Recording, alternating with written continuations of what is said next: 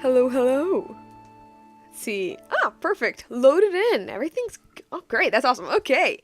Hey, I'm back. I'm back. I am pretty sure I said that I was going to stream yesterday and that didn't happen. What happened? I got distracted. But here we are. Here we are streaming again. So, last stream, I think we ended, I don't know. We ended like the first quest part? I don't know. I don't know, like, we were saved by Scaramouche from Dottore, and we got the little thing on the screen basically to say, like, hey, you finished the little quest. But of course, because this is modern Genshin, we ain't done yet. We still got the other one to do as well. So, yeah. I'm still trapped within the never-ending cutscene. Thank you, Hoyo. I love you so much. And, yeah. Honestly, I don't know what to really say in this section other than, like, yeah. I don't know.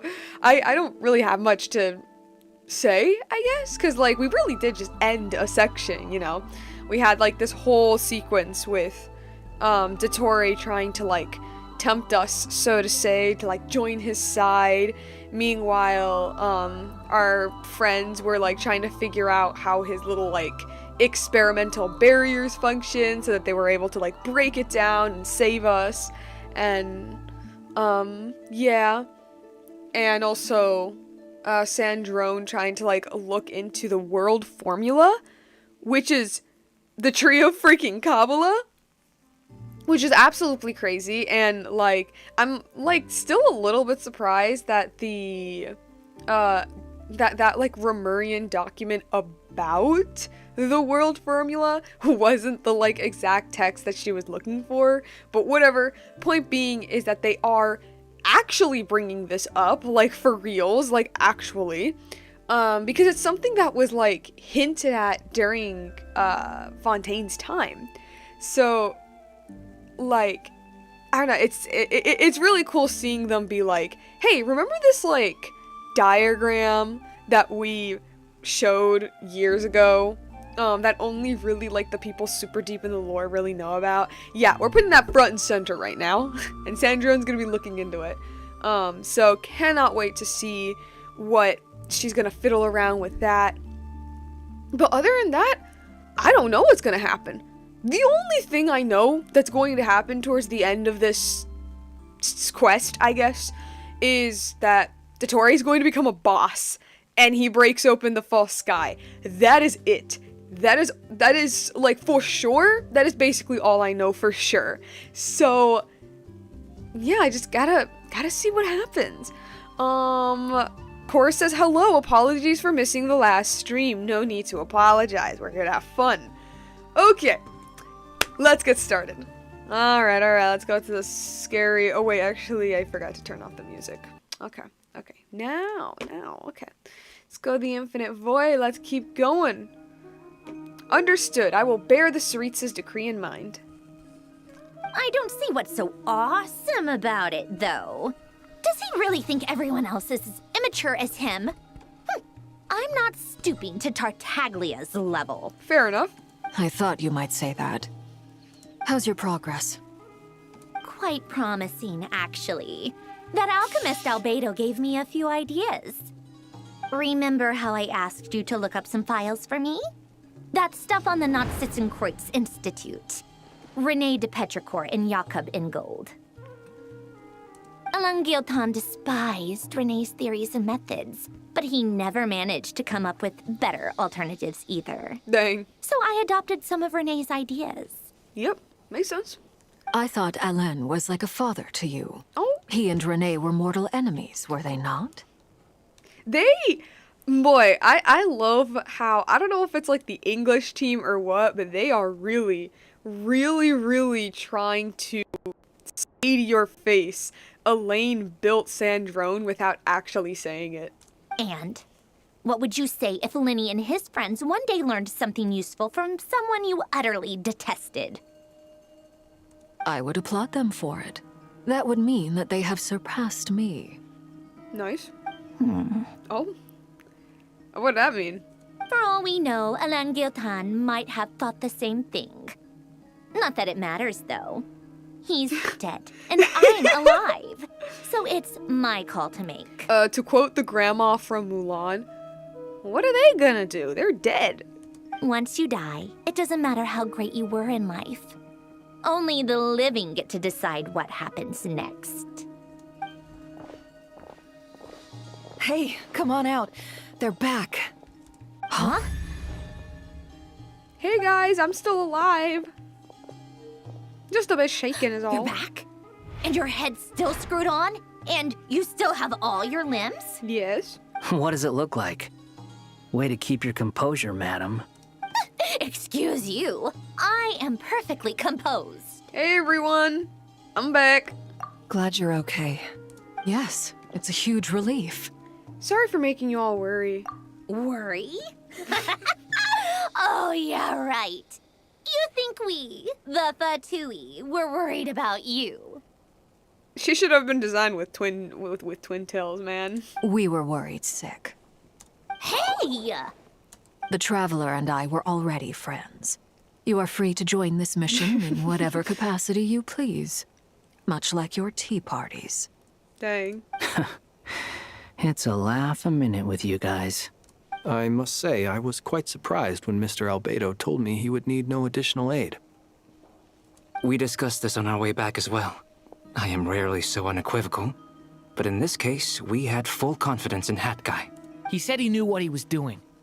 Albedo and I pretty much had to just wait outside on standby. Meanwhile, Hat Guy broke into the energy field and rescued the Traveler solo. He really did risk himself. You didn't have to mention that. Well, I mean, yeah. Well, I'm thoroughly impressed. You are a force to be reckoned with, Hat Guy. Is she back? Is she really back? Oh my god, Paimon! Traveler! It's really you! It's really me, Paimon. I'm back. Oh, thank goodness! Paimon missed you so much! You can finally breathe easy, Paimon. It's great to have you back in one piece! Oh, Paimon's been having nightmares the whole time you were gone! What kind of nightmares? Look at them. You know, once you reach my age, there's nothing better than watching a misty-eyed reunion between friends. It's nothing. Same goes when you get to my age, too. I bet Ino and Anefa would be tearing up as well if they were here. Varka, I'm not sure Anefa can cry. Oh, yeah, good point. Hey, your eyes are looking a little red and puffy.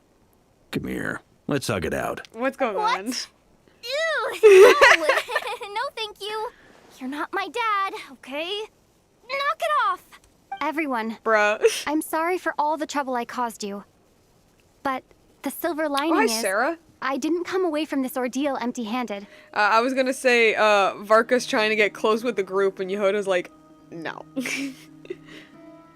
While I was being held captive, I learned a lot about Dottoro's current capabilities and what he plans to do with them. Allow me to explain.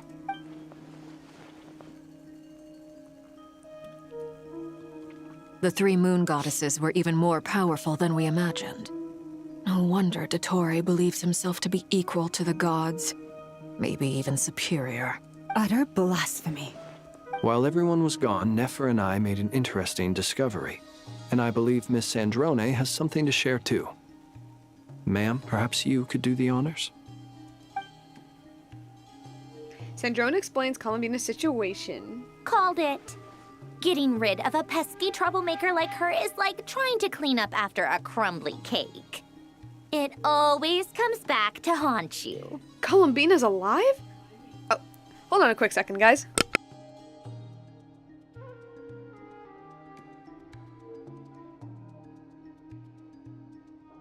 Apologies. Columbina's alive? I knew she wouldn't give up. Our next step is to find a way to bring her back. A place where time flows backwards, with no destination in sight. Surely it must have been created for a specific purpose. But I fear the answers are buried deep in Tevat's history, held by great powers beyond our reach. It sounds like she's on a specific path through time, just traveling in the opposite direction to us. The question is, where does that path lead? Or will it keep going to infinity? To the birth of this little fella. We considered that question as well. Strictly speaking, time is not infinite. Indeed not. Every road has an end. Whoa, have you always been here? Nicole!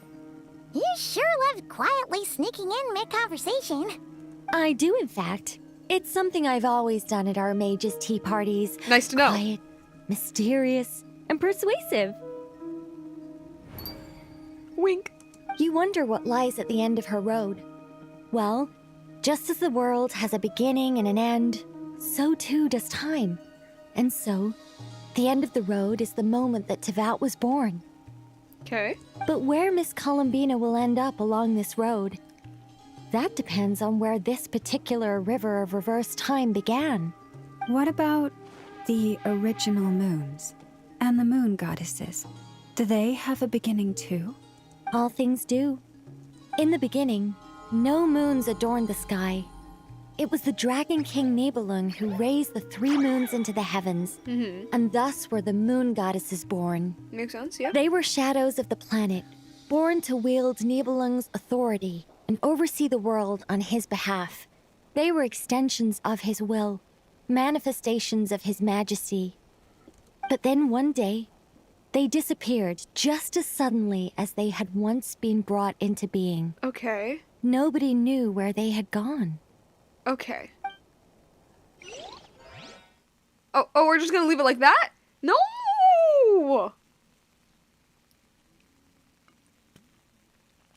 Alright. Just loading.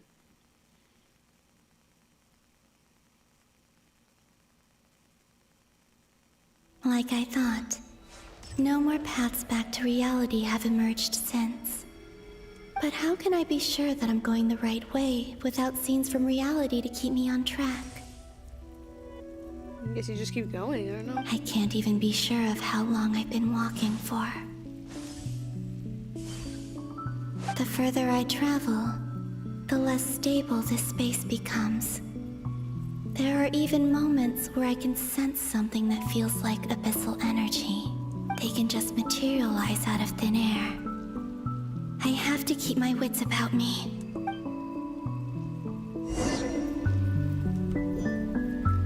First sliver of moonlight. Investigate the anomaly. Whoa. Yeah, that looks like abyssal stuff. Dang, not even the moons were safe from the abyss.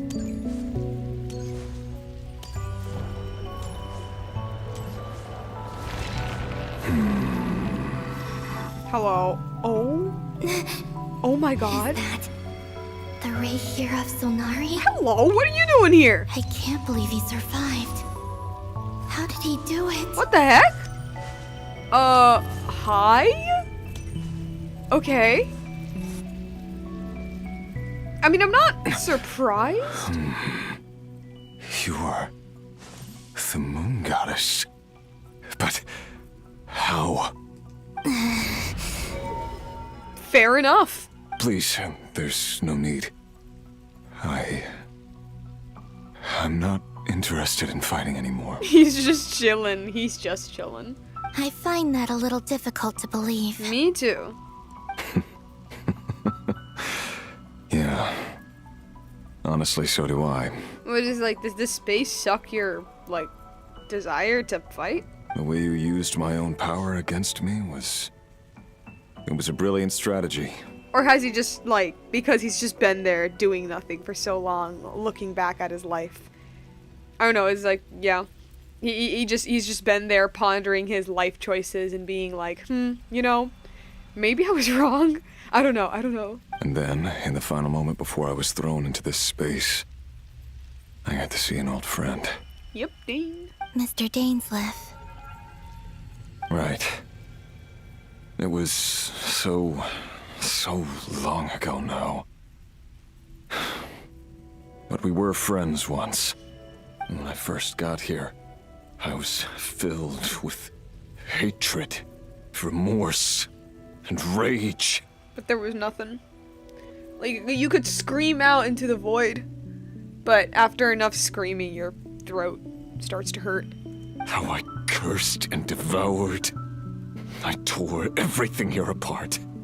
I was consumed by the desire to leave this place and have my vengeance. But to no avail. This is a place with no exit. This is the second time I've entered this space. Though I have no memory of the first. I was torn to shreds the moment I entered. But this time I survived.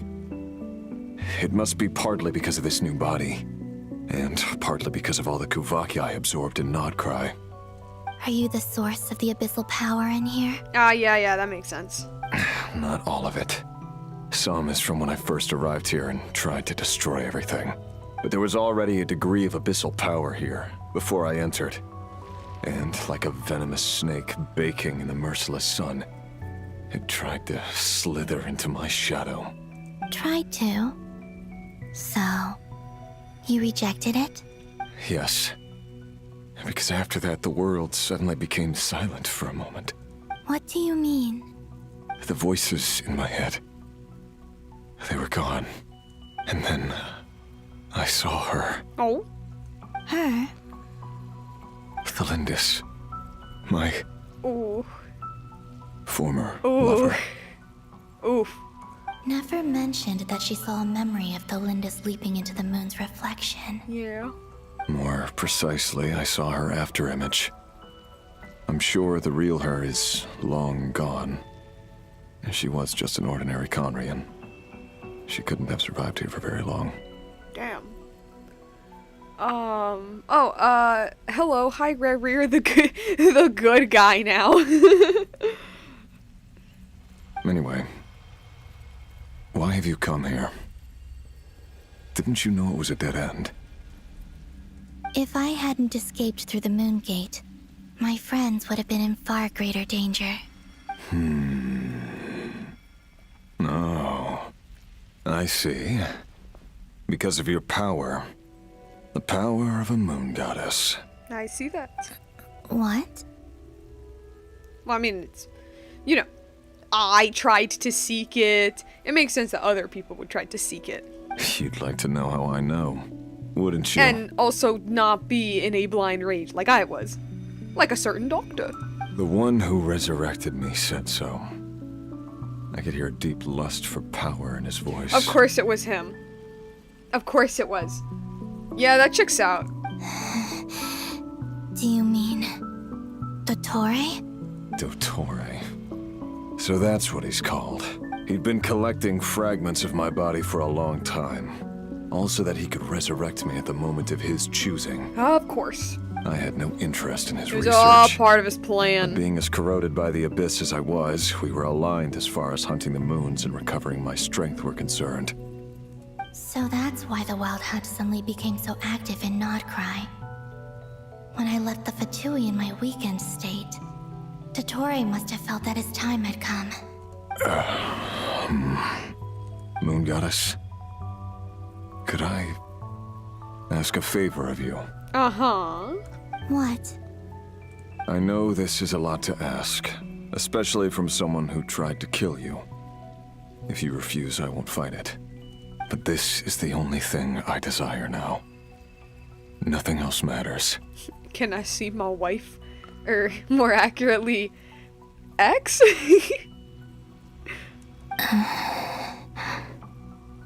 What do you want? I'd like you to take a message to Thelindis for me. Yeah. Although, I mean, this is assuming that Thelindis is dead.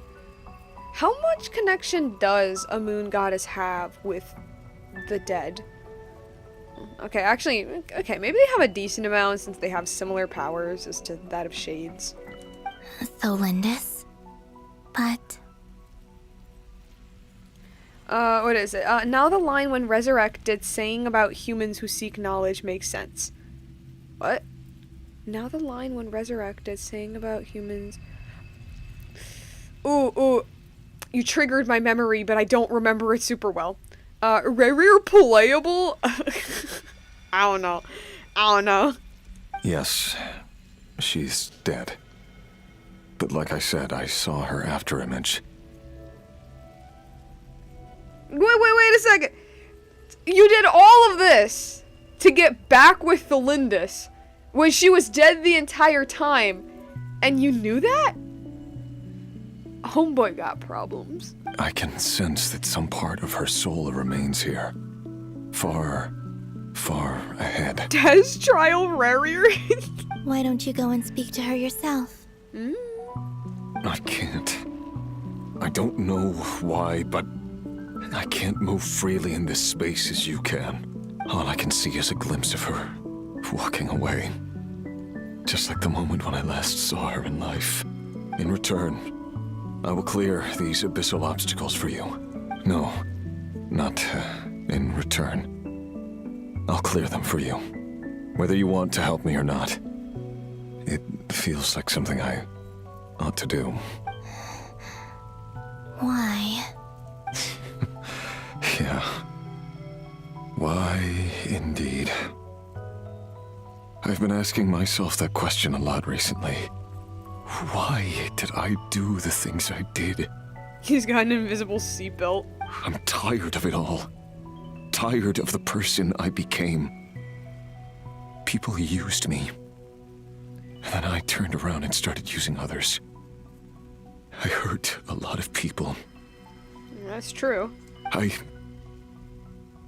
think I grew tired of it long ago. But I wouldn't admit it to myself. And ultimately, that's how I ended up here. What do you wish to tell her? All of it. My past. My mistakes. Everything that happened after we were separated.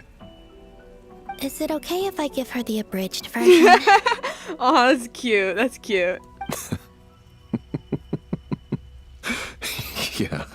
I'm sure there's plenty you can skip over. That's cute. That's cute. Just tell her the important parts. Whatever you think that means. Like the part where you relentlessly tried to kill us. Yeah, you could tell her that. It's up to you. To quote BoJack Horseman, tell the whole truth, worse than all. Rairer being a human being? Love demands honesty. But my relationship with Tholindus was built on lies. We hid too much from each other. But after living my whole life in the shadows, I don't want to hide anything anymore. I will do my best.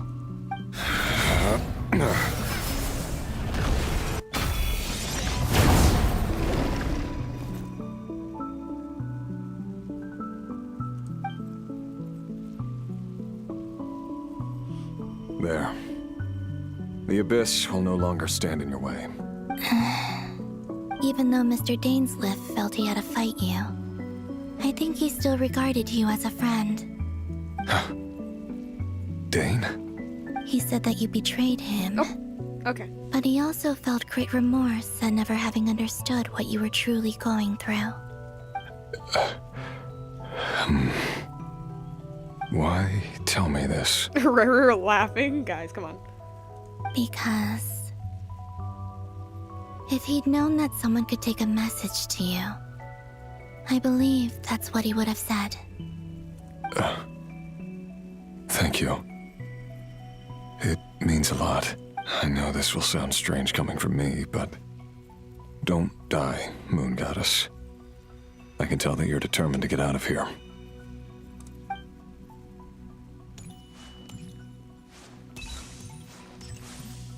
I have pretty mixed feelings on this scene. Well, on one hand, I do like the idea of, because Revir's trapped in a space of basically nothing, you know, he actually has the space to, like, actually, like, sit and ponder and think about what he does. You know, he could punch the wall as many times, but it's only the wall. You know what I mean? So, like, on one hand, it makes, like, the idea, like, it makes sense that he would, like, mellow out a little bit after being in basically emptiness for a decent amount of time. But it also does feel a little weird that he's acting so nice, considering that, we spent, like, an awful lot of time talking about how Revir has changed, you know? Like, we spent a while being like, the Revir we're fighting now is not the Revir from Conria, you know? He's a different person, different constitution, let's put it. He is, in essence, a personification of the abyss, so to say. And yeah, of course, there's like a little bit of what used to be him in there, no duh. But generally the man he used to be is gone. Or maybe that's how I interpreted his character. I'm not saying that the scene is like bad. It makes sense, as I said. Like, yeah, throw somebody in a room with nothing. There's not going to be much else to do other than, like, thinking, you know? And probably mellowing out a little bit.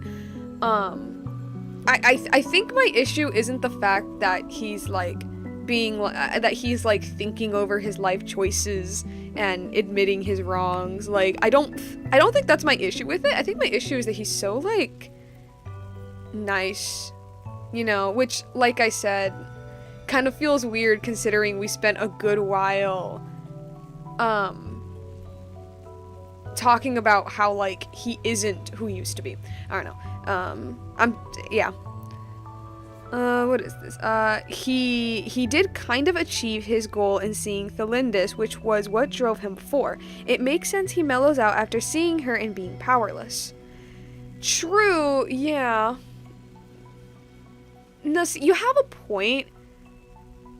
I don't know. I guess what I find it weird is that he's being so, like, nice towards Columbina and being like, oh, stay alive, moon goddess. I'm sure you can get out of here.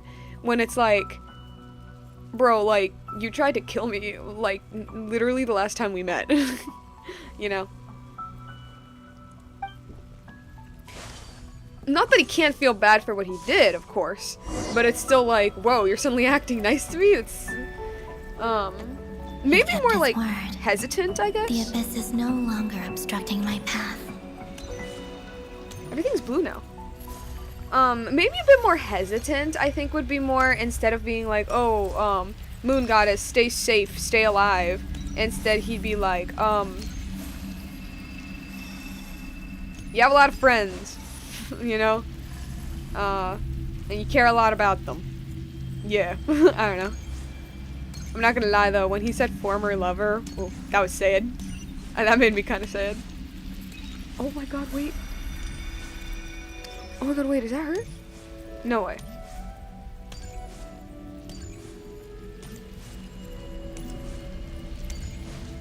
Oh, oh my gosh, it is! Dang, she's so pretty. Is that the Lindis? She wasn't far off at all. And yet, they can never meet. Can never meet. Hello, Miss Thelindis. Who are you? How do you know my name? I've never seen anyone else here before. You can call me Columbina. I promised Revir that I'd bring a message to you. Revir? My Revir? Oh no. Is he well? Yeah, he's doing alright. He's doing better than he was. Yeah. Better than he was, huh? Sounds like he's had a pretty rough time. Yeah. Others have had a rough time on his account too. In many cases, their time ran out because of him. Damn. And I'm not just talking about the children of the Crimson Moon. Yeah. your man was kind of a bad guy. So, things got worse before they got better. Could you tell me what happened, Miss Columbina? Are you sure you wish to know? Yes. This is my opportunity to learn the truth. No matter how hard it is to hear, Kind of? I have to know. He is no longer a human, but hey, he's got the drip of an edgelord. That is true. I admire your courage. However, time is short. I cannot stay here for long. What's she gonna say? Ryrir had seeds of hatred in his heart, and many people nursed them for their own ends. On some level, everything he did was to try and find a way to see you again. But in the end, he came to regret his mistakes. He wanted to apologize for hiding his past from you. Beyond that, he did not say specifically what it was he wished to convey to you. But I'm sure that you've always been on his mind. You are what has kept him going over all these years. Yeah. I'm sorry, Miss Columbina. This is so upsetting. I'm not sure how to put my feelings into words. It's all right. I understand. Well, that's everything from me. So, I guess I'll be... Oh, wait. One moment. Time flows backwards here. The road ahead only leads further and further into the past. I know. I intend to reach the end of that road.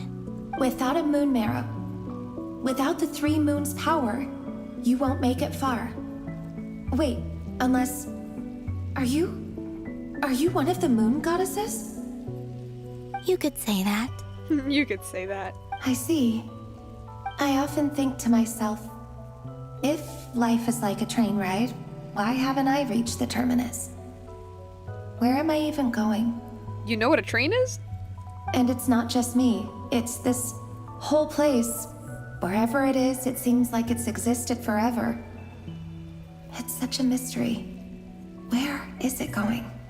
I must seem so ridiculous. I can't answer these basic questions, and yet I jumped right in here without hesitating, only to be torn apart the moment I entered by powerful energy currents. Only my soul remains now. Thinking back, I was suddenly overcome with fear and terror in that moment. Perhaps I too became bewitched by the abyss. I may have been the leverage it needed to control Ryrir. I used to be a researcher at the Universitas Magistrorum in Conria, researching the iridescent moon's marrow. Eventually, I came to the conclusion that time in here flows in reverse. Ryrir was one of the Venster King's retainers. With me, he was in an impossible position. It plagued him constantly. I wanted to help him escape his lot in life. I wanted him to be happy. So I thought I'd use this place to return to the past. At the time, I thought I could just go back to the day that the Venster King first found the prince. Oh, our sibling. It was only after meeting the prince that the Venster King started going too far with his research into the abyss. Huh. That was the day all of our woes began. I thought I could stop the king from ever meeting him and solve everything. I couldn't kill the Venster King himself, so I had to find another way to save Ryrir. Whoa. That's why I wanted to go back. Whoa, hold up. To kill the person who had brought new possibilities to our realm. Oh, wait. Oh, wait. Oh, shoot. You wanted to kill our sibling. Okay. Also, your voice is different. I'm sure it was a futile endeavor, but the abyss probably enhances the basest human desires. So I naively hoped I could change everything. But I was simply too weak. Like a speck of dust against the whole universe. Look at me. I didn't even survive the journey here. Not physically, at least. These two, Rare and Thalindis. Nice to know that both of them are willing to take people's lives for the sake of their love. Is that beautiful or is that dangerous? I don't know. Of course, they are true lovers. They share the same hobbies. Literally. I know I'm never getting out of here, but you're different. All or You can make nothing. it, and I want to help you. I owe you that much. How do you plan to help me? They're so toxic. Not to themselves, but to everyone else because of themselves. Have you noticed the golden energy that exists here? Based on my past research and my observations since coming here, I believe they carry you forward faster. I can share what I've learned and help you understand the pattern in which this energy appears.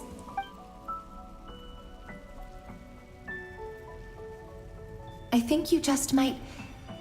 Now, I know you will be able to change the past. Kill the Traveler for me. Okay, not the Traveler. Kill the Traveler's sibling for me. Also, I've been speculating about where this space ends. The documentation was scanned, but from what I know of the legends about the moons, the oldest ones seem to begin with Nibelung, king of dragonkind. I have no way of verifying any of it by this point. But if it's true, you might be able to reach that era if you keep walking. Understood. Thank you, Miss Thalindis. I'm the one who should be thanking you. If you hadn't entered this realm of everlasting death, what use would my deductions be? Thanks to you, they have some meaning. About Rayrear, I'm so sorry. Girlie, you do not need to For apologize. You do not need to apologize for the actions of your boyfriend. It wasn't your fault. That's not true. Because we both feared bringing trouble upon each other. Neither of us ever told the truth.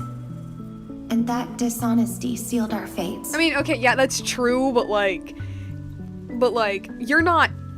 It's not your fault that he went crazy and started murdering. But enough about that. I wish you a safe journey, Miss Columbina.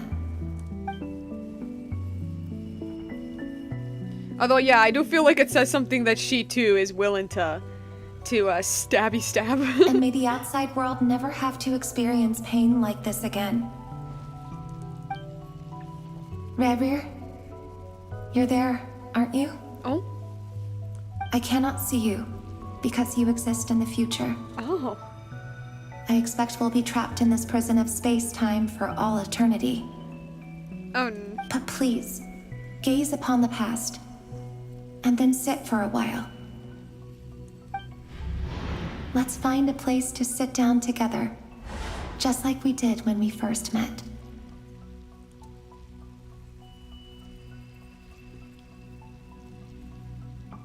Well, that's depressing. Aww.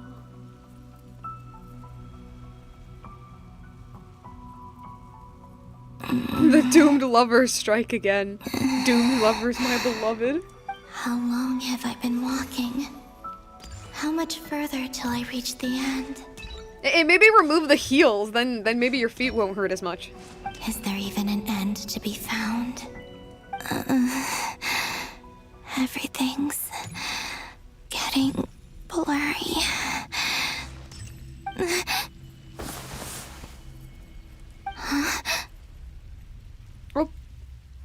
Oh, hello? Nice shoes. Are you a moon chanter? Are you all right, little sister? Excuse me? Have you come from the distant future? What the hell? Are you a moon chanter or? No. You're not. Hold. You can't end a scene like that. What? Okay. So, how exactly did the moons just disappear? Okay. Shouldn't it be a little harder to get rid of major creations like moons? Wait, but I thought they were, I thought they were imprisoned by Nibelung and they were turned into, like, weapons and stuff. What? The world is a vast and ancient place. On What a certain moment scale, indeed, yeah. All life lasts for but a fleeting moment. Miss Nicole explained that the moon goddesses likely perished in the war of funerary flame. Yeah. The moons themselves were also destroyed at that time.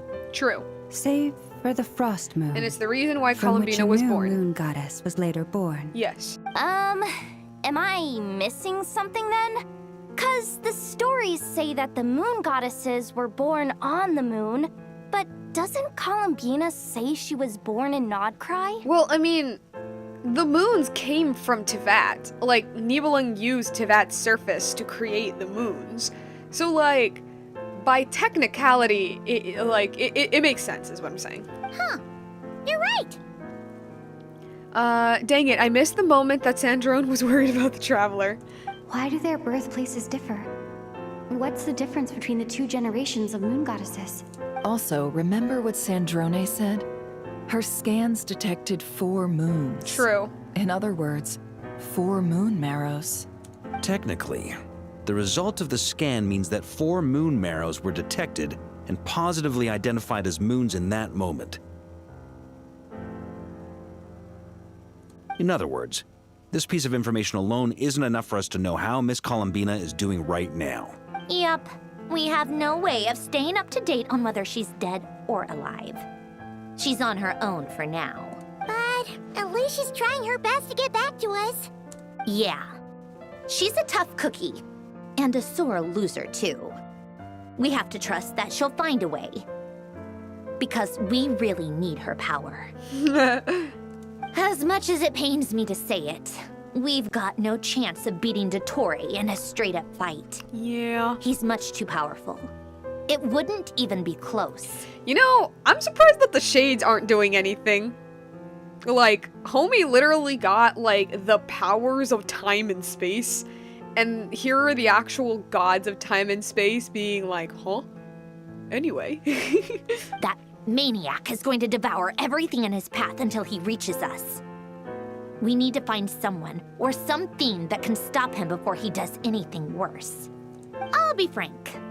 Our only hope of defeating this false god is with a real moon goddess on our side. Mm-hmm.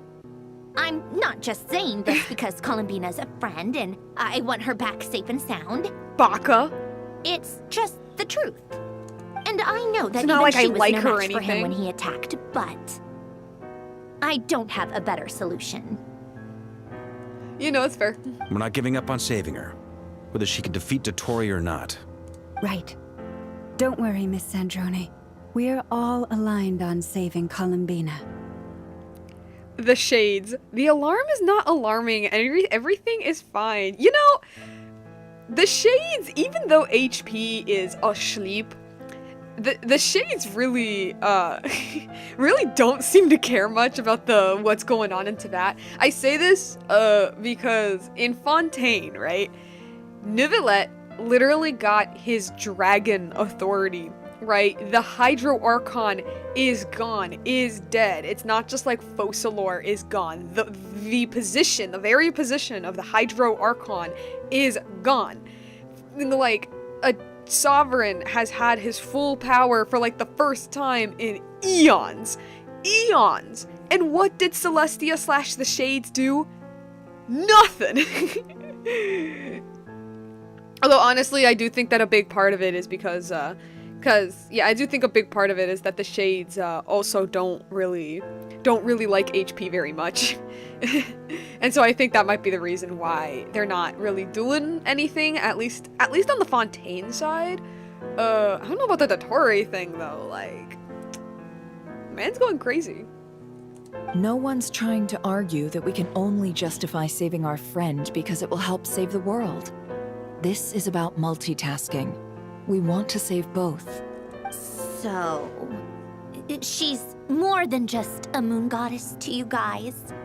Girl. Absolutely. We're her friends. Duh! She's part of the gang! And you are too, you know. Yes, I know. You don't need to labor the point. I knew that the moment I came running over with my documents that I was part of the in-group. Sure, yeah. I mean, if Arlecchino can fit in, I certainly can. This girl. Anyway, as for how we get Columbina back, I've been working on it constantly. But I think I'm still lacking certain information about the moon. I'd probably get there if I could continue my calculations, but the problem is, I've run out of computing power. Unfortunately, I am a robot. Computing power? You mean you need more energy? No, the issue isn't energy, it's processing power. There's so much data to get through that the whole process has just ground to a halt. That's a tricky problem. René de Petrichor of the Nazissenkreuz Ordo once foretold the fate of the world. But I don't know how he did it. My guess is that he used the primordial sea's power. However, that won't work for me. His methodology was vastly different from my own. What's worse, they're incompatible. And to top it all off, we can't even leave Nod-Krai. Ugh, this is so annoying. If I'd known we'd run into a bottleneck like this. Well, no, the design bureau's a bust as well. Curse that Dottore! Couldn't have made this harder for me if he tried. Oh, what do we do then? How about we grab a bite to eat and take a break? Maybe something will come to mind after you've cleared your head. You don't get it, do you? I'm trying to calculate the fate of an entire world here. And I need accurate results, not big prophecies. Where the heck am I gonna find the computing power for that? Ahem. Anyway, time to shelve the discussion on technical difficulties. Being a killjoy isn't very ladylike, after all. Either way, we've done what we can. Rest well, everyone. Remember to let us know if anything new comes up. Is Serena losing her harbingers? Hat guy? Is he hinting that we should talk outside? Oh my god! Oh my god! Voiced thoughts? That's new. Let's go somewhere a little more private. Whoa. Voicing thoughts now.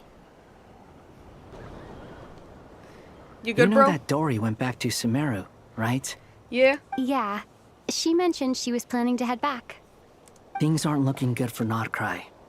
She's gone to spread the word so that Sumeru has a chance to prepare for the worst.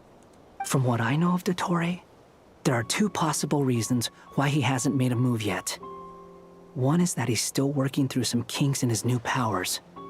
The other is, he wants to see how we're going to react. He'll easily devour everything eventually, so I guess he's in no rush to make it happen. The first false god he made was me. Yep. Now it's his turn. Even though my records were erased from Irminsul, Dottore's ideas haven't changed one bit. Yeah. He once told me that becoming a god was like turning yourself into a hungry wolf or giant serpent to devour the moon. Clearly, he began studying the moon goddess's powers long before he even tried making a god. He's always wanted to get his greedy hands on divine authority one way or another. And in the end, he devoured the moon where I failed. In the desert of Sumeru, there is a chessboard built by King Deshret, also known as Al-Ahmar. I don't know if it was a real game, or if he was just trying to challenge his servants and citizens in some way. But creating games and setting rules, gods do that as a matter of course. That's the kind of power Dottore craves. Now he has the Trilunar Authority. His power is leagues beyond the common people. I don't think there's any point in other nations rushing to the front line. They're better off focusing on defense and hoping they can fend off any threats that spill out from Nod-Krai. Yeah. Every time they say Trilunar Authority, I just keep, like, my brain keeps defaulting it to the Diamond Authority from Steven Universe. Either way, Dory will inform Lesser Lord Kusanali. Oh my god, they're so tiny. And she will contact the other gods in turn. They're so tiny. The Seven will have some recourse available. If nothing else, Their protection should keep the rest of the world from descending into chaos as quickly as Nod-Krai has. This is the first time, possibly, maybe, although I'm not sure if we'll actually get to that. This would be the first time the Archons are, like, meeting up together in, like, forever. So on the bright side, even if Nod-Krai is doomed, your friends in other nations won't be in any immediate peril. That's good to know. But I'm not ready to give up on Nod-Krai yet. There's a word for people who refuse to let anything go. It's called being greedy. Maybe it sounds greedy to you, and probably naive too. But whatever you call it, that's what gives me the determination to keep fighting. Battles are fleeting, but the will to fight is a long-term commitment. Give up for even a moment, and your resolve will shatter. Why do you always feel the need to do the right thing? No one is born to be a savior. I mean, who's gonna criticize you if you fail or give up? Don't take this the wrong way, but Dottore said something similar to me. Huh. I guess the Fatui attracts people who don't believe in saviors. That feels like it's gonna be important, Fatui-wise. Not necessarily. It's less about belief for me. I just want to know how determined you really are. After all, I don't owe anything to anyone else here. Only you. You look kinda worried. If your arch-nemesis was about to achieve their ultimate goal, Yeah, I think you that's might fair. feel a little worried too. That's true. Dottore is about to become an omniscient, omnipotent deity. That's gotta be a bitter pill to swallow. Still, you're calmer than I expected. Obviously, It took a lot of work to get me to this state. I have to admit that my past self was a reckless fool who misunderstood not only the point of revenge, but how to achieve it. And as much as I want my vengeance, I know I'm not gonna get it by acting alone. If the world's taught me anything, it's to think before I act.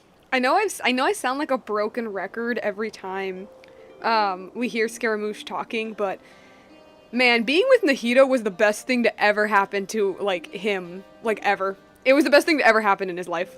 Too bad it never taught me any other virtues, though. Dang. So, I am going to destroy Dottore. Whoa. No matter what it takes. Okay, animating? So, what's your plan? I'll get to that. First, tell me, what do you think of Sandrone? A bit of a biatch, a bit of a tsundere, but generally pretty smart. Most definitely not a villain like she was kind of portrayed to be. And technically you could say the same for all of the Harbingers, but the best character development. He does. Honestly, like, Scaramouche is definitely one of the, like, he's definitely one of Genshin's best characters. But I think a part of that is because he's a character that, A, the studio very clearly loves, but he just has so much care put into. Like, so much thought. Like, Scaramouche really was a character that they thought of and was like, if there is going to be, like, an overarching thing throughout the game, like an overarching character arc, it'll be his. Yeah. Just like Paimon said, she's a friend, part of the gang. How much do you trust her? This is a serious question. Think carefully before you answer. Be like me, well, current me. Think before you act. Although she's with the Fatui, she has her own values, and she's helped us a lot. If nothing else, she's clearly going the extra mile for Columbina. I see no reason not to trust her. If you say so. In that case, the three of us need to talk. I have some thoughts about her computing problem. Aw, get it? Because, like, he's a puppet and she's a doll. That's cute. It can be solved, but it will come with a cost. How much? If I can afford it, I'll cover it. Sometimes your heroism really backs me into a corner. You know that? Come on, let's go talk to her.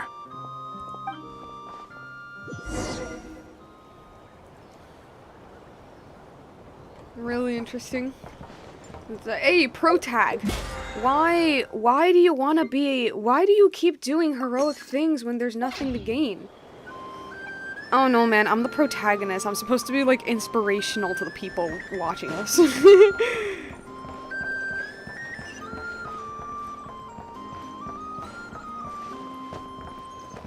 But also because, like, although I think, like, canonically, like, for reals, is because, like, even though, you know, we're really only here for our sibling,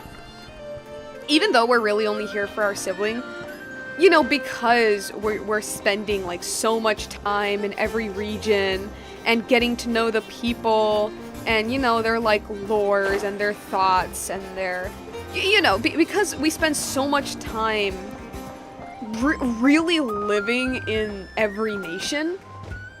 Like, even though, yes, we're really only here to find our sibling, you know, naturally we're going to grow attached to the people and the nation and the everything. We're just naturally going to grow attached, so we're going to want to help, even if that's not our final goal.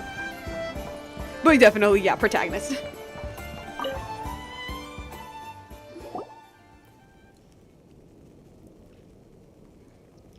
Miss Androne, Traveler. Hey there. Paimon's here too! She was just helping them sort through their things. How did your chat go? That was fast. The call only just ended. Well, you said it was urgent, so we got here as quickly as we could.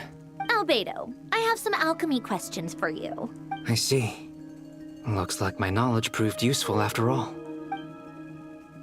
Albedo explains Sandrone's notes. If I might ask, what is the end goal for the modified formula you'll be using? I needed to predict the future of the entire world. Damn. But I've run into some teething issues since trying to implement Renee's theory of the 4 Orthants. I see. I'll have a look at it. Still, computing power is the real issue here. How do you plan to solve it? About that, it's been sorted. Oh, with the Traveler's help? You overestimate me, Albedo. Actually, you're not wrong. She found the person with the solution. Was it Hat Guy? Aw. Yeah, it was him. Wow! Go Hat Guy! Seems like all that time studying at the academia is paying off big time. Literally. But where is he? Wasn't he the one who asked Albedo and I to come here? Come with me.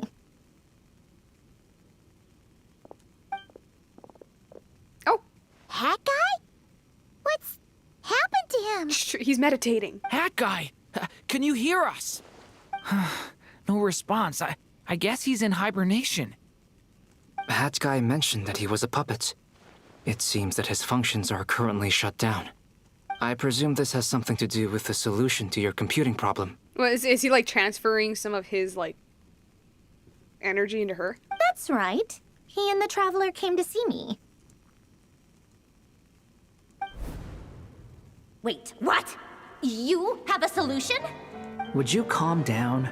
Why do you always react so hysterically to everything?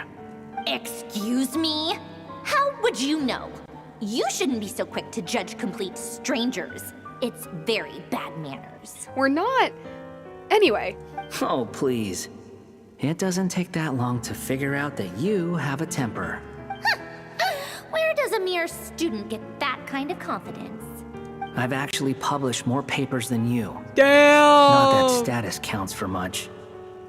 Even Paimon's applied for academia admission. Huh? Are you serious? See? This is why I can't be bothered to explain myself. She recognizes no one's skills but her own. Okay, fine. I'll hear you out. So, tell me, how do you propose to solve my computing power problem? This world itself is constantly processing all kinds of information. If it's the world's future you're trying to calculate, you need a processing device that's designed to cope with that volume. Mm-hmm. Easier said than done. Only Irminsul can handle that kind of... Wait. Wait. Is that what you're suggesting? But surely we can't just plug my formula directly into the ley lines. You should be able to tell that I'm not human, right? Wait, was he made from Irminsul?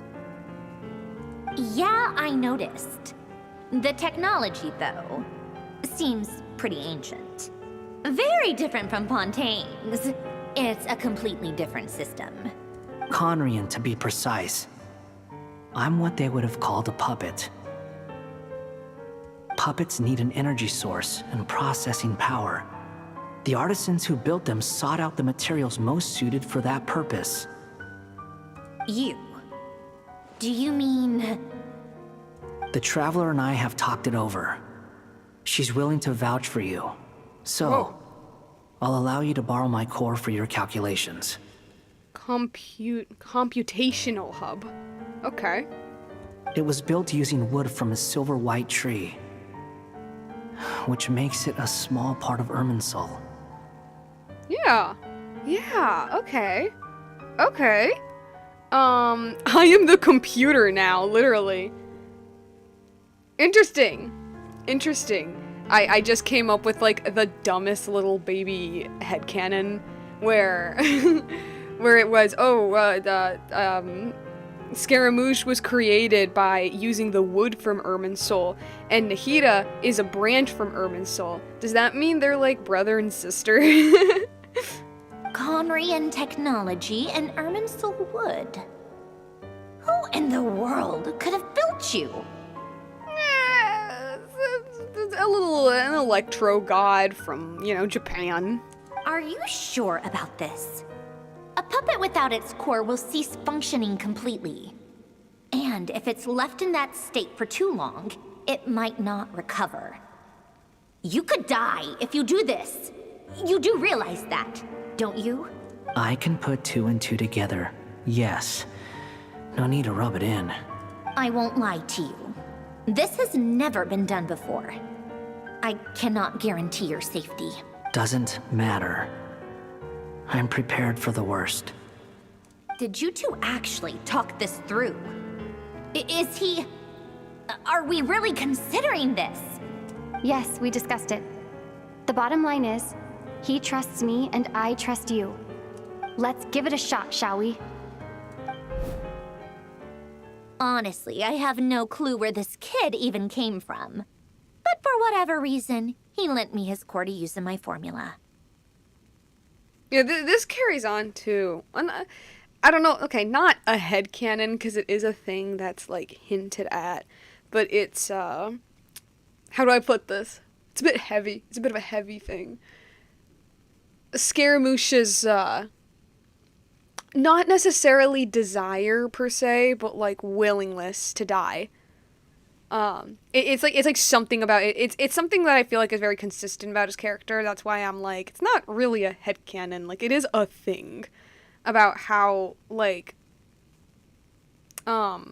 it's not like he's actively seeking death or anything, but he certainly doesn't mind it if it comes, you know? Yeah. Anyway. I'm very close to finishing my calculations now, and the core is currently in use. So I'm sorry, but I can only show you a sketch right now. This is what the core looks like. Oh, is that his? A silver white branch. It certainly matches the legends told about Irminsul. Is Hat Guy gonna be okay? He's not gonna die, right? Right? In theory, he should be fine.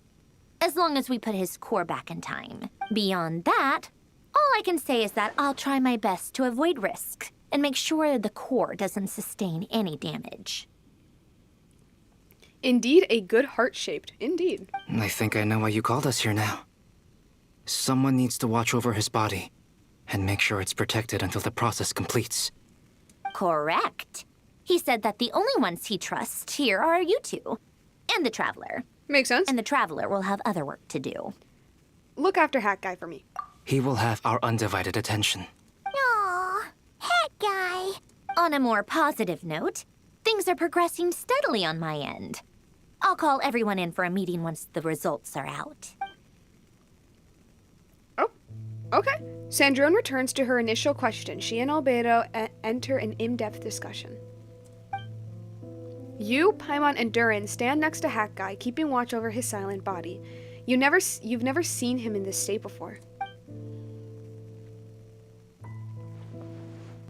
The worst case scenario with the core removal is either a system reset or a total loss of function.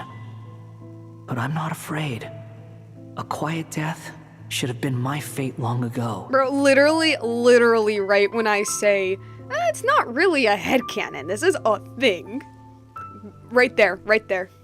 A core is completely different from a heart. It's like another vital organ entirely. I never believed it could be a true replacement for what I sought. But in the end, it turns out the core was more useful to me. Pretty funny when you think about it. It's like the punchline of my entire life. This guy. Do you think there's any difference between a puppet and a human? If not, then this would just be another samsara. I have already experienced both a past life and a next life. Part of me wonders whether I'm only capable of making this decision because I've become a real human. What's with that expression? Damn. Isn't this a good thing? You know, because Scaramouche is based off Pinocchio. Somewhat, he is. So, dang, even more like, hey, the ability for self-sacrifice is very human. Sandrone will succeed, won't she? She has to. She will. We all have to persevere until this is over. That's right. And I'll protect you all until a moment of victory arrives. You suddenly feel like the concept of time has become blurry. It rushes forward for you, yet marches backward with every step that Columbina takes. Silent, yet turbulent. Dotori's words echo in your ears. These 4 divisions anchor the world and shackle those who live in it. He may be deranged, but he understands well the rules of the world which now test you all. That's the scariest thing about Dottore, is the fact that he's really smart. Like he's not wrong. Nothing that he says is wrong, per se. Dang it, I almost cried. That was sad, yeah.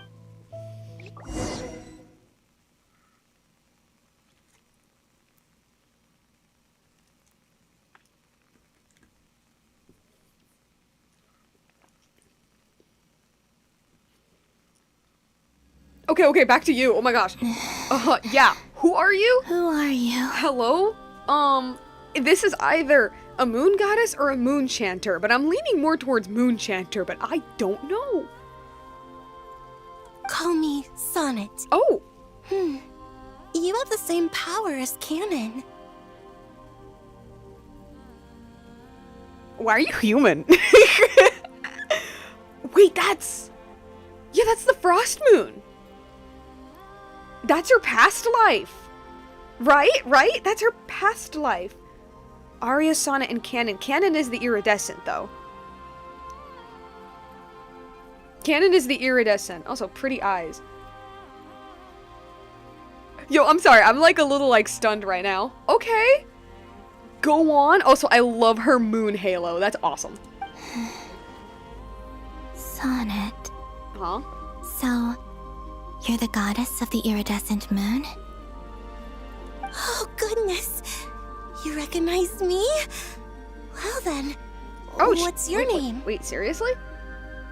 No, I always thought that Aria, Sonnet, and Canon were in the order, of, what was it? Eternal, Frost, and Iridescent.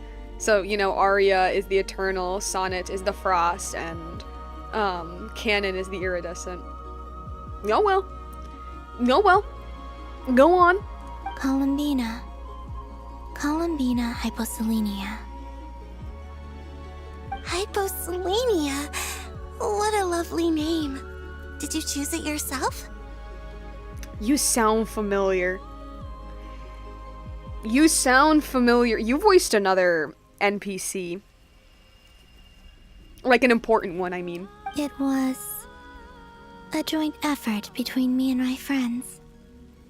Friends? You mean your friends in the heavens? No, human friends. Huh? Oh, sorry. You must be exhausted. I apologize. Hang in there. Let me introduce you to my older sisters. Actually, Sonnet said that Columbina had the same power as the Frost Moon, canon at the beginning. No, I got that, yeah. I just kind of assumed that Sonnet was the Frost Moon because, you know, Sonnet's in the middle of Arya, Sonnet, and canon, and the Frost is in the middle. Like, I thought I thought it followed the same order. Do you mean the other two moon goddesses? Arya and Canon? Wow, you sure know a lot. Hey, does that mean that our story goes on into the future?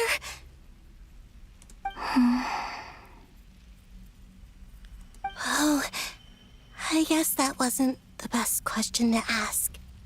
It's all right. We were prepared for that possibility. Dang. You could say we were too prepared. I can't even remember how long my sisters and I have been here by this point. When did you get here? How long has it been? I can't say for sure, but it feels like it's been forever. Can I just walk like normal? I see. Kinda. Are you feeling all right? You look a little unwell. No, it's okay. I'm just like in a constant state of dying. I can hold out a while longer.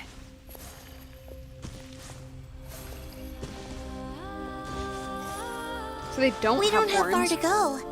The place where my sisters and I are based is just up ahead. Okay, so they don't have horns. Don't I thought worry. they would have horns. They're both really nice. I'll introduce you. Have little laurels though.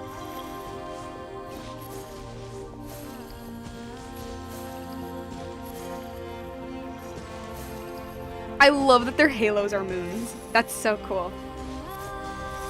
Because like halos are supposed to be the sun. Like, if you guys didn't know that in medieval art, halos, it's literally supposed to be the sun. They just kind of turned into disc after some like, you know, after a good like 1,000 years of like drawing a sun in the background, they kind of got bored of it, and so they started turning them into discs. But a halo is supposed to be the sun because it's supposed to show like radiance, right? But it's really cool how their halos are the moon. Sisters, I'm back. And look who I've brought with me.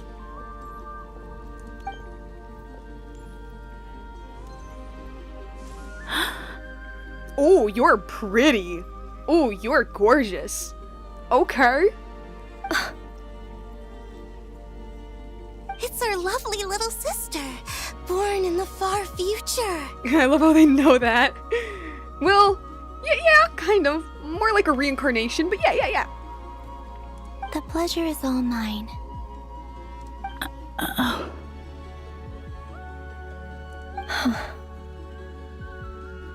Allow me to introduce you to Columbina hyposelenia. Oh, look, their hair fades as well. Like, her fades into a blue, her fades into like a yellow. I can't really see hers. Columbina's kind of fades into a purple. This is Arya, the goddess of the eternal moon. I guess that. She's beautiful. And this is Canon, goddess of the frost moon. Canon, don't you think hyposelenia's power is similar to yours? Hello, Columbina. I apologize for our startled reaction just now. And please, forgive our little sister if she's been annoying you. She tends to talk a lot.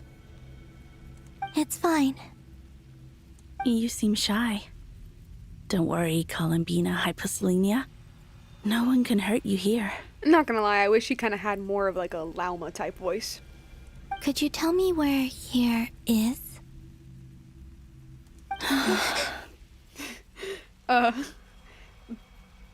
Death? Please. I must know. My dear sister. This is where Tevat's original ruler, the Dragon King Nibelung, imprisoned the moon goddesses. Wait, like the space? What? You're scaring her, Canon. No, I'm fine. Please, continue.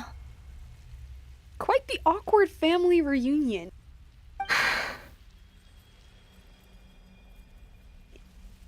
She kind of looks like Zhao a little bit. And I'm mostly saying that because of the little mark here.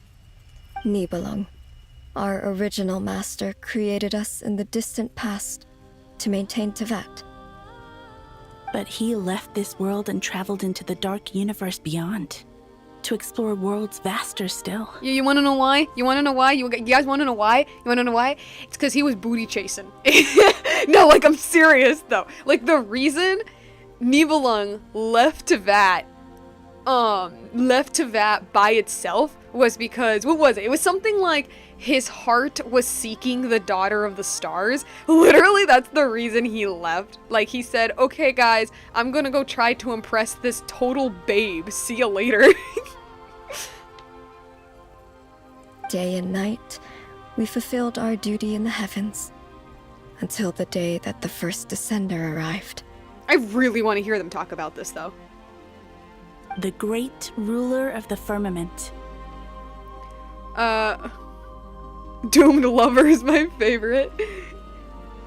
The heavenly principles. Indeed. Oh, I'm kind of scared a little bit. This is massive. I'm kind of scared a little bit. What are they going to say? What are we going to learn? Does the heavenly principles even have a name? You know? Is that what later generations call them? I see. But we did not reject them at first, nor did they seem to harbor ill intent towards this world. I fucking knew it! Anyway, keep going. Keep going. We coexisted in peace. They were like a guest in our home. Okay. Slowly, however, we came to realize that our guest had a growing desire to change and dominate the world. True. And you didn't stop it? No. There was an order to the rules they set up that Nibelung never taught us. We wanted to know if this order would bode good or ill for Tevat. Okay. That's actually interesting. All right. Canon and I wanted to know. Sonnet was against it from the outset. Later, we discovered that this great ruler of the firmament bore an almost paranoid hostility toward the desire of certain life forms to seek power. Or perhaps they feared them. Paranoid hostility towards the desire... Wait. Bore an almost paranoid hostility towards the desire of certain life forms. Like dragons, you mean? They would even cast down celestial nails as manifestations of their power, to punish the civilizations of the world below. Hold up. Yeah, it's the celestial nails. Towards the desire of certain life forms. Those are dragons, right? Only this was far beyond mere punishment. Right. Their rules brought order, but the price people paid for merely testing the limits of those rules was far too great.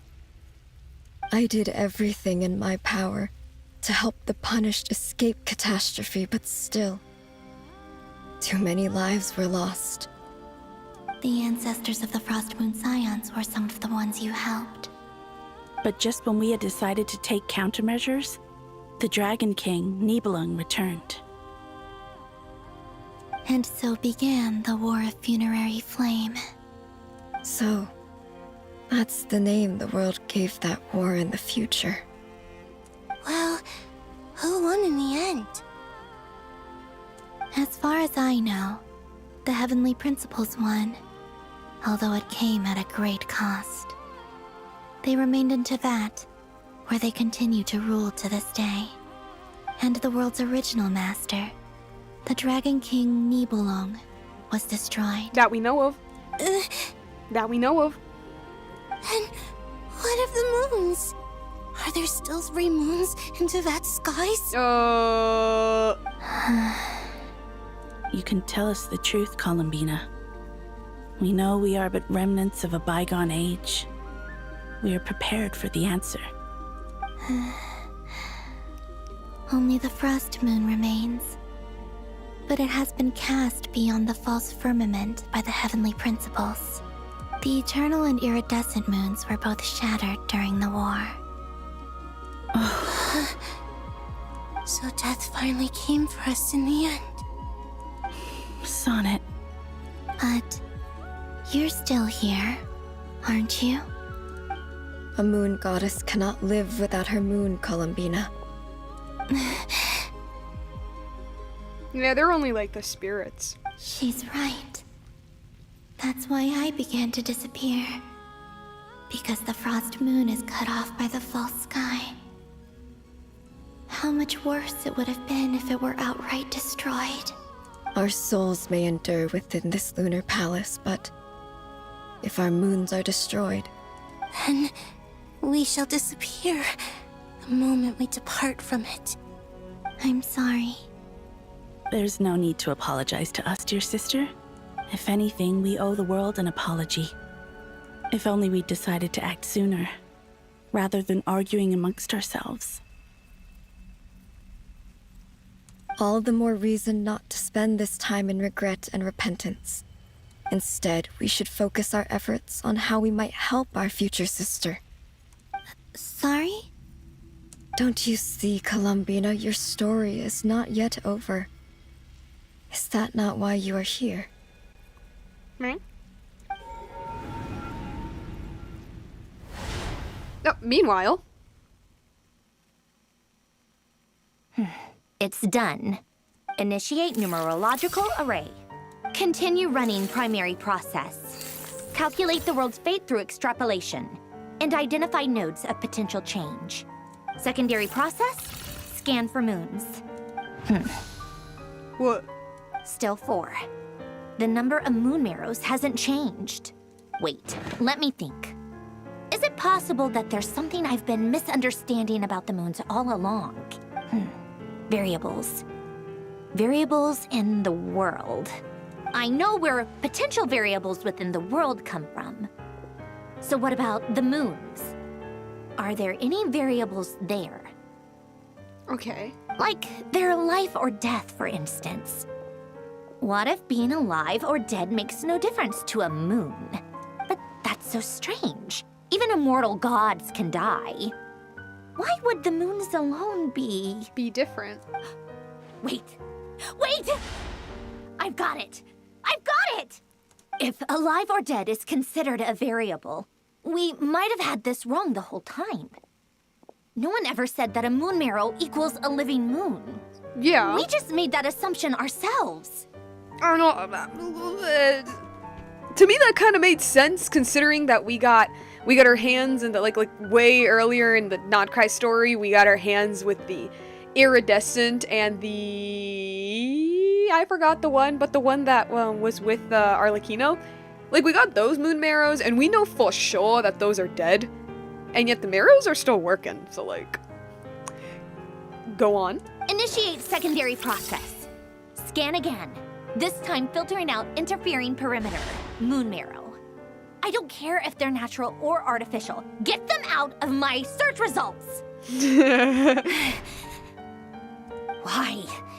It says 3 moons still exist in Tevat, even after excluding the moon marrows. But we know for a fact that 2 of them are dead. Redo the scan. Narrow the results to living moons and real moons.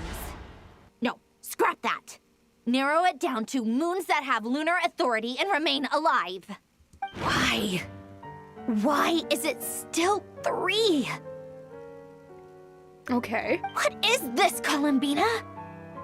Has the world lied to us? Or are you the one pulling the wool over our eyes? Oh, okay. Okay. Meanwhile? So, you think that the moon's reflection might be where Nibelung imprisoned the 3 moon sisters? Yep. Yes, it would explain a lot. such as why that space would respond to a moon goddess's power, opening the moon gate at her command. It would also explain why Miss Columbina has been unable to leave, and why time Yeah, flows that in makes reverse sense. there. Yeah. It was specifically made to trap them, yeah. In the messages she sent, Columbina promised us she'd find a way to return. But we have no way of knowing how, when, or where this might happen. The fact that she still has yet to reappear in this world indicates that returning from that place is no easy feat. We cannot afford to simply wait for her. So you're saying, if she could return by her own power alone, she would have done so long ago? Yes, she certainly wouldn't leave it to this late stage when it's so touch and go. I've been giving this some thought, and I've come to believe that Luana's Har might be an anchor that she left behind, as a sort of future waypoint. This could also explain why Luana's Har is always by the traveler's side. Sounds like a plausible theory. And if it that's is. the case, there must be some criteria we need to fulfill to allow Columbina to return to the present. The question is, what could they be? Was Alice gonna talk? Hello? No, Listen never mind. up. This is extremely important. Sandrone frantically relays her great discovery. Next, Nefer and Nicole present their hypothesis that as this impossible mystery starts to unravel, everyone starts to remember what joy feels like. Columbina alive, but she may well exist in a form unimaginable to us. I'm still unclear on the details, but she's done something truly inconceivable in the past. And the clue to what she's done lies in the moon and Tevat sky. Truly amazing.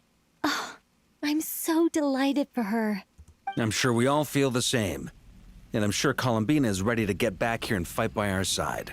I'll keep my calculations going and try to find some way of coordinating with her. But that's not an excuse for everyone else to slack off, okay? All of you had better keep trying to think of solutions. How can the dead moon still live? And Luanatar? Meanwhile, this is crazy. It's hard to believe that's what will happen in the distant future. Our authority is linked to the most fundamental rules of Tevat. I suppose it's no wonder that many would covet that power. I didn't realize that when you said friends, you meant people who live down in Tevat. That's so lovely. I always wanted to go down there and have some fun. Have you ever tried leaving this prison? Of course. Between us, we've tried everything. But no matter where we go, this space will eventually bring us back here. It's like the center of a whirlpool. Everything ultimately converges here, at the moment when Nibelung imprisoned us. In that case, have you tried using any of those pathways that connect this space to the real world? Sorry? What are those? They're passages through which you can make small-scale changes to reality by using Kuvaki. Or am I the only one who can use those passages? Because part of my soul remains in reality. Kuvaki. What is that? You don't know? Huh. It's a unique kind of elemental They don't energy know. found only in Nod-Krai, the land from which the moons arose. Oh. Well, it's true that the moons first rose up from the part of Tevat you say is called Nod-Krai. They don't know what Kuvaki is. That's interesting. But there is no difference in the elemental energy between there and anywhere else. What? Uh-huh. Could you show us some of this Kuvaki? Hyposelenia? Maybe if we see it, it'll make more sense. Okay.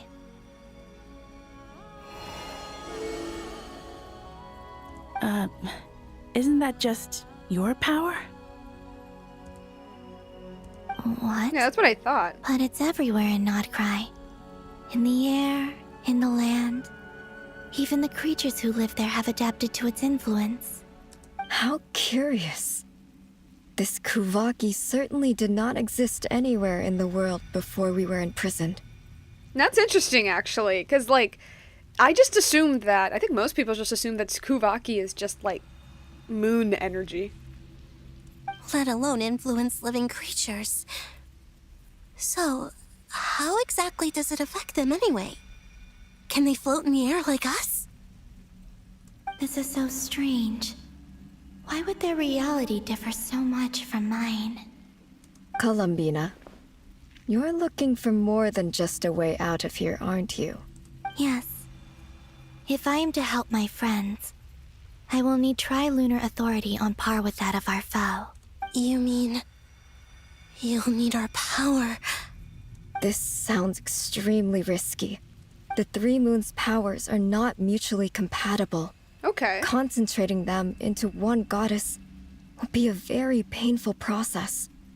And if anything goes wrong, it could tear you to pieces. I know. But I'm willing to take that risk.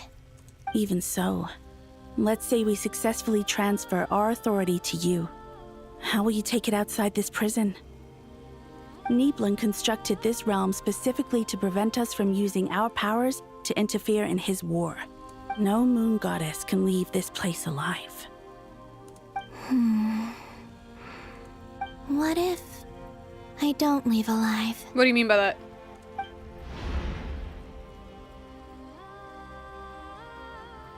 Where do we even start? How are we supposed to figure out what we're meant to do to help Columbina?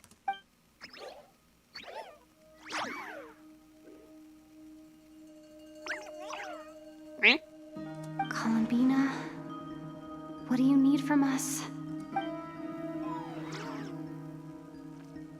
If she really got to the beginning of time in there, how do you think she'd leave us a message?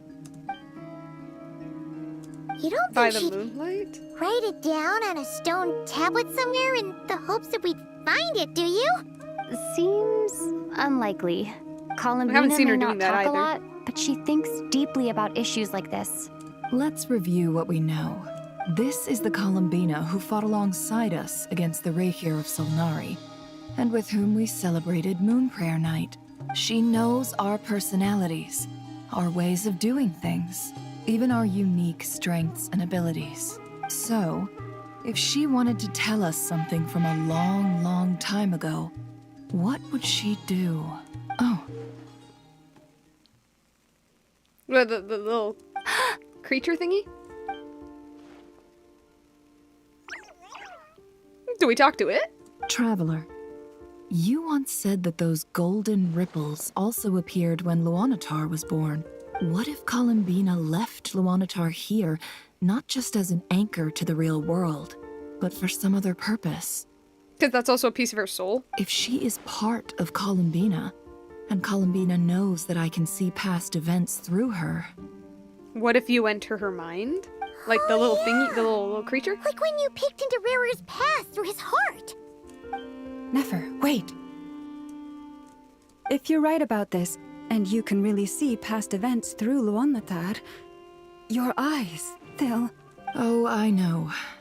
Looking at Rerir's past in Conria was already enough of a strain on my eyes. Looking this far back into the past. Well, luckily, Columbina always has her eyes closed, so you won't necessarily be feeling anything. It'll surely blind me. But it's our only chance. This is the only way. Boss. We spoke about this once, a long time ago. Do you remember what I said, Yehoda? The day I lose my sight, the Curatorium of Secrets will be yours to run. Dang. But... What's wrong? I'd be overjoyed if I were you. This day's come a lot earlier than either of us expected. I need to know you'll honor our agreement, Yehoda. Aww. Promise me. Yes, Boss Neff. I promise. Are you sure you don't want some time to think this through? What is there to think through? I should have gone blind after our battle with Rerir. Frankly, it's almost criminal that I got away with it for this long. Then at least let me take some precautions on your behalf. And if you really do lose your sight, I'll visit your office every day and make sure you're well looked after. Oh, please. Nothing but that. I was actually ready to go through with this. Are you trying to scare me into backing out? Yes. Canon blind character? As if I could ever scare you. I'll assume you're just joking to calm your nerves. These two. All right. Enough chit-chat. Let's do this.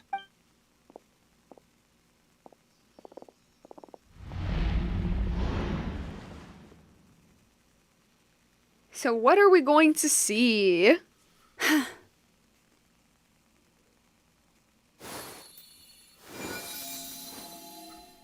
The lesbians are eating good, literally. All done. Good. Now give me some space.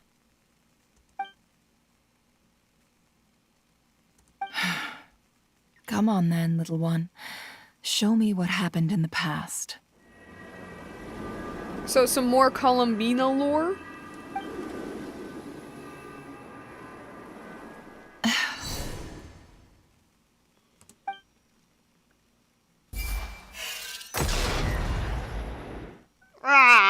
Blinding. Between the Trilunar Authority, Kuvaki, and the sole-surviving moon, the Frost Moon. Oh, is she just looking back at this moment because it's technically in the past? I think I might know how to get back. But I will need my sister's help. Time to go talk it over with them.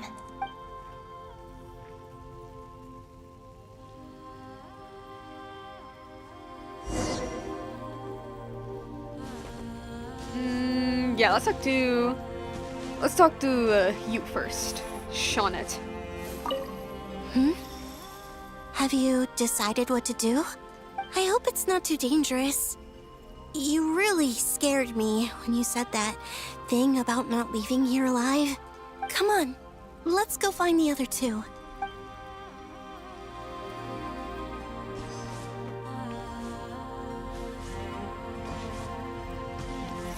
Hey, are you following me? No? No? Okay. Hello. It seems you have reached a decision. I'm all ears. What do you propose?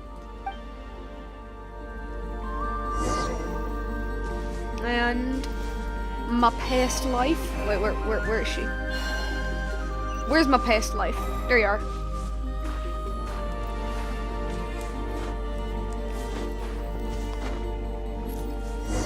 Oh, okay.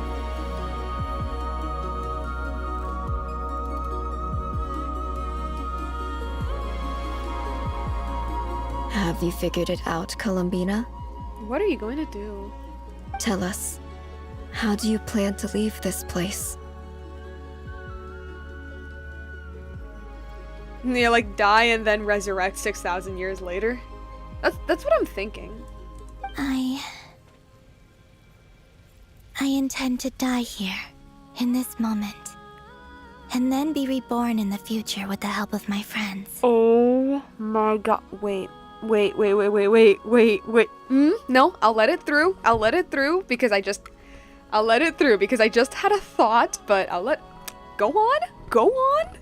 What? What are you saying? How can the dead be reborn? Well, I am a reincarnation of, Canon right there. And how will you inform these future friends of your plans? You can't exactly leave oracles. Nothing can escape this place. Not a single ray of moonlight. And even if you found a way, what if they never find the message you left for them? You'll... No, that won't happen. Come again? They will find my message. I'm sure of it. I'm not following. How exactly will you achieve this? It's quite simple, really.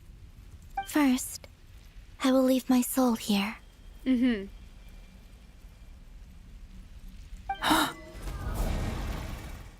Did she point at us? I see it. Your soul? You mean you're a divinity? Yes. I once left a portion of my soul in the future. One so small that this prison barely noticed anything. In this very moment, she can resonate with my soul across time. The death card is playing this time here. Destiny is on her hands. When the time comes, I believe that she can serve as an anchor to pull my soul from here back to the future reality. Okay. Just as gravity connects the world to the moon. No, okay, let me see that again. In this very... okay. I once left a portion in my soul, blah, blah, blah. In this moment, she can resonate with my soul across time. And when the time comes, I believe she can serve as an anchor to pull my soul from here back to the future reality. Okay, I'm kinda getting it. Exactly. In the future, where I came from, the moon has been cast beyond the false sky, but I can still feel that it is there. In a similar way, I can feel a connection to the soul fragment I left behind even now. My friends can use it to detect my presence. But how do you just leave your soul here? Is that even possible?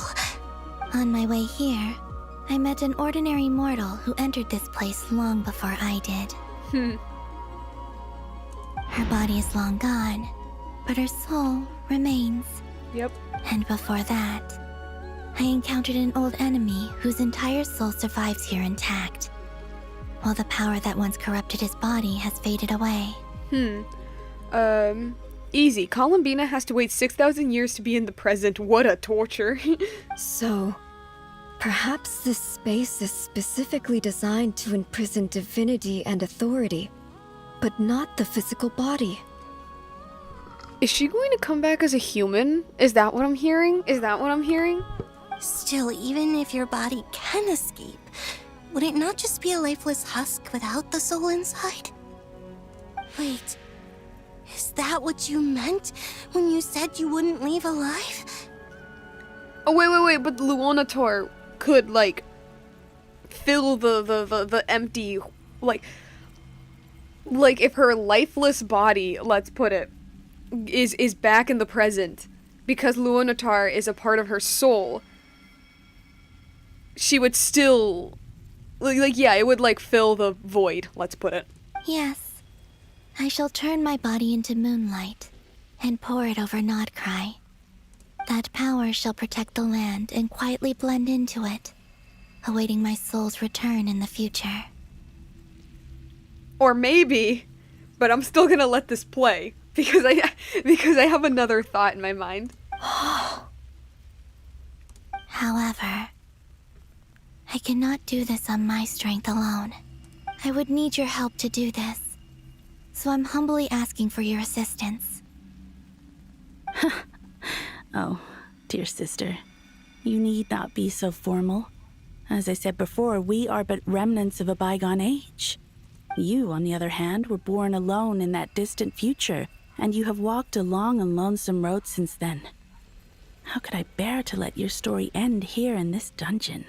Don't forget, we are your sisters, your family. Arya's right. Actually, I've always wanted a little sister. Can you imagine how it's been for me? Getting nagged by two older sisters all the time. Now, I finally get to be the big sis. And not just that, but I get to help you return to your world, too. How could I say no to that? Sonnet. Canon? I'm sorry. I know this is a bold request. The Frost Moon is rightfully yours, and it remains intact. But I'm asking to use your power, because it's the only one where the moon is still intact. Oh, no, please, don't misunderstand me, Columbina. I was just thinking. back on the years that the three of us once spent together, you cannot imagine how happy I am to hear of the future world you describe. The Frost Moon Scions, your lovely, kindly friends. For the three of us, whose purpose in life was to maintain the peace in Tevat, it is a great relief to know that the people of this world live in such an abundant future. Now I am sad again. Sonnet the future that awaits for you. You deserve more. If your plan can save them, and save Nod-Krai, I will gladly give you all that I can. It's like slowly becoming what I think it is. Besides, the three of us have been together since the day we were born. I could never abandon them to live on alone without them. Canon. Still, I do have one question I would like to ask you before we proceed. Certainly. What is it? Why do you cover your eyes? Oh. Okay.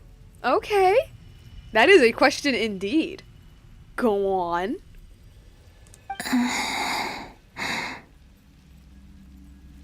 Yeah, I was curious about that too. But it seemed personal, so I didn't want to intrude. There was a time when I refused to look upon the world. I believed it was full of nothing but lies and falsehoods. Hold up. Don't you hate it when cool character designs get murked in a game? Yeah. I wished to hide my feelings, seal my heart, until I could return to my true home. So it was purposeful. I see. Perhaps that decision saved you from ever having to see the false sky again. But at the same time, you likely missed out on many true and precious things. Also, like the smiles Well, on your yo. friends' faces. I get the Moon Sisters because they don't know it, but girly, my girl, Columbina, trust me when I say this, that even if it's fake, the false sky is prettier than the actual sky. You know what the actual sky is? Red mist. That's the real sky. It's just red mist. It's just sad. Like, yeah, it's fake. Yeah, it's an illusion, but just like Skirk says, it is very pretty to look at. Promise me this, Columbina. When you return to the future, open your eyes, take a look at the world around you, and see your friends. That's cute. I'm sure that you know this already, given that you long to return, but that is your true home. Give me your hand, Columbina. A mist that is just dead, exactly. Arya, Sonnet, you too. Okay. All right.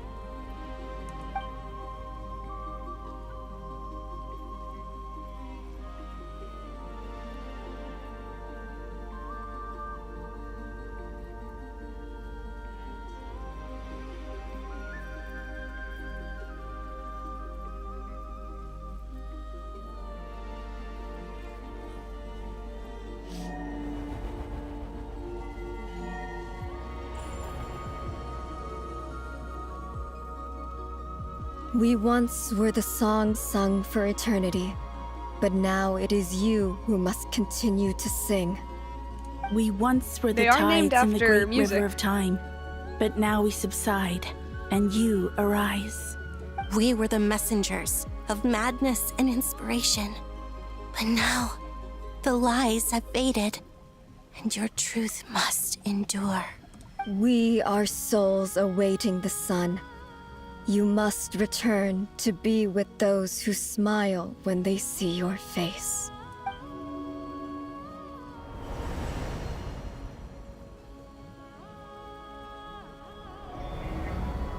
Oh, their marks are gone.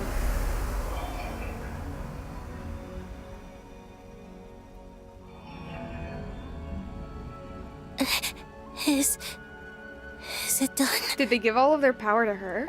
Yes. We have transferred the authority over all 3 moons to Columbina Hyposelenia. So now she uber powerful. From this moment on, she Ooh. is the Tri-Lune Goddess.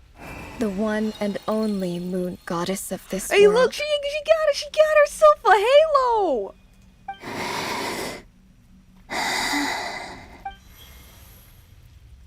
She got herself a halo. Thank you. Thank you, my sisters.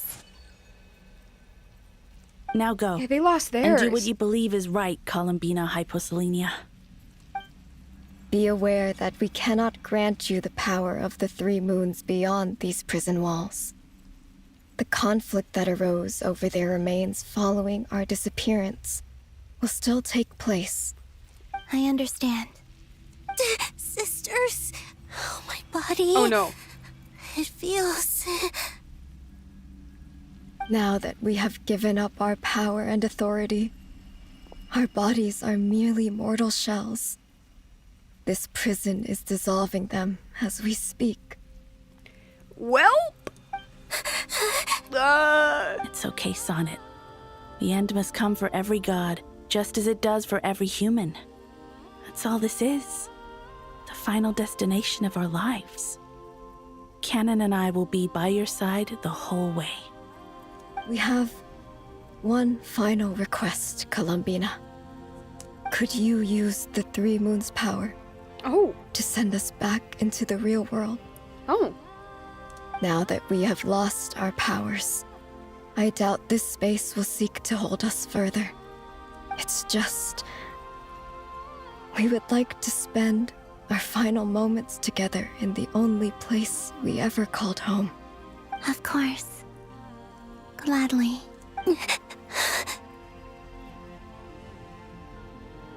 I'm just thinking right now, yeah, maybe the title and thumbnail were not appropriate for this stream. Sonnet. Yes. Don't... Cry? I wish I could tell her not to give in to the abyss. Not to be afraid. But is this really what I should say at this moment? Don't forget. I'm so glad to have a big sister like you. No, Hypo. Thank you. I'm okay. I'm not afraid.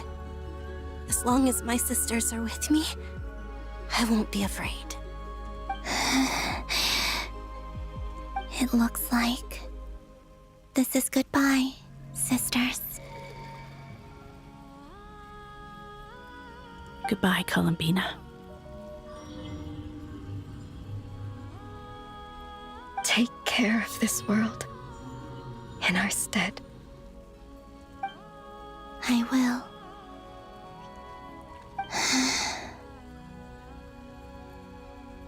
And now, it's time for me to bid farewell to my body, too. Sorry if I'm like a little silent. I'm just like, yeah, I'm just kind of watching this right now. May it become the moonlight that keeps Nod-Krai company through the long years ahead. So this is why Nod-Krai was not always home to Kuvaki. It only appeared after I poured my body out upon this land, and only this land. Kuvaki responds to me because it is me. My body, answering the call of my soul. And the golden energy I've encountered on my way here was, in fact, that very soul, which I am about to leave here to guide me. Hey, away from the microphone. O power Tri-Lune, eternal moonlight. I, Columbina Hyposelenia, lay aside my body. Yo. Let it be cast into the dark night to illuminate the future. May it be a companion to all who dwell beneath the moon. Please do not lag, I'm begging you. Dear. Until the time comes for me to return home. No, wait, So it is what I I'm still not sure. I'm still not sure.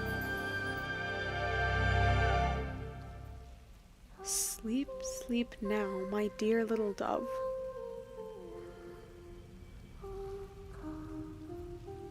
May flowers and lovely dreams bloom by your window.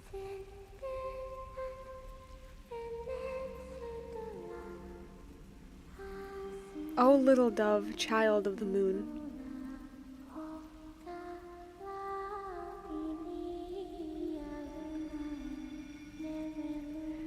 Though dust may stain your fair white feathers, though you lie down not in a warm embrace, may the moon be with you in your slumber.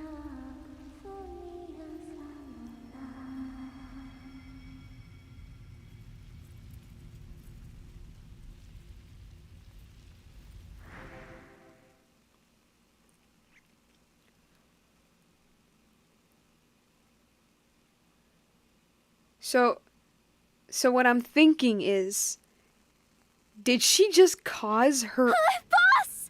That was crazy! Were we even allowed to see that? Is anyone? The thing I'm wondering, which was the thing that's been on my mind for like this entire section, was, so did Columbina cause her own birth? Can you still see? How many fingers am I holding up? There's a lot of wibbly wobbly timey wimey stuff going on. There's not a single tear in my face. I see 2 fingers and a look of sheer terror on your face. I'm still alive. Truly astounding, Miss Nefer. Your eyes have glimpsed the very ends of the world, and yet they remain as sharp as ever. Or is the credit for this miracle due to Miss Lauma? It seems that even time itself is no match for your medical skills. Surely you jest, Mr. Flins. I suspect we have Columbina to thank. She must have realized the immense toll that the ritual would take and purposely set aside some of her power in the past to protect Nefer's eyes when this moment arrived. I don't really know about that, but okay. There is always a great price to pay for witnessing the truth. But it seems that this time, Columbina has shouldered that burden on our behalf. She chose the perfect method of getting a message to us. Though her eyes were always shut, she was clearly so perceptive. She knows us well. She knew exactly how we would think and what we would try. Boo, they're cowards for not making her blind. Despite being separated by time and space, we're seeing the same possibilities and seizing the same opportunities. We still don't even know if she's okay right now. But as long as there's a chance we can do something, we'll fight to make it happen. We'll get you back somehow, Columbina.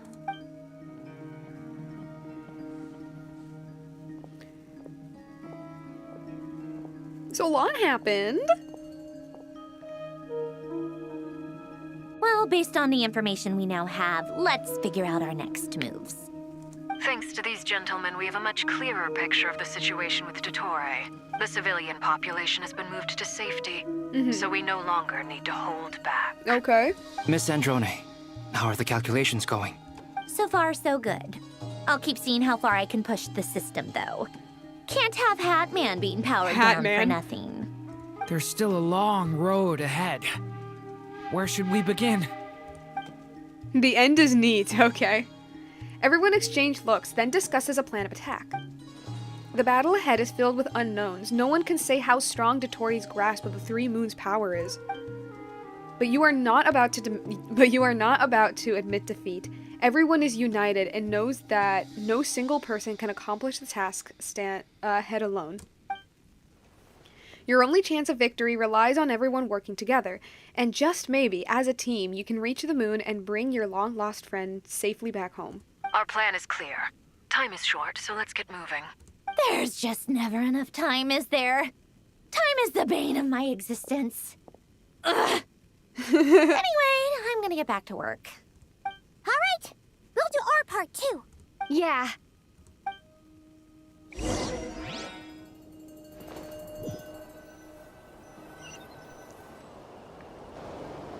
Albedo's theory says that elemental energy can dilute the light realm's power. Yes. But I'm no expert in building elemental defenses.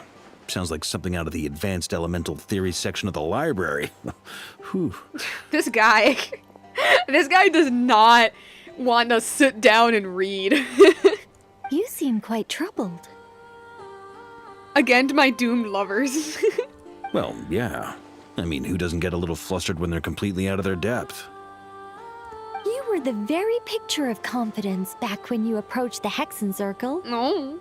Yeah, I could have been faking it through that whole meeting for all you know. Who's to say I'm not just a ball of nerves in a charming and gregarious package? Don't forget, I am an angel. I think I know you more than you think. Oh gosh, really? I'm so sorry, I had no idea. Well, you're all the braver for it. Still, I was much more in my comfort zone than I am here. At least in Mondstadt, you can cry for help from a cliff top and actually stand a chance of summoning Barbados himself. No, that's true. That's so true, though. That's so true. That's actually so true. Like, Venti may be the quote-unquote absentee god, but he's still like there, you know? My parents are flirting again. Things have never looked bleaker than they do now. If we don't pull this off, Tevat's doomed, isn't it? Oh, you think so? Actually, yes. Yes, it probably is. I just realized, I think Nicole's doing most of the flirting. It's a shame. Don't put too much pressure on yourself. Tevat has faced annihilation many times in the past, but it also gave us you, didn't it? Oh my gosh, these two. You know what? I'm starting to see it. I'm starting to see it. Hey, don't give me that. It's not like I'm anyone special. I disagree. Every human born in this world is special. We angels have always Nikki, believed that. Nikki, be careful. Be careful, you might turn into a Seelie. In that case, this humble human being has a big favor to ask of you. I thought you might say that. I'm sure Alice, in her great wisdom, sent you here precisely to help us in this difficult time, yes? Perhaps. Well, that has less to do with her wisdom and more to do with my power. Of course, of course. Well, the thing is, these elemental defenses we're about to build, I don't think it's a question of if they'll fail, but when. Makes sense. Durin's findings from his patrols make it clear that Dottore is constantly expanding his territory. First it was his lab, then the design bureau, and now this. It's not realistic to completely stop him encroaching on the rest of Nod-Krai. Rather, our goal should be to stall him for as long as possible. If Miss Sandroni's calculations are correct, well, they're the closest thing to certainty we have in this situation, so let's assume they are. No, I'm laughing because I love that, even the characters are like, it's the closest thing we got. Nothing is certain, but it's the only thing we got. Anyway, her calculations suggest that our best hope for victory lies in Miss Columbina's return. It's up to us to slow Dottore's advance and buy time for her to make a return. But how are we so sure? I don't know. Are you asking me to help you with building the defenses? Perhaps. No. Oh. I'd like you to prepare for what comes next. When he eventually reaches us, we will have to fight him. You were an angel once and a mage now. I'm asking you to lend us your protection. Oh. Can I take it that you're triggering the terms you fought for during our three-way talks? Well, technically those terms were about protecting Mondstadt. But if you're happy to agree to the change in location, then yes, let's do that. You're cashing in on this much sooner than I'd imagined. What is going on with these two? Well, yeah. The way I'm things loving are it, going, by the way. I might not get another chance. Very well. The mages have heard the knight's plea, and we will respond. To tell the truth, Alice and I had already discussed how we might help you all, so I didn't come empty-handed. I always like to be prepared. Nicole shares her plan with Varka, who is pleasantly surprised. This is... wow. Yeah. This is great. Seriously, thank you. It's been many long years since I had a chance to dazzle humanity with a little divine intervention. To humbly serve as a reliable and responsible guide. That's great. I love that. I love the little pride she has. Anyway, Knight of Boreas, please accept this gift in recognition of your great virtue. Go now. May the angel's blessing deliver you safely to your destination. Okay. Oh, it be raining. It be raining. Descending moon.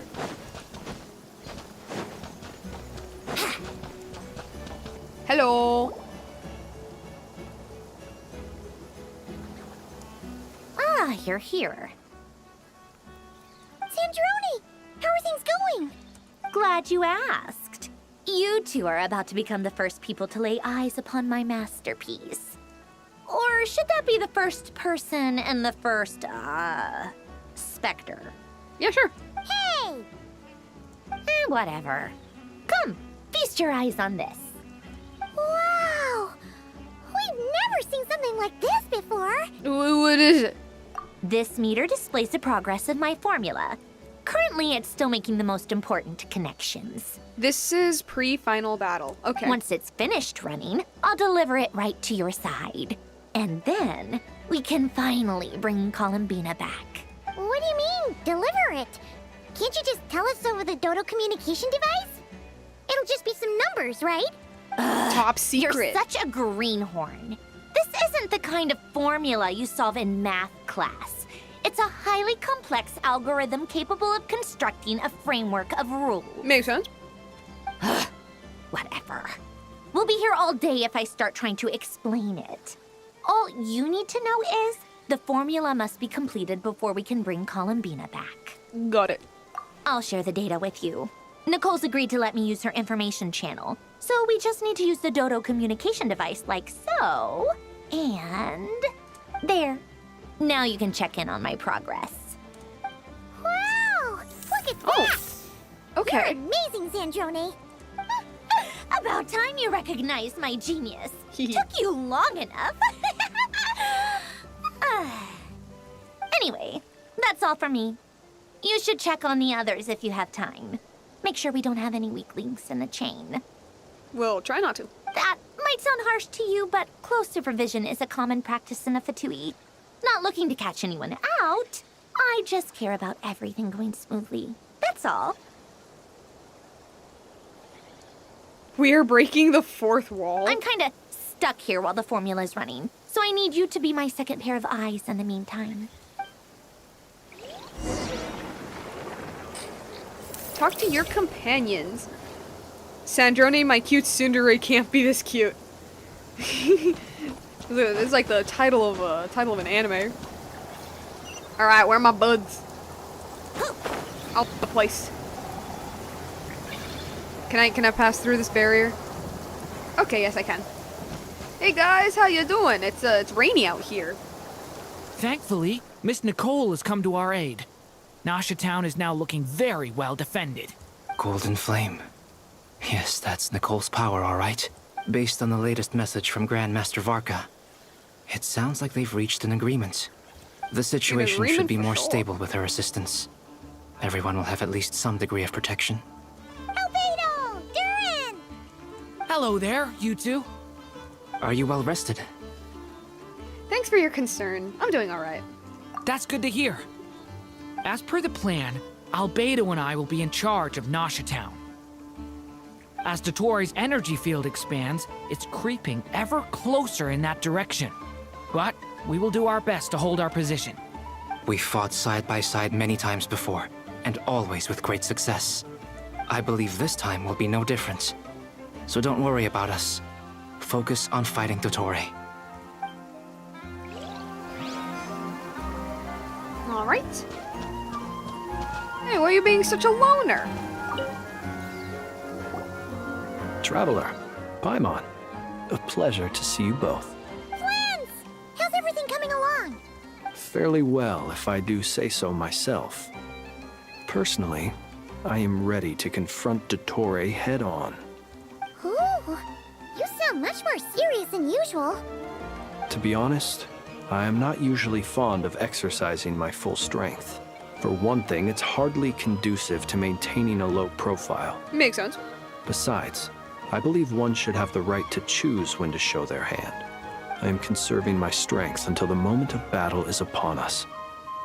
Anything to boost our chances of victory. Seeing you get into the zone like this really puts Paimon at ease. Huh, Traveler? Yeah, me too. Most at ease indeed. I consider it an honor to have your trust. Rest well. I look forward to seeing you both in your element during the battle. Alright. Are you guys? Yes, Miss Moonchanter? What are you staring at? Sorry, I was just worried that you'd be blinded. You always address me in the strangest ways. Lady Moonchanter one minute, Miss Moonchanter the next. Who knows, maybe it'll be a Mrs. Moonchanter later. Yes, and? Are either of those incorrect? Not as such. It's just that I simply call you Nefer nowadays. Uh-huh. That's my name. What's your point? Can you call me by my name?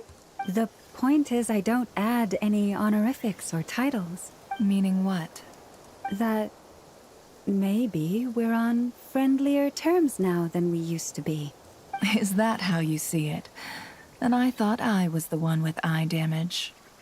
Never! Wilma! Paimon, Traveler. Just swinging by to check in on you.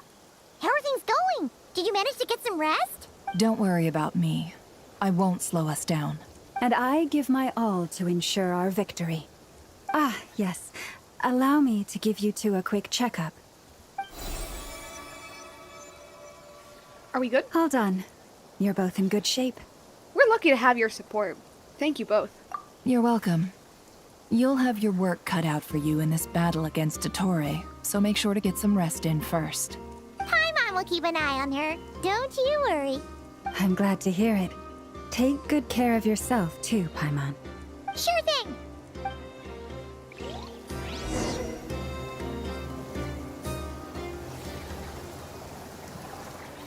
Me? What happened? Hostiles incoming. Are these the doctor's minions? Here they come. That's quite a horde. As we expected. Get ready, everyone. Take your positions and prepare to engage. Let's begin. I'm at the ready.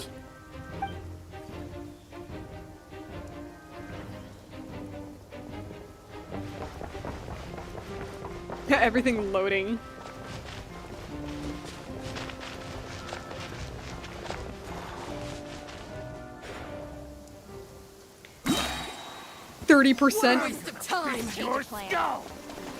Hey, guys, have you ever considered that maybe your boss, kinda sucks?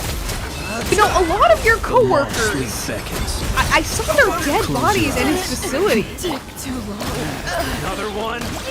You know, I saw a lot of your coworkers dead, you know, like, they're all Russian, so like, you know, like Dimitri, you know, the guy who you used to like get coffee, you know, sometimes he'd buy you some Starbucks at the office sometimes. Yeah, I saw his decomposing body, get eaten alive by bishops. I don't know, man. I don't know if fighting for this guy as your employer is really worth it.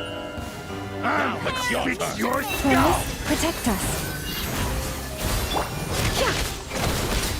These creatures cannot stand against us. Oh, fighting talk. Just don't let your guard down. That goes without saying. I'm hardly the risk taker in this group. Excuse me? Nice, they're flirting. With one heart, we pray. Can't hide the truth. The deception ends here. Ah, I didn't see the burst. Lush as the moonlight. Ah, there's a shield. How dare you? Ugh. Let me get some heal everything. Ah. For the everlasting forest. Let's do something.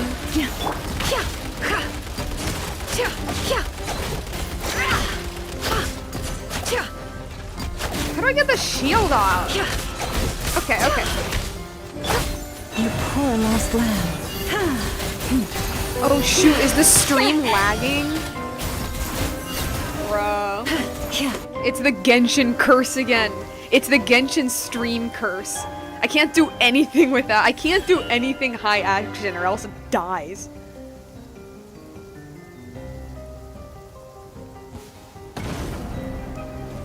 But oh my god, I can try using Darren. I have no choice though. I'm sorry, guys. I have to. Is this like his pyro? I forgot how to switch. And I thought it was me. No, it's a problem I have with my streams. What the frick? What in the frozone am I looking at? That was easier than I thought. Baby, you nearly died. What do you mean? Is it because as created beings go, we're... Oh, no, I wanted to hear that. No.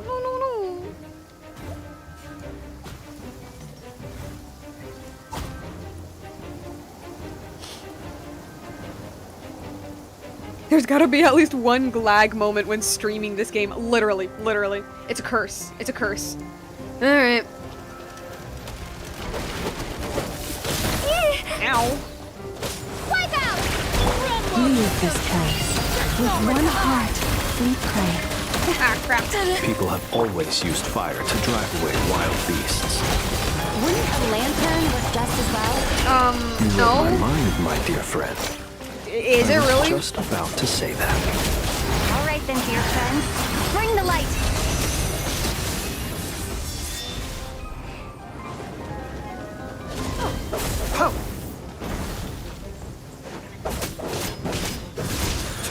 Where's the little healer thingies? I might need those. Gimme. Also need some for Lauma. Thank you. Ah! Forest, No. protect us. Be silent. Oh, no. Ugh, I hate cryo. For the everlasting forest.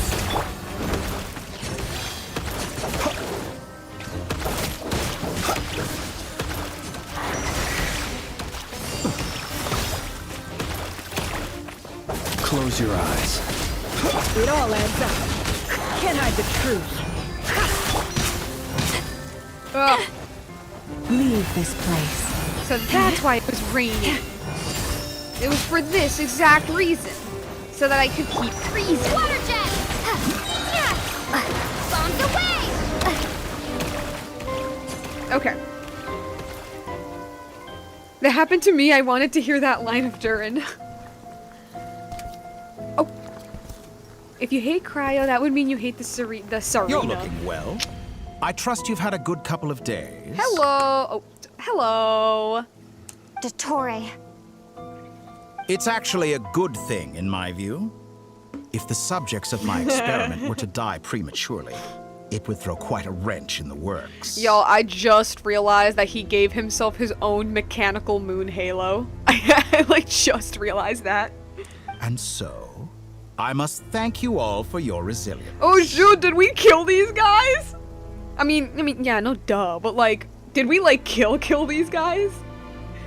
We are no longer on the same level, but you are nonetheless worthy of my respect. No.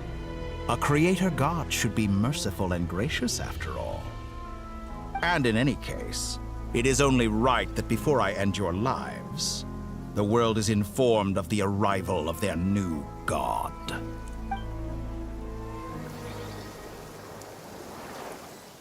What is it? His cosplays go hard. Yeah.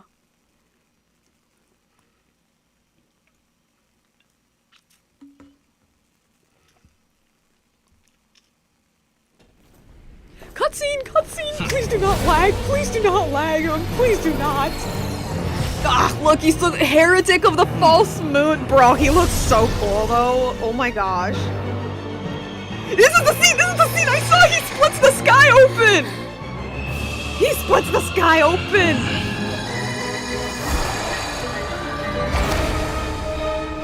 Oh, shoot, actually, hold on a second. Why doesn't it... Yo, why is it not a red mist? Why is it not a red mist? I remember it being a dead red mist. Oh, what the hell?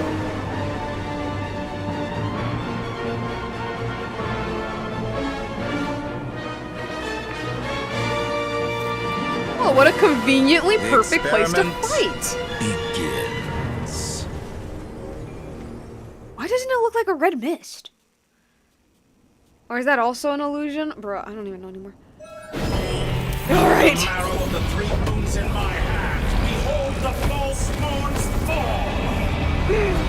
I'm excited. Oh my gosh! I'm sorry if I peeked the mic. What? What the hell? Oh, the Latin. Oh, so cool. Okay, okay. Stay right where you are. You'll be. Whoa. No, don't stay where I am. Is the trick to do the opposite of what the instructions say?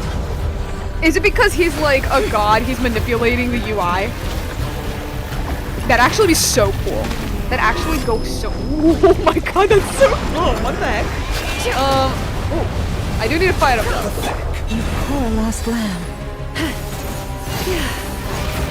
Moon's remnants.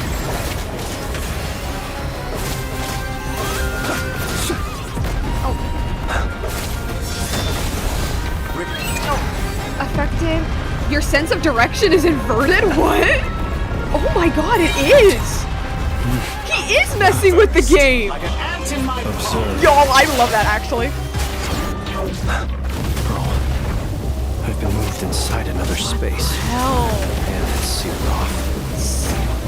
Looking at the structure, There's too much lore! It seems like Stop the Tory talking! intends to trap us here. There's too much lore in this fight scene! Our endurance is about to be put to the test. Oh my god. Okay, visually, this is awesome. Visually.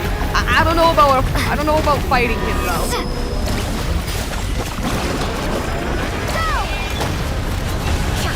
Can't hide the truth. Oh my god, Flynn's is gone! I just realized Flynn's is gone! Guys, I'm kinda scared. Seek within. Hey, the Thumeru instruments! There's so much going on, guys. Oh my goodness.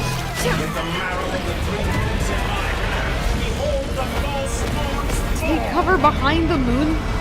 Oh, you mean the pillars? Is that what you mean? Yes, yes, it was behind the pillars. Okay.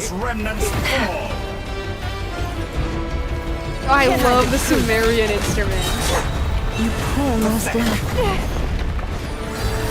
You know what I wish? You know what that makes me wish? God, that actually makes me wish that Child's theme had. Oh. Looks like Dottore has opted for a divide and conquer strategy. But we will not allow him to triumph. Yeah, no, sense of direction is all over the place. I shall pray for our victory. No. Oh, that's so weird.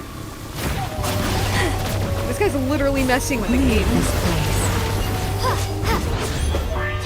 Guys, I think we might be dead.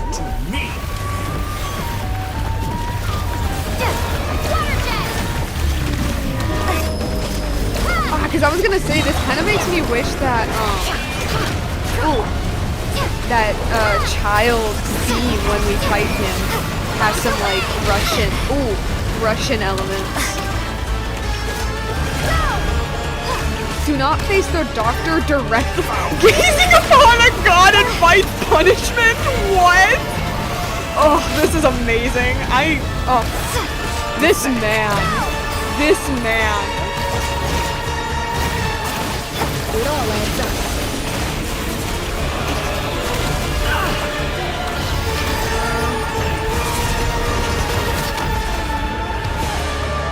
No more lies.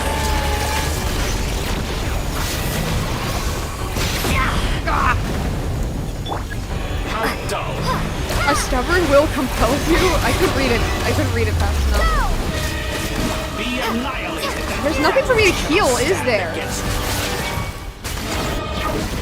What's this supposed to be? A knockoff version of the space Columbina got trapped in? A knockoff version. There really is no way out. We'll see about that, Dottore.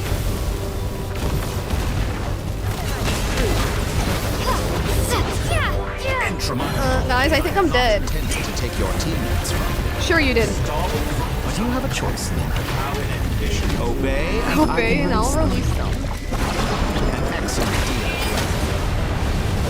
I can do it. I don't know, guys. He be pretty powerful. Oh, I got healed. I don't know how, but I did. Oh, was it my determination?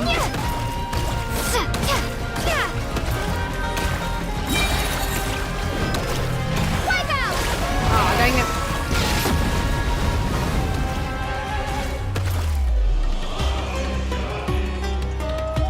I'm aware you've been working on some little tricks to surprise me with, but it appears that none of them have come to fruition.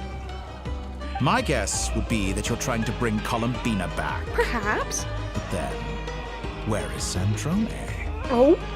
Or are you trying to buy time for her? Dang it, that's right. He's like a smart guy. I always found their friendship to be a curious phenomenon. Two highly incongruent personalities, and yet they share a deep connection. Speaking of Columbina, I once saw her as like a younger sister.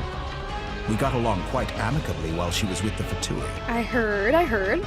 But then one day she suddenly decided she would refuse to take part in any further experiments. Yeah, I wonder why. To this day, I truly don't understand what I could have done to upset her so much. I can name like a good 10. It's such a pity. I could have had a sister, a family. But alas, she grew to dislike me. You're not fit to be family to her. What is it? Didn't you mention before that the clowns, Columbina, Sandrone, and Dottore were named after, well, it's the Commedia dell'arte, had some sort of love triangle going on. Yes, not Dottore though, it was Piero.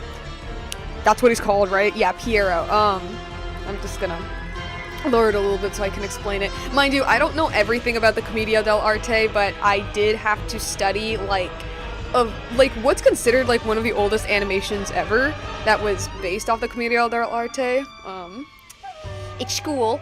But essentially, Piero is a sad clown, and the Harlequin, which is Arlecchino, is well, they're all clowns, but Piero is a really sad one. He's kind of depressed. He's really nervous. Meanwhile, the Harlequin is a lot more energetic, a lot more charismatic, a lot more and both of them are vying for Columbina's attention, and Columbina is she's the object of their affection. She's the pretty girl, and so Piero, he wants to get Columbina's attention, but because he's so shy and awkward, he can never fully get it. Meanwhile, Arlecchino gets all of Columbina's, Arlecchino, Harlequin, gets all of Columbina's attention because he's the more charismatic one. I don't know how Dottore fits into it though, because the little animation movie thingy that my class had to watch did not feature anybody else. It was just those three. But yeah. Anyway. That I can't deny. But now I'm curious.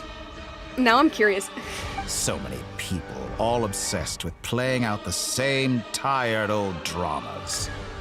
This world is rotten to the core. Whoa, did he just grow out his hair?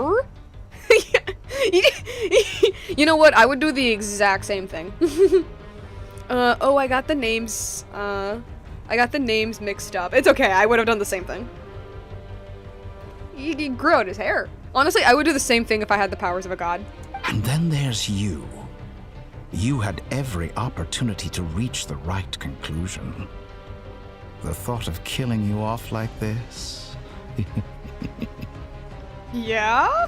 But I maintain that I approached you in good faith, so I will offer you another chance.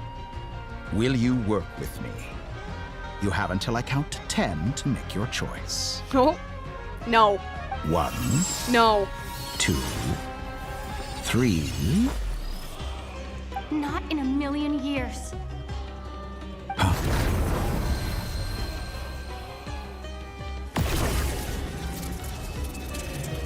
What will he... Ayo! Ayo! Sandrone. What a What pleasant a surprise. surprise. I didn't think you'd join us all the way up here. Oh, what was it? Dottore, I am a villain. I got to be, I gotta be looking pretty for the Traveler. That's so true. You're as sick and twisted as ever. Indeed. Don't fool yourself into thinking anyone's grateful for the chances you're offering them. Sandrone, the formula hasn't finished running yet. Funnily enough, I was just discussing a collaboration opportunity with the Traveler, and then I see you, who I must say is a good example of an opportunity gone to waste. Bruh. Gone to waste? I said that everyone would get one chance. And you Sandrone, used yours to march nervous. right back into the lion's den. So yes, it's an utterly wasted opportunity. And what makes you think I believe a word that comes out of your mouth? I was planning on disposing of your little formula after wrapping up more urgent business here. Since you've taken the trouble of serving it to me on a silver platter, I can simply bring it forward in the schedule. Okay. Whoop. Cutscene time!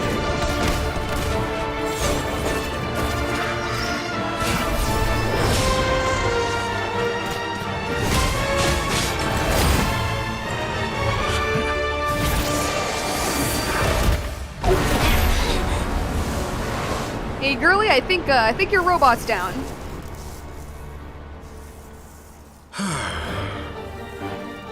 Is this your life's work?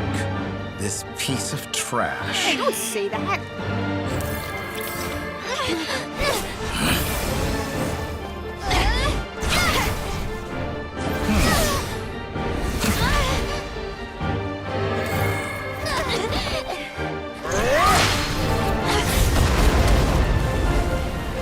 Polonia, my goat. Your formula runs too slowly, Sandrone.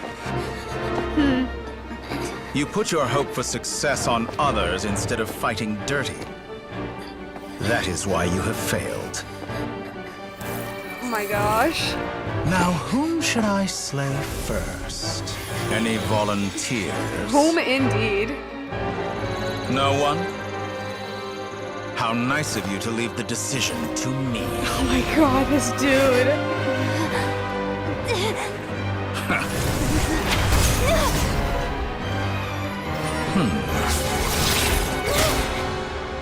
Who stopped it? Who stopped it? Who stopped it? Who stopped it? Who did it? Who did it? Who did it? Who did it? Who did it? Who did it? Who did it?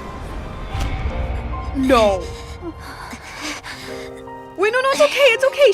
She's a doll. She's a doll. She won't die. She's unexpected. She's a doll. She's a doll. Sandrone, any last words for No. me, comrade? It's okay, guys. It's okay. Is there anything you wish for? Oh my god. Not really. But I've always known what I don't want. Go to hell. Oh my gosh. Wait, she bleeds? She bleeds? She bleeds? No! Wait! Wait. No! And now, you have failed. No, it's okay. It's okay. It's okay. She's 90%. See, it's almost done. She's a robot. She's a doll. She can't actually get hurt. Now you see how fragile mechanical Why does she bleed? contraptions are. Why does she bleed? Why does Just she bleed? a gentle tap, and they fall to pieces. No. However keen of an inventor Sandrone may have been, her death spells the end of the formula that was running inside her body. Oh my god, it's glitched. Oh my god, the formula is glitched, guys. Guys, I'm scared. Of course, I have to commend her for making it this far. As her colleague, I have to admire her stubborn tenacity. She's not, no. Now, it is time for you to take your place by my side. This is what my friends spoiled me on? That is awful. Why? If there's anything more to it, don't tell me. My count was interrupted, but the second chance I extended to you still stands. What if it's oil? Once again, it better be. You are welcome to join me. By now, I'm sure you have gained a greater appreciation for the power and authority I wield. What is stopping you from embracing a new world of endless possibilities? 'Cause you suck or something. Not in the mood to talk? As you wish. You seem less talkative than usual today. I'll change the topic to something more apropos. I don't want it. Sandrone was always like this. Never trusting anyone. Always so reluctant to share her research with them. Objectively speaking, she had her strengths. It is remarkable how she extracted and even optimized the world formula from so much data. But her inability to trust was her undoing. Had she allowed someone else to monitor or run the formula for her, you might still have a chance at victory even now. Okay, but what if I gave you 3 opportunities? This guy really wants to team up with us. But regrettably, she was a stubborn fool. As much as it pains me, she had to go. Sure, buddy. Dottore. Maybe this is news to you, but people can change. Columbina surprised you when she escaped, and I think Sandrone would surprise you too. She actually, cares. Change? You can twist the truth however you want, but I see it clear as day. You're the one who can't trust other people. Yeah? And? Is that how you see me? By this point, what can you hope to do about it? Exactly. No, literally.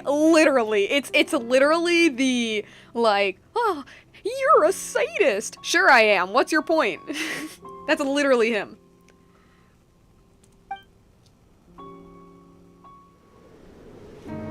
Cutscene, It is pointless to fight on. You've already lost. Wrong. You can't win this, Dottore. It's almost done. Man, the rendering is so pretty. What? What?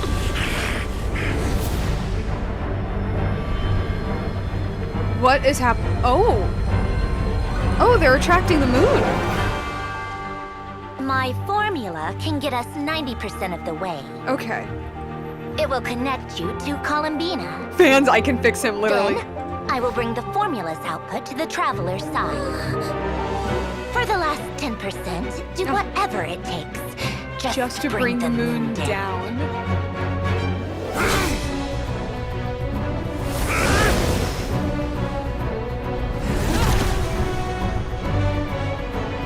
Varka, my gog.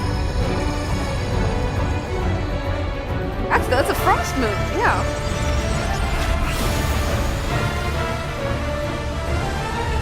What are you? We're dropping the moon on him? I don't know, man. Oh, he's closing the sky. Hey, Traveler, maybe you could, throw a sword and, bump his hand or something? No? Okay.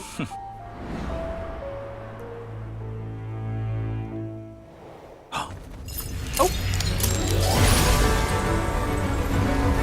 Okay. The moon will never be yours. It's complete! Oh, it's inside of him. I turn my body into moonlight and pour it over Nod-Krai. My soul, I leave here to inform my future friends. Lastly, I will hide the Trilune Authority within the Frost Moon. Oh my god. And when my body, soul, and authority are reunited, finally...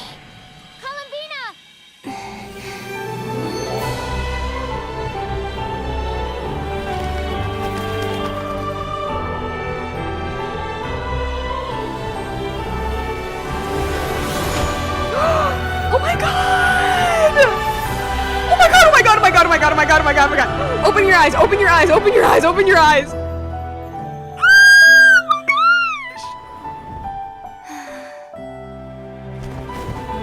Yo, girlie, you got wings? I didn't know about this. I didn't know about that. It's been too long. I'm back. Oh my gosh. Smite him! Smite him! Stay focused on the battle. Let me see, let me see. Does she have her Oh my gosh! Oh my god! Oh no no no no! No! I gotta fight! I gotta fight! I gotta fight! Show me how long you can survive. Before you drown, the sparkling orb, literally. He can indeed. I know. Wait for the right moment. And we'll strike together. Direct facing a god directly involves punishment. That's so funny.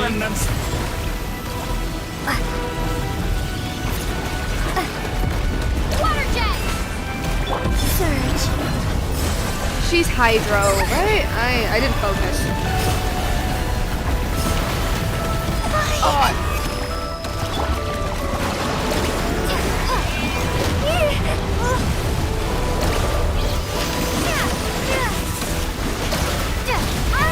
Oh crap, that's not good. Bombs away! Like an ant in my palm.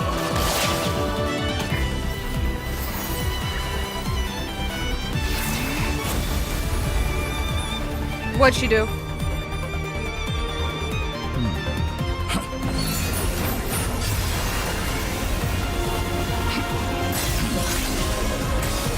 Okay.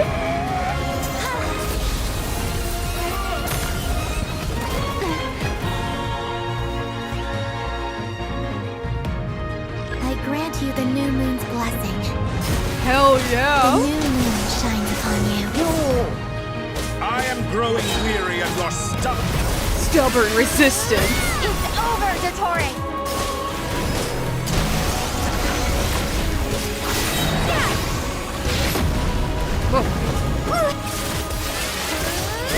Time to pay for your heinous crimes. No longer is the world power in the cold night. Still alive, still kicking. Our future is not yours to commit. Let the moonlight dispel the Ow. darkness. There's a lot going on.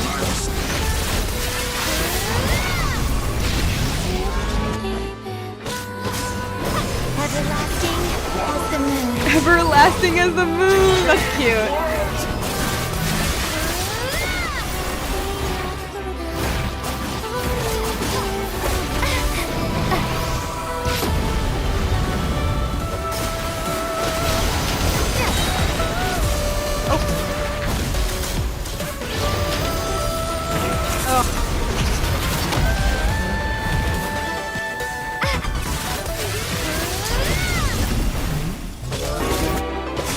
Oh, he's healing himself. What the hell? This guy be healing him. This guy be healing himself. Oh, a little bit of lag. Okay. Willfully blind. How can you be so satisfied with your fate?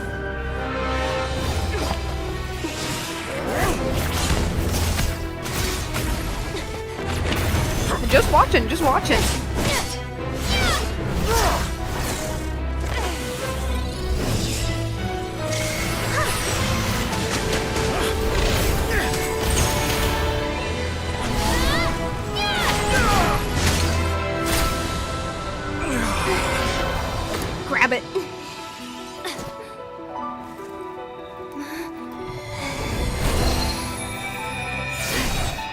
She brought them back! She brought them back!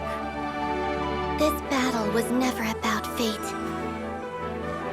It's about friends, family, and the home you stole from them. Ayo, power of friendship! So dull. Only the weak rely on each other for comfort. You shall see. Once I transcend fate, you will be nothing but fodder for my grand experiment!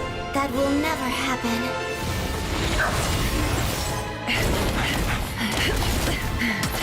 Yeah, I'm just watching. I don't know. Oh.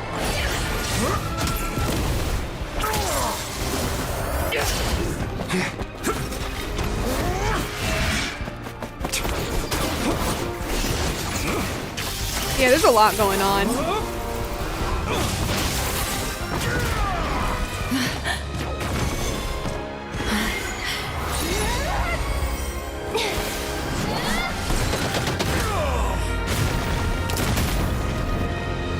Geo. Today, the moon lights up this world once more. Okay. And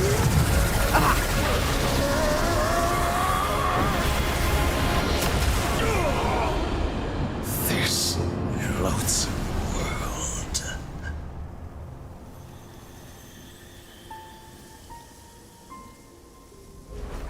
hey! I think we might be done. No, this world is our home.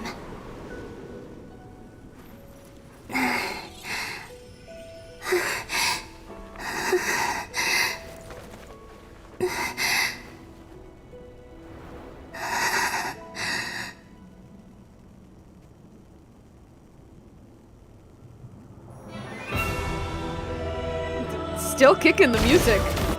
Oh, okay, we're loading.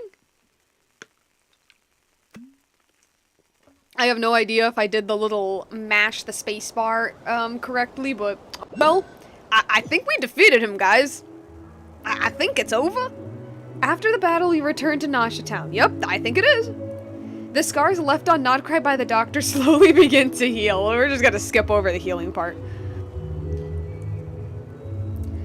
After learning of the crisis' end, people gradually return to Nod-Krai, and the frost moon in the sky also remains within this world? Oh. No, you're doing it wrong. The moon looks like this now. What are you trying, children? The new moon, Mom. It looks different than before, doesn't it? Oh. Also, can I go buy a sugar sculpture today?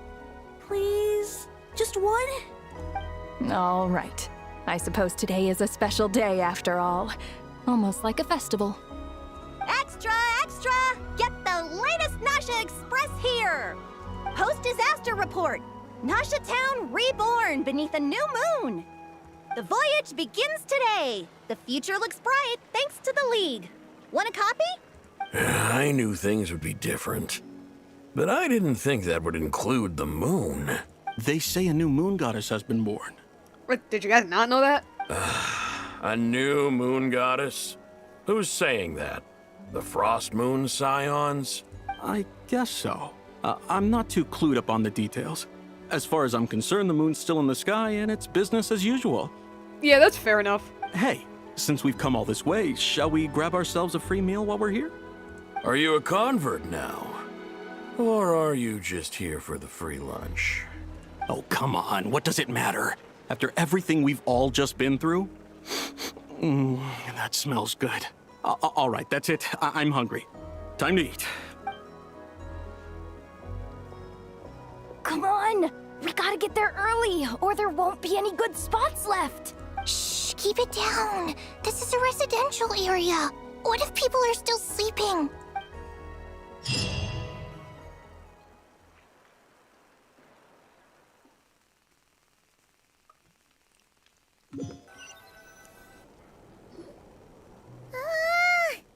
Why is it so noisy outside? Good morning, Paimon. Sure you don't need 5 more minutes? It's okay. Paimon was pretty much awake anyway. It's been so long since we last had a chance to relax, huh? Feels like time is moving slower than usual. What about you? Did you rest well? Well enough. Somehow I wasn't as sleepy as much as I expected. Still winding down from everything that's happened? Or are you wondering how our friends are doing? Or is it about what Dotori said to you? A bit of everything, I think. But don't worry, I'm feeling okay. Okay, if you say so. But don't push yourself, alright? Let Paimon know if you need to talk. What we just went through was a lot. It's totally normal if you need some time to get back in your groove. Luanatar disappeared after Columbina came back. Oh. Apparently, she was part of Columbina's soul or something. Still, She was. Paimon kind of misses Luanatar somehow. But anyway, you did great. So did Paimon. We all worked our butts off to contain this disaster, and in the end, we made it. So, chin up, Traveler. You should be proud of yourself. You're not usually this sharp when we've just woken up. Hey, don't poke fun. You should be glad that Paimon's growing as a person. Sorry. On a more serious note. I bet you were worried about me again, weren't you? Hey, away from the mic, guys. Paimon didn't think you'd mention it. I'm sorry, Paimon. You have no idea how anxious Paimon was. She was worried sick about you. So I've heard. I understand how you feel. Well, if you really want to show Paimon you're sorry, you're gonna need to make it up to her. Sure, dude. You better be ready to splash out on a lavish meal. Anything for you. My treat.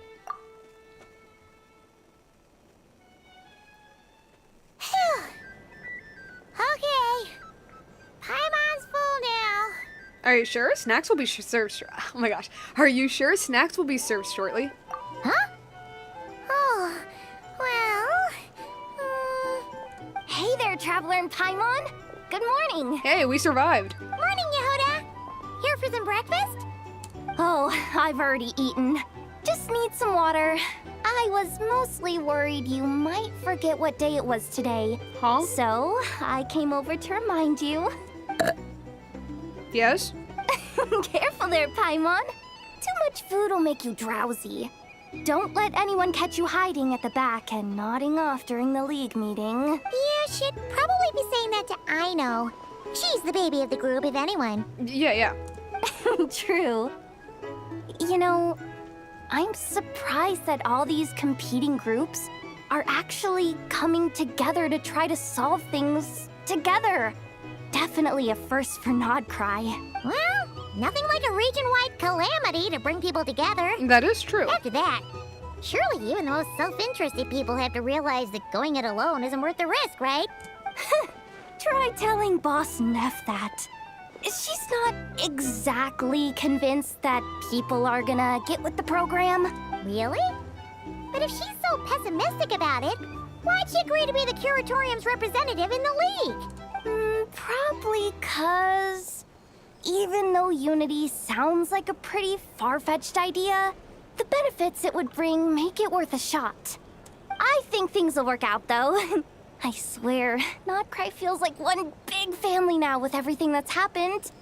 More than it used to, anyway. Yeah, just give it like a year or two. It'll break apart again. Paimon's with you on that one.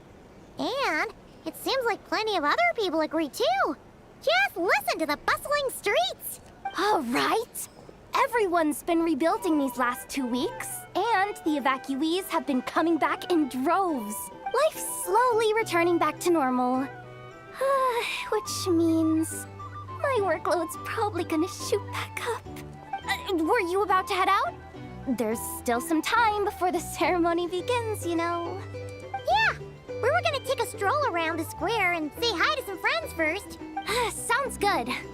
See you later then. All right.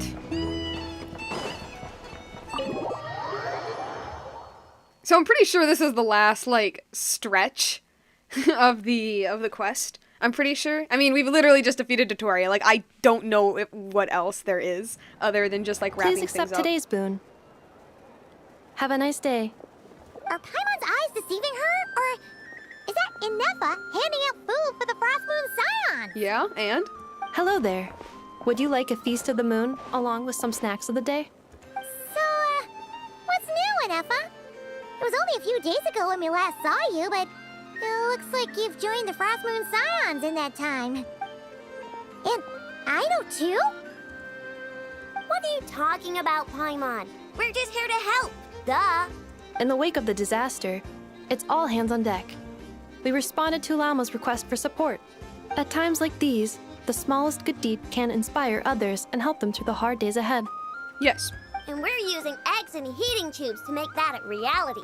In true Kromkake craft shop style. Great work, I know. Enough!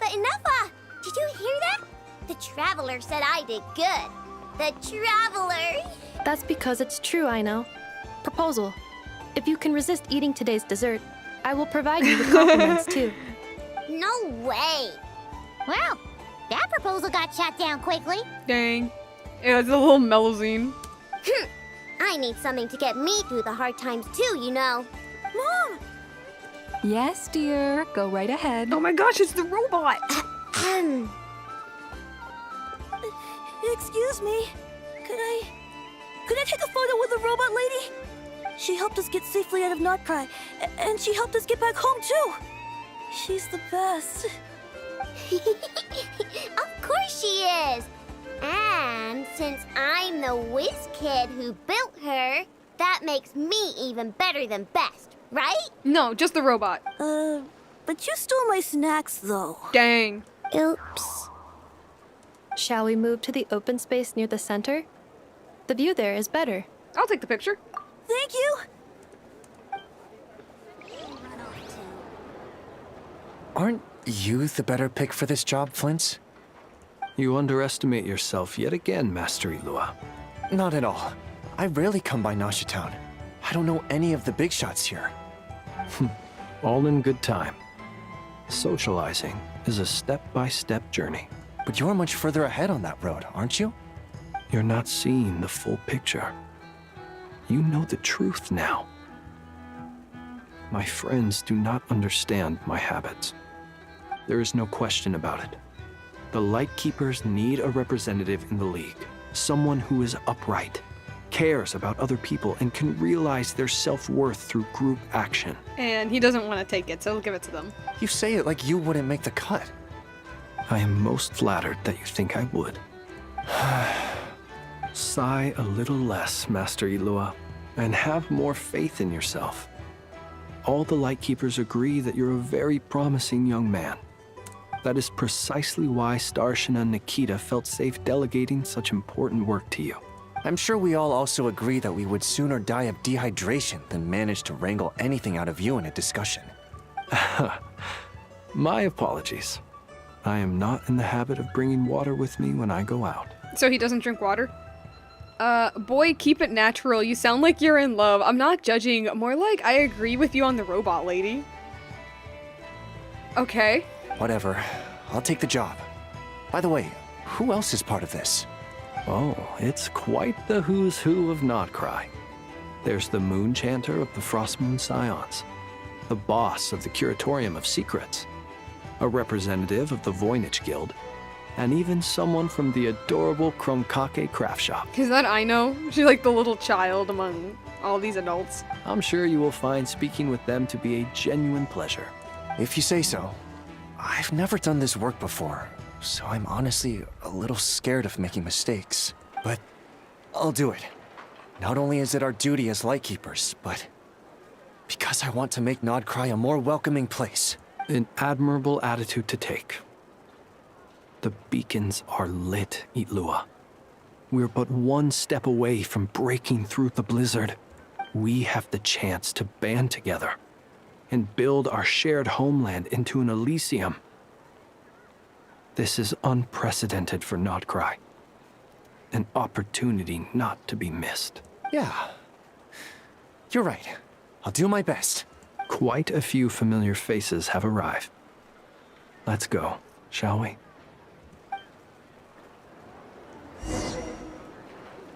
Alright, what about these?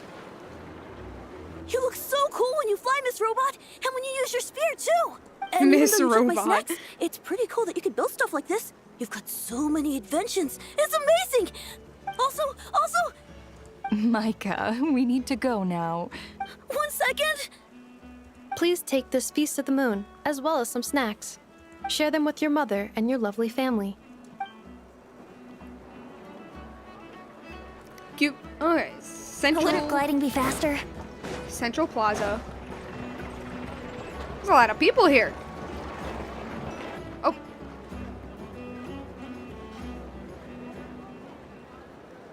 Wow! Everyone's here! You seem well rested. I know no one's asked, but I'm sure you all want to know, so let me just say, we're doing great. Thanks. Awesome. Well, great, but not perfect. Starting to lose my mind from boredom. Can't drink a drop of alcohol while I'm waiting for my wounds to heal. I'm sure you had a sneaky swig or two. Yeah. Wait, how'd you find out? I'm sure you must be missing Mondstadt after all these years away, Grandmaster. Yeah, it's been how long? Like nearly 6 years or something? Yeah, you could say that again.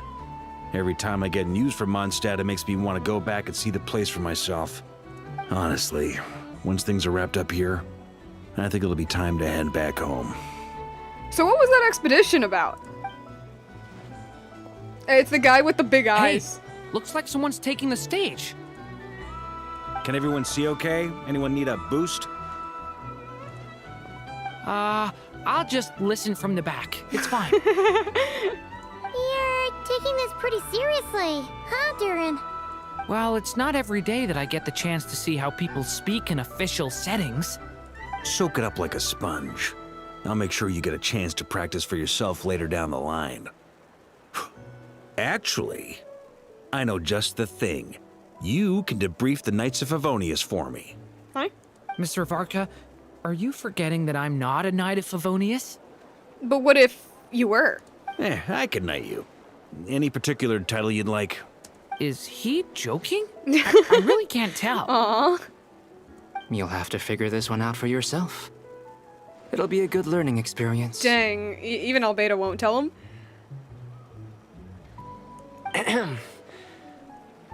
Oh, it's nice to, hello, it's nice to catch one live. How are you doing? I'm doing pretty good. I'm really pretty good. Wrapping up, well, hopefully wrapping up this part of the story. That is a question of, wait, that is question of your, is an answer, little quest, headquarters, okay. It is my honor to host the opening ceremony for the League, and to have this opportunity to speak to you all in my capacity as Voynich Guild representative. This guy? Could this person also have been pushed onto the big stage by the real big shots? Guess I'm not the only one then. This guy with his bug eyes? We come here today, having weathered the trials and hardships of yesterday, and having learned from them the importance of unity and cooperation. All right, here we go.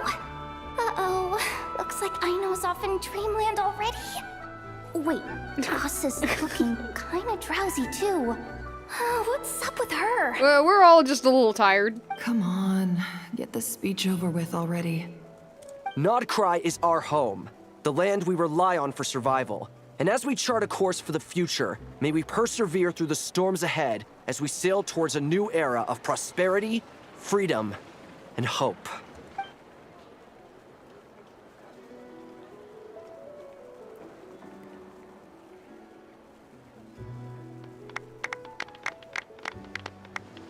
Me when I see this guy, who is this random, literally?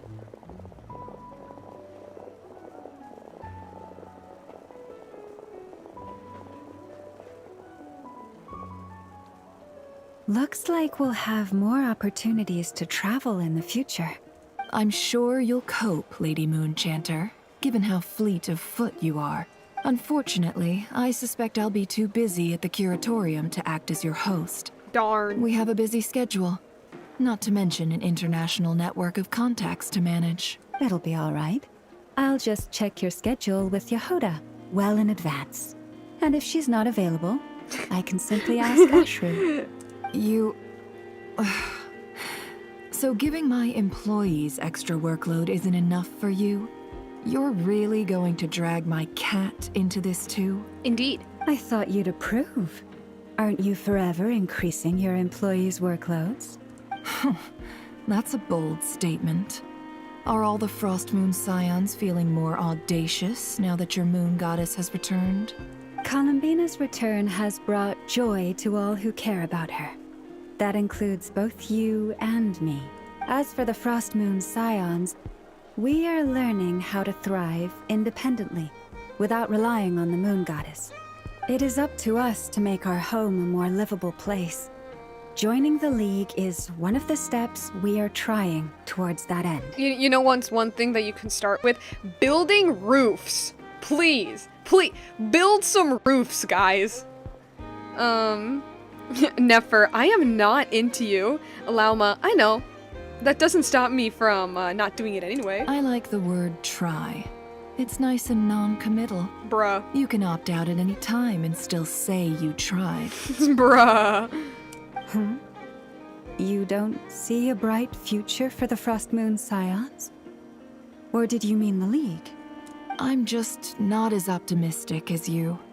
The Frost Moon Scions should count themselves lucky that they have a leader as stubborn and enterprising as you. But Nod-Krai's a big place, with all kinds of people. Most of them don't enjoy answering to a leader. Yeah. Or even listening to reason. Yeah, Nod-Krai is pretty anarchistic that way. Well, that's where you and your methods come in. Unless the Curatorium of Secrets is only here for appearances. For now, yes. And that won't change until this venture becomes worth my while. What would make it worth your while? Getting out more than I put in. Right now, I'd barely break even, but I'll grant that it's a good start for Nod-Krai. Then maybe it's worth a try. All right, you can stop now. Or do I have to join the Frost Moon Scions before you'll get off my back? You'd be very welcome to join us. Hey, you two! Congrats on all your hard work! What are you chatting about? Nefer was trying to dissuade me from adding to her employees' workload. Also, she's considering joining the Frost Moon Scions. Sorry, what? Your conversations are always the most interesting. Would you two care to join me for some tea before heading to your next destination? Indeed.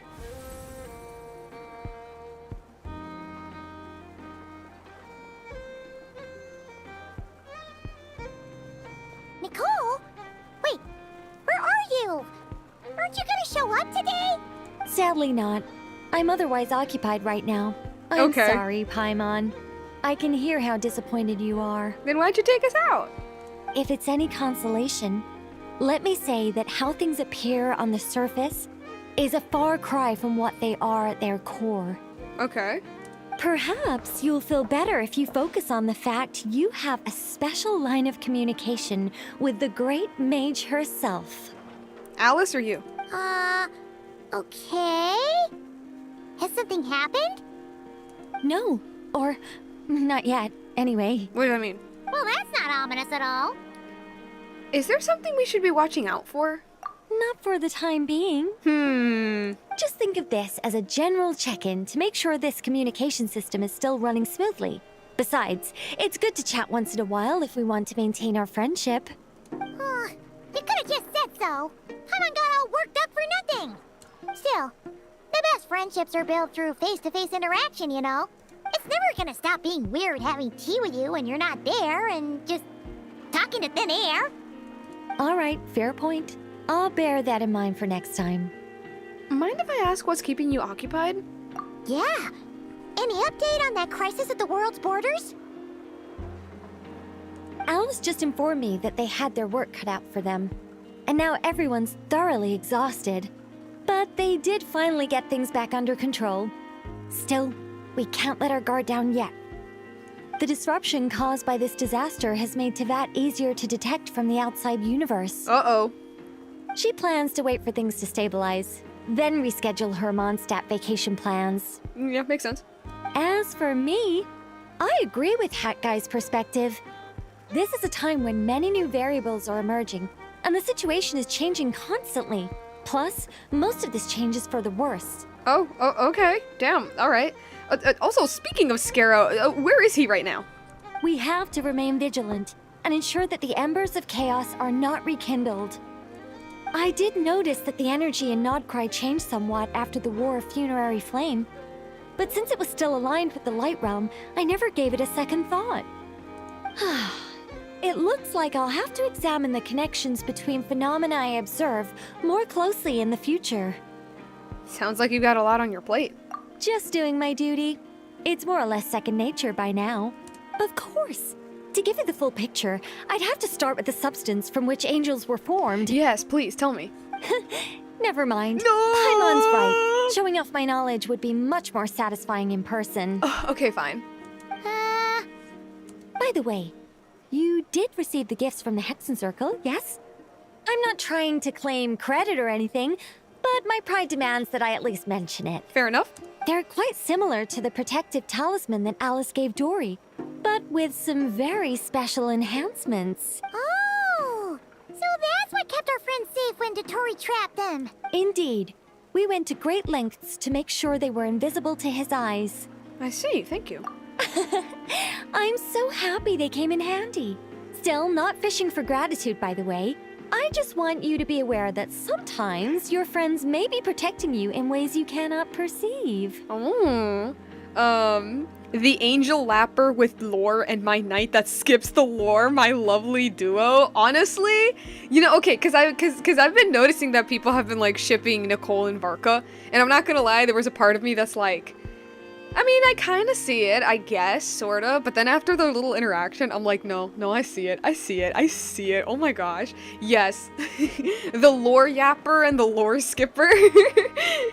Anyway, I'll contact you if anything else crops up.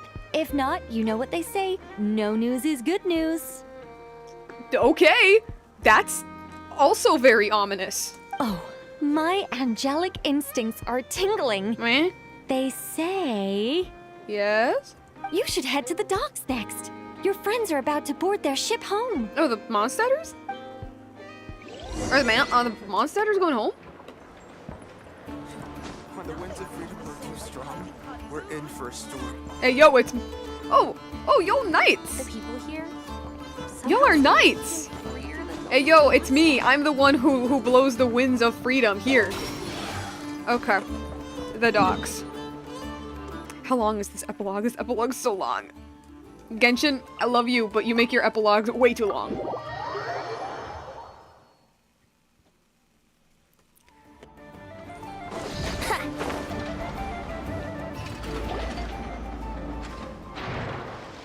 Oh. I see you're doing okay, maybe? Yeah, okay, you're doing fine. You're here. You're here too, Hat Guy. Are you heading back together? No. I'm bound for Sumeru, and she for Fontaine. We just happened to cross paths at the harbor.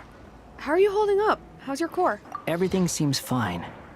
Sandrone may have an abominable temper, but she's always been very responsible with important calculations, and things entrusted to her by valued friends. You I'm almost there, speak okay. as if you know us inside out, Mr. Hat Guy. Maybe I'm just a good judge of character. I certainly hope that's all there is to it. Regardless, you have been a significant help in this matter. For that, you have my gratitude. I didn't do anything special. You did? Sandrone's the one who completed a seemingly impossible formula and turned the tide of the entire battle, even giving her life in the process. She's the one we should be thanking. Oh wait, yeah, that's right. Oh my gosh, I forgot about that. Even we were unaware that Sandrone had hidden the real formula inside Polonia's body. Oh wait, is she like... She managed to fool Dottore into thinking the formula was running in her system by installing an identical-looking decoy within her. She probably realized that she didn't have the strength to stop Dottore. But this way, she could at least get him to lower his guard. She always worked like that. Always had a backup plan. Dude, chill. Like, Arlecchino's gonna be even more sus. What will happen to her body? Well, that's why I'm traveling to Fontaine. She made a request of me long ago, and the time has come to fulfill it. Think of it as her will. What was the request? She said that should she ever fail in a mission, she'd like me to deliver her core Oh, and no. Polonia's to the Fontaine Research Oh Institute. no. She also mentioned that she had made arrangements for people there to set her affairs in order. What do you mean? Some of her personal effects, such as her notes, were left to me. I've decided to take them back to the House of the Hearth, for safekeeping primarily, but also as mementos, I suppose. However, there is one book among them that I'd like to leave in your care. I'll have Okay. someone deliver it to your residence at the flagship at a later date. Oh my god. Oh my god. Am I gonna have to read this book after? Does Columbina know about this? No. I was specifically warned not to tell her. Oh. Okay. This is her last wish, and I will abide by it. Is it also some kind of backup plan? I can only hope so, but none of us here can know for certain. I bade farewell to Columbina earlier today. As promised, she turned the iridescent moon's marrow over to me. She spent a long time with Sandrone's body, Aww. saying her goodbyes. Oh, is she alright? Sandrone's passing has left a great wound in all of our hearts.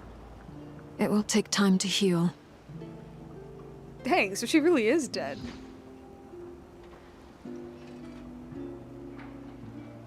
Like, for real? I'm struggling to believe this, because, like, I don't know, like, y'all could tell me, but Rosaline, like, La Senora, right? But, like, I don't know, to me, La Senora was always a character that was kind of, like, meant to die, you know what I mean? Like, she was written to die. This one, no way. No way. Me too, because she's a robot. Exactly. That's why throughout the entire scene, I was like, no, she's a robot. She's a robot, guys. Like, she's obviously not going to die because they can just, like, rebuild her.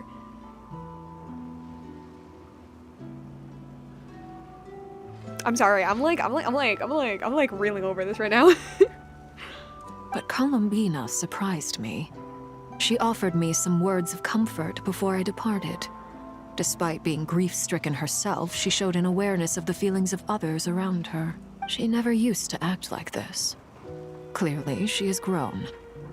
And I suspect that we have you to thank for much of the change we are seeing in her. It was a group effort by all of her friends. Huh. After these recent events, the Tsaritsa has revoked the Pale Star Edict.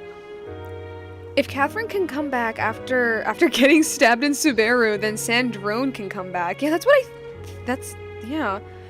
Also, on the image of incoming characters, there is one not to show, so it is hope. Maybe. Snezhnaya now realizes that the arrest warrant for Columbina was just a ploy by Dottore. Of course it was. Who coveted her powers. Of course it was. I shall return to Nod-Krai to see her as soon as I find the time. I hope that from now on, she too will explore more of the world. We got ourselves a doomed Yuri over here. Rip Sandrone rip Columbina x Sandrone shippers. That, yeah. Columbina Hyposelenia's journey is only beginning.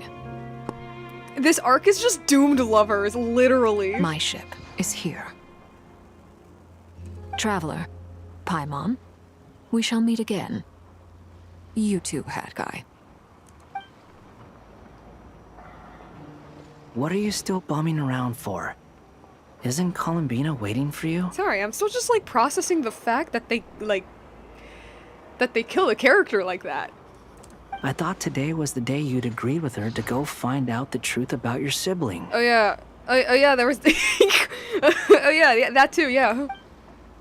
I'm a little nervous. You're afraid you won't like the truth when you see it.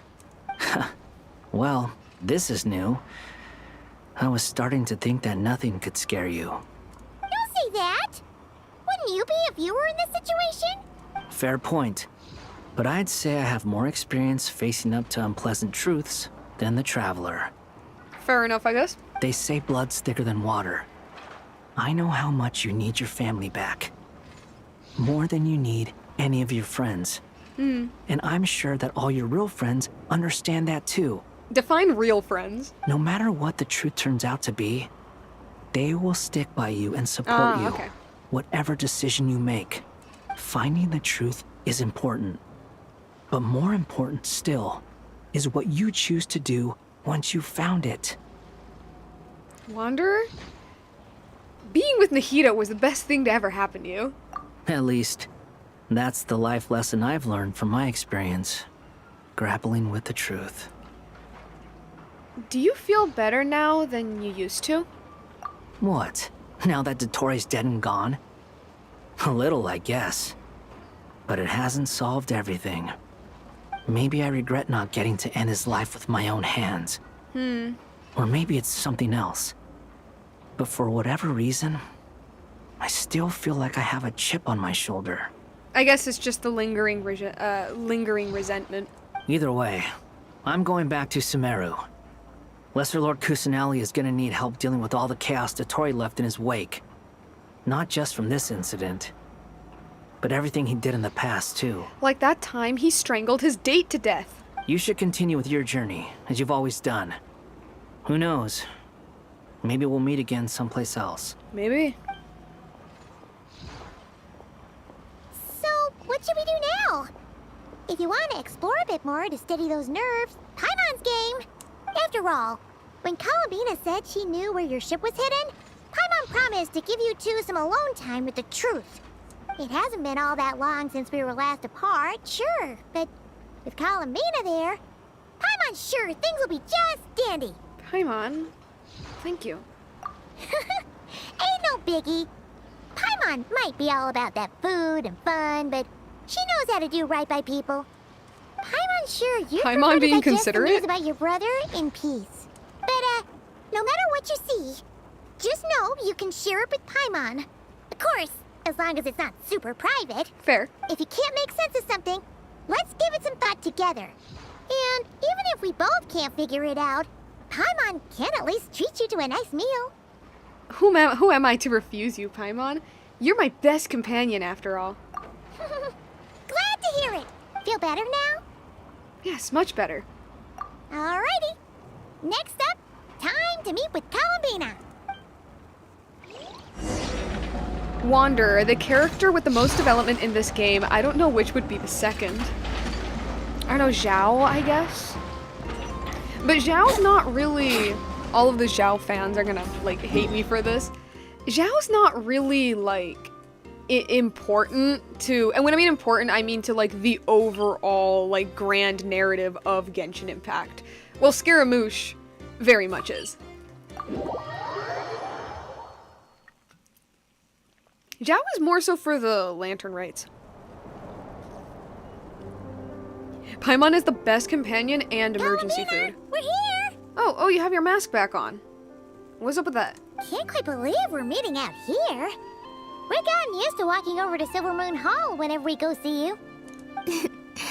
Well, you're still welcome to go there whenever you want to see me. It's just, now that it's all over, I've decided to make some changes. Try and fit in with the Frost Moon Scions, like Lama suggested. That's so cute. And how's that been going? The older generation are still timid around me. They don't dare get too close, and they bow their heads when I walk by. Okay. The unfortunate truth, Columbina, is that you are a god. That's not something you can really change. And now you're like a god. Like, I'm talking, you got the 3 moons with you. So, like, it does make sense. But things are much better with the children. I see more curiosity in their eyes. Hopefully, by the time the next Moon Prayer Night comes around, I can enjoy the festival with them as myself, without having to pretend that I'm only dressed up as the Moon Goddess. And look at this cool little image with, like, the statue of her, and it's cute. You'll do fine, Columbina. Paimon's sure they'll realize you're super nice once they get to know you better. I mean, that wasn't the issue. It wasn't that they ever thought Columbina wasn't nice, but it was the fact that they thought she could do things she couldn't. You really think so? When we first met, you thought I was a little up in the clouds. We were just starting out then, come on!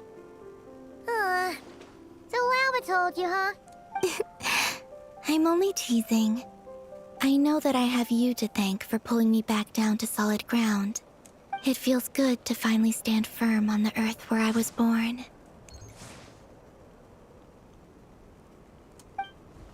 Oh, that's great! Oh, you can have this back now. Thank you. I'll make sure not to lose it this time. Well then, are you ready? Yes. It's getting hella late and we need to finish this. Ether, what happened to our spaceship back then? Why did you leave? It's time to learn the truth at last. Ready as I'll ever be. Good. Then let me open the way for you.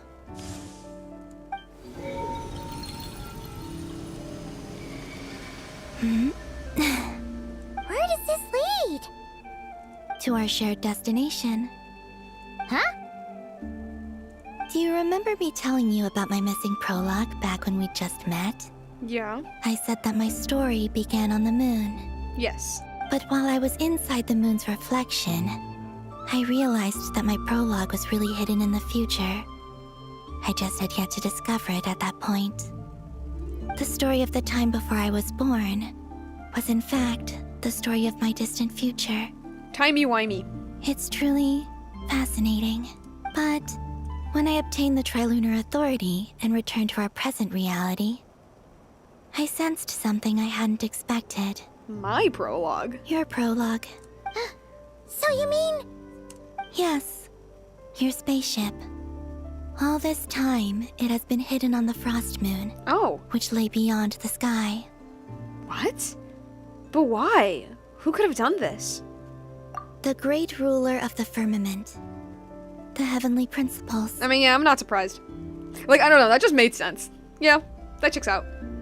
No, I say that checks out because, like, it doesn't take a genius to know that the heavenly principles / Celestia / the Shades want you into that. Like, I made a whole video about that when the 4 Shades, like, when their designs were released. But, like, even though maybe initially they didn't want us here, they very clearly do now, so it makes sense that HP would, like, take out the spaceship so that we could stay. Wait, them?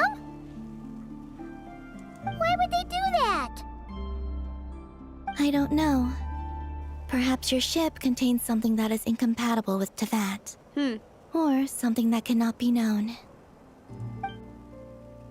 Oh, did I pick a bad time to say this? I know it must have been hard to work up the courage to do this. Maybe I should have waited until you were on the moon. With no chance to back out. Okay. That would have been kind of mean, you know.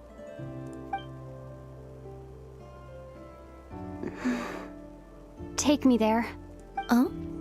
To the ship? Whatever's hiding in that ship. It belongs to me and Ether.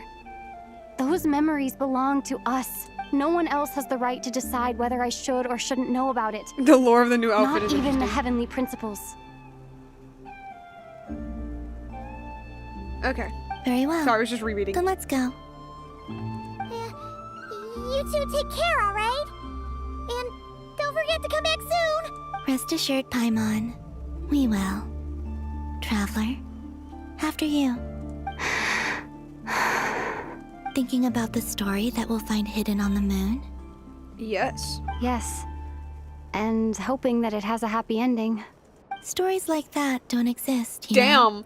Damn, okay, thanks, Columbina. You don't believe in happy endings? I don't believe in endings. Fair enough. Things are good, things are bad.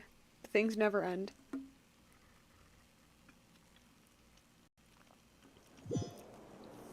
Where am I? Where are we? This is the pathway I built between Teyvat and the Frost Moon. Okay. The moon is very far away from us, so it could be a long journey. Okay.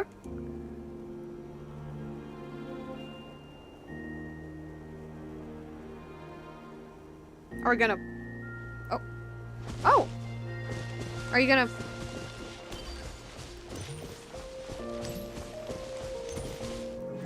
After I obtained the Trilunar Authority, I unwittingly saw past events from many of my friends' lives. One was Lauma. She was so young when they chose her to be the Moon Chanter. From then on, the Frost Moon Scions looked to her to bring messages from their goddess. But, for better or worse, I had left Hisi Island before she was ever born. It was not until much, much later that she met me. I think it's for the best. Because of the way things turned out, you had the opportunity to become friends. You're right. In that sense, I think we were both very lucky. Yeah. Let's keep going. Oh, look at baby Lauma! Oh my gosh, look at her. Look at her giant antlers. Pop.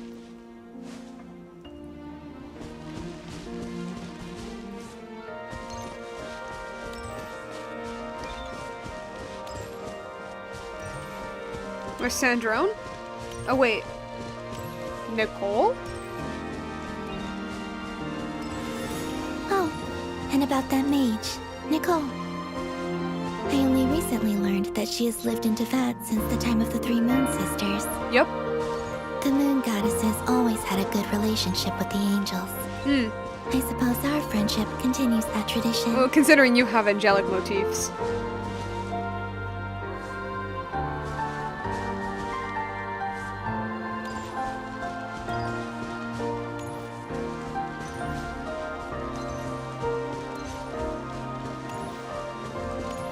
Hey yo, it's Elaine! And as an old man. And then there's Sandrone. I never knew that much about her, beyond the fact that she was created by someone called the Lord Artificer. Oh my god, finally they say it. She too suffered for a long time before joining the Fatui. I love that it took him until now to just straight up say it, just outright. Oh.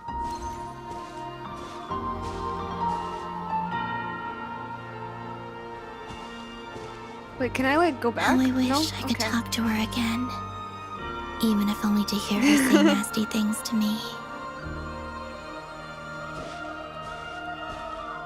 Can I like see the... I was wondering if there was anything... Okay, so that was him creating her. Okay, never mind, never mind. And of course she sees his death.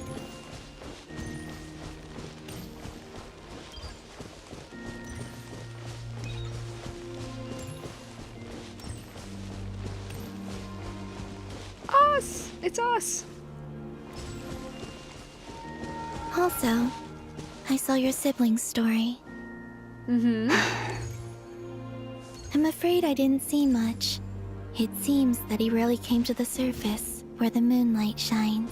Of course. But I did notice that back when you first set out on your journey, he would often appear nearby, gazing at you from afar with a guilty look in his eyes. The We Will Be Reunited Ether. trailer. Let us speak no more of the past. I probably shouldn't reveal so much about my friends. It's not my place. Let the moonlight carry us forth. We are very close now.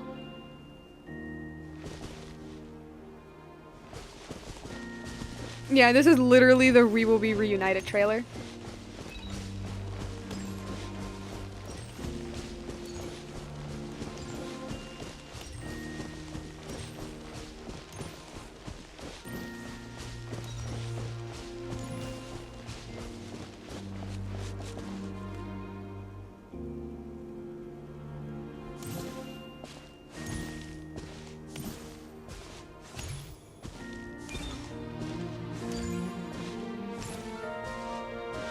What's this?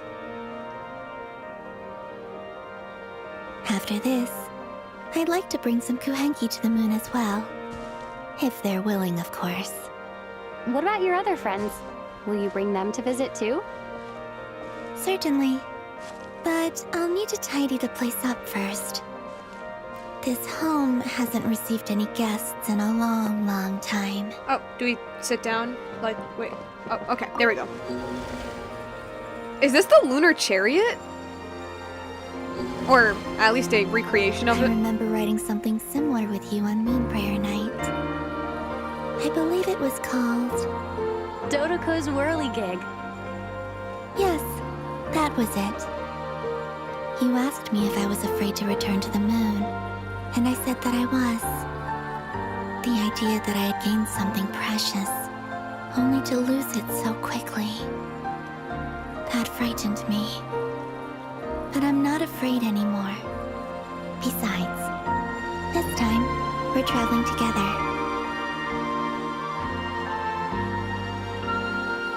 Hey, that's pretty. That's really pretty.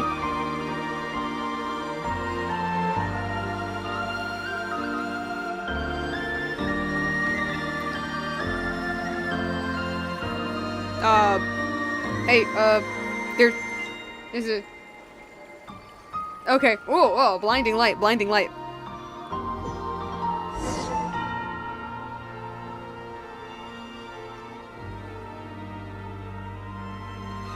Oh. Oh, that's... Oh my god.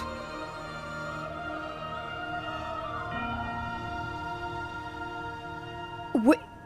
Tevat is the planet. The entirety of the planet. Tevat is not flat. What? No, no, no, no. Okay.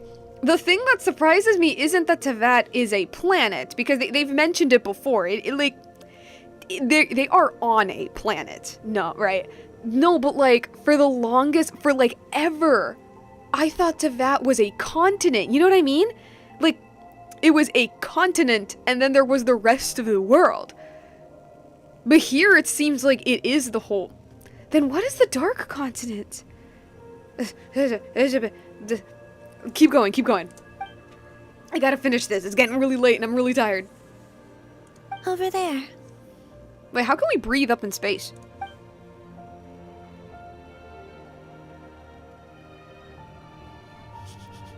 No, see, because that's Sumeru!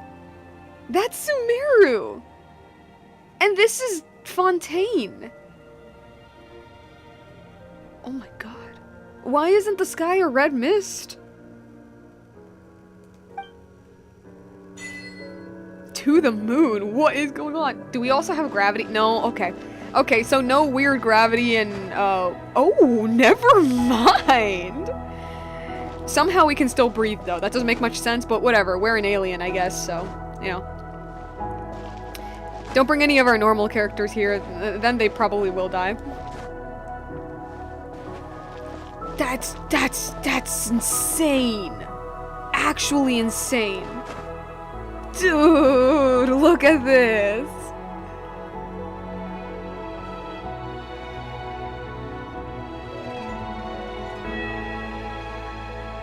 Our spaceship. Yep. It's huge. I suppose that the moon is the only place one could hide it. It'll be alright. Huh? The way you feel in this moment, I went through it too, on Moon Prayer Night. The door was right in front of me, but I struggled to find the courage to step through.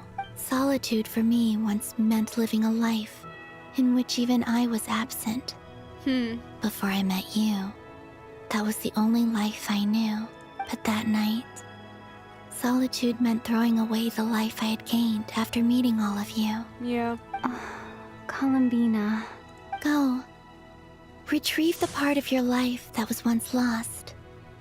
Trust me, you will lose nothing by doing so. Look, Tevat is right there. All of our friends are down there, waiting for us. Or like in front of us, more accurately. Yeah. You're right. Thanks, Columbina.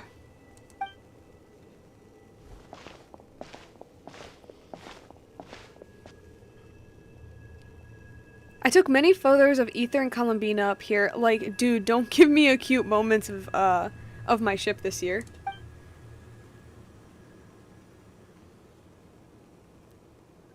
Oh, she's singing? She gonna sing?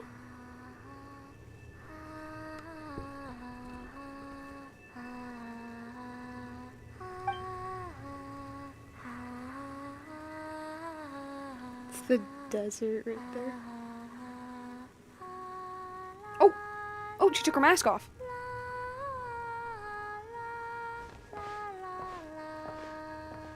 We good?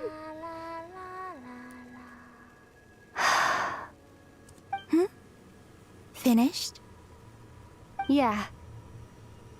Why did you take your eye mask off? Well, since my return, I've decided to take more opportunities to see the world with my own eyes. Besides, I've always wondered how Tevat looks from the moon. It's a planet.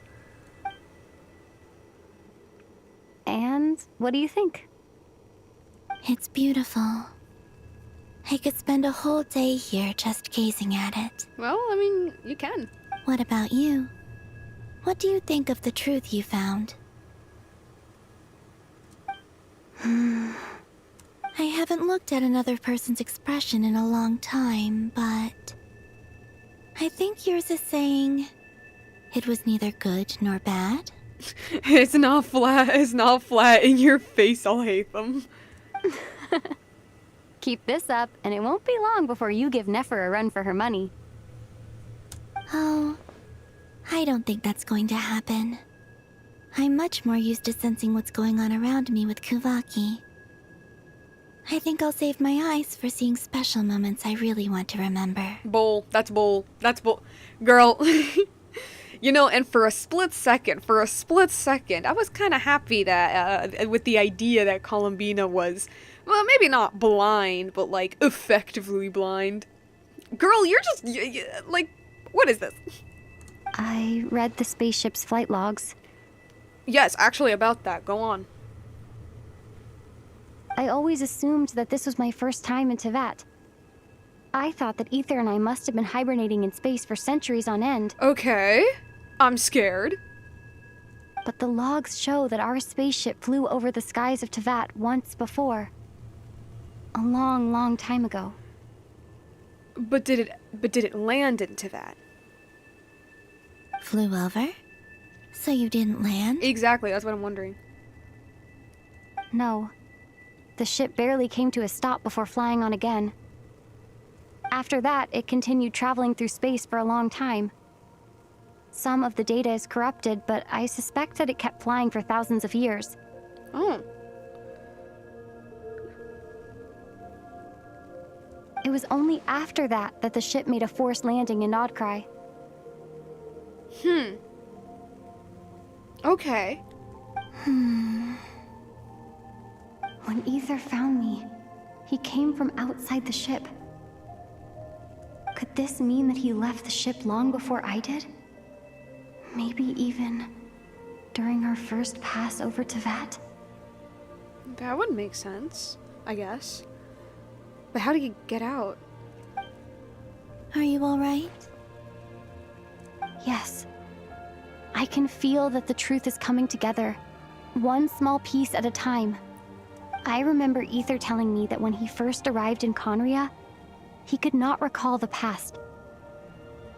They got through the firmament back then? Yeah, I was wondering that. So this might be something that even he doesn't know. Here, I made some space for you. Your mind must be racing, and this seems like the perfect place to relax and clear your head. Oh, wait, there's one more thing. What is it? Wait here a moment.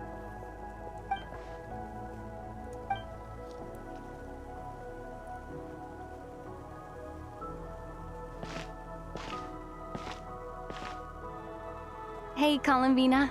Me? Oh, it's her outfit! It's the skin! It's the skin!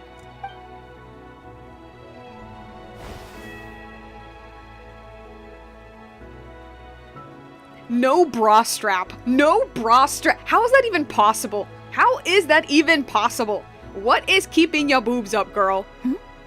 Is that a new outfit? Indeed it is. An old one, technically. Huh. It's been in a cabinet inside the ship this whole time. For thousands of years. It's a It's matching cute. pair with Ether's. He's always liked this set more. Okay. Huh. I don't think there's a huge difference. Really? Yes. It's still the same you.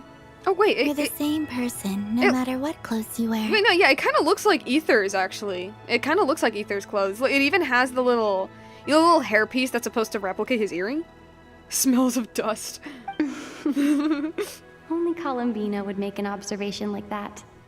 Traveler, do you consider Tevat your home? Oh, that's a question. Home is wherever Ether is. But then, after all the time I've spent here and everything I've been through... How could it not be? Yes, I'd say it's my home. Would you change your answer if Tevat changed appearance? I mean, if the truth about Tevat turned out to be different than what you thought. What does that mean? Columbina, I know, but, have you seen the model that is 6 years old?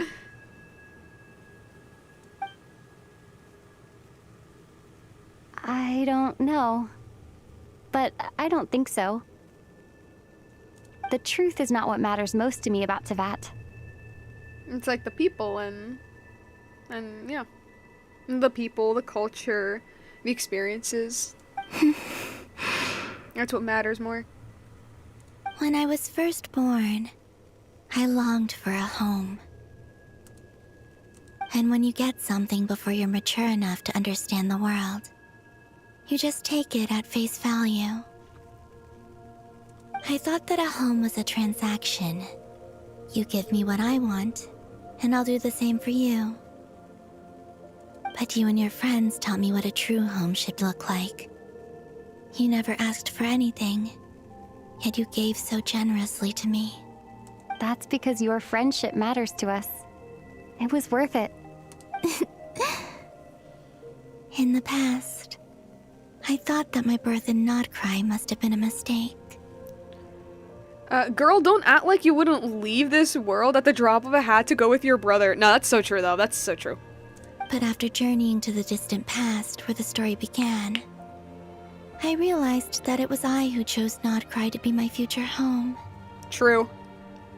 Now, I am glad that I made that choice. Ether's outfit is blue and does a beautiful twin set with Lumine's first outfit. Huh. Yeah, then yeah, it's like, I get, like, it's, I don't know, like with this outfit that Lumine's wearing, it kind of looks like Ether's a little bit, so, probably was intentional. I'm sure your friends are just as glad. In fact, I intend to make the same choice today as I did back then. What do you mean? Well, I've given the Eternal Moon's marrow to Lauma, and the Iridescent Moon's marrow to Arlecchino. Mm-hmm. And now, I shall return my Kuvagi to Nod-Krai again, that it may continue to protect my chosen home. Makes sense. Wait, but what about your body? Oh, are you worried that I'll disappear again? I won't. Not this time. The Frost Moon has now entered the fall sky, and I am the Trilune goddess. So it's not rejecting the moons anymore. I am only returning to Nod-Krai the part of me that it needs. I am giving what I can, because my home is worth it. Oh, and I have something for you, too. For me? Yes. Come closer. Kiss. No, I'm just kidding.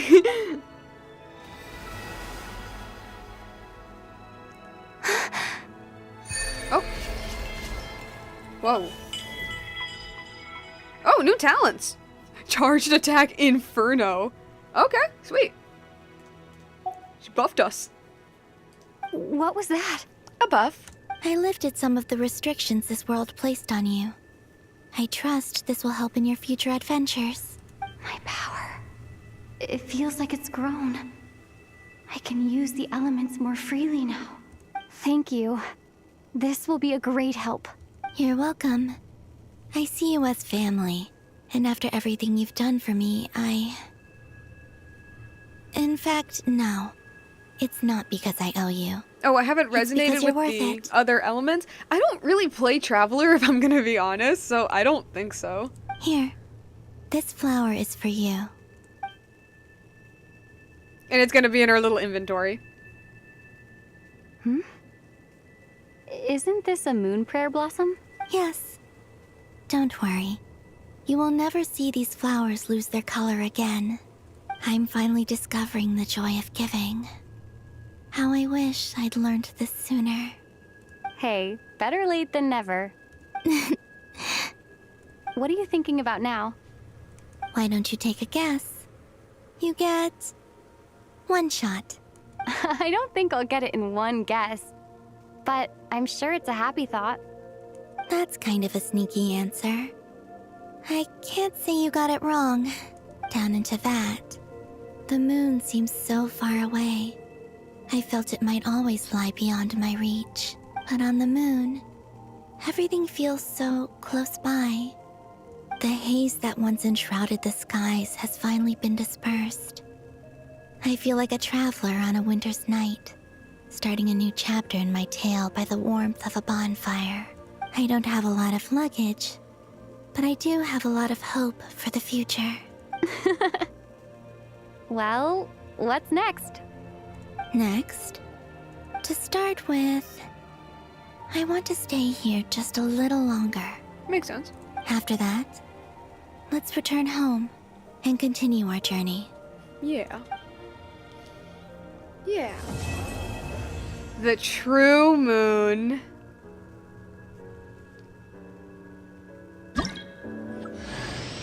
These clothes bring back Cute. so many memories. Ooh, as heaven and earth are made anew.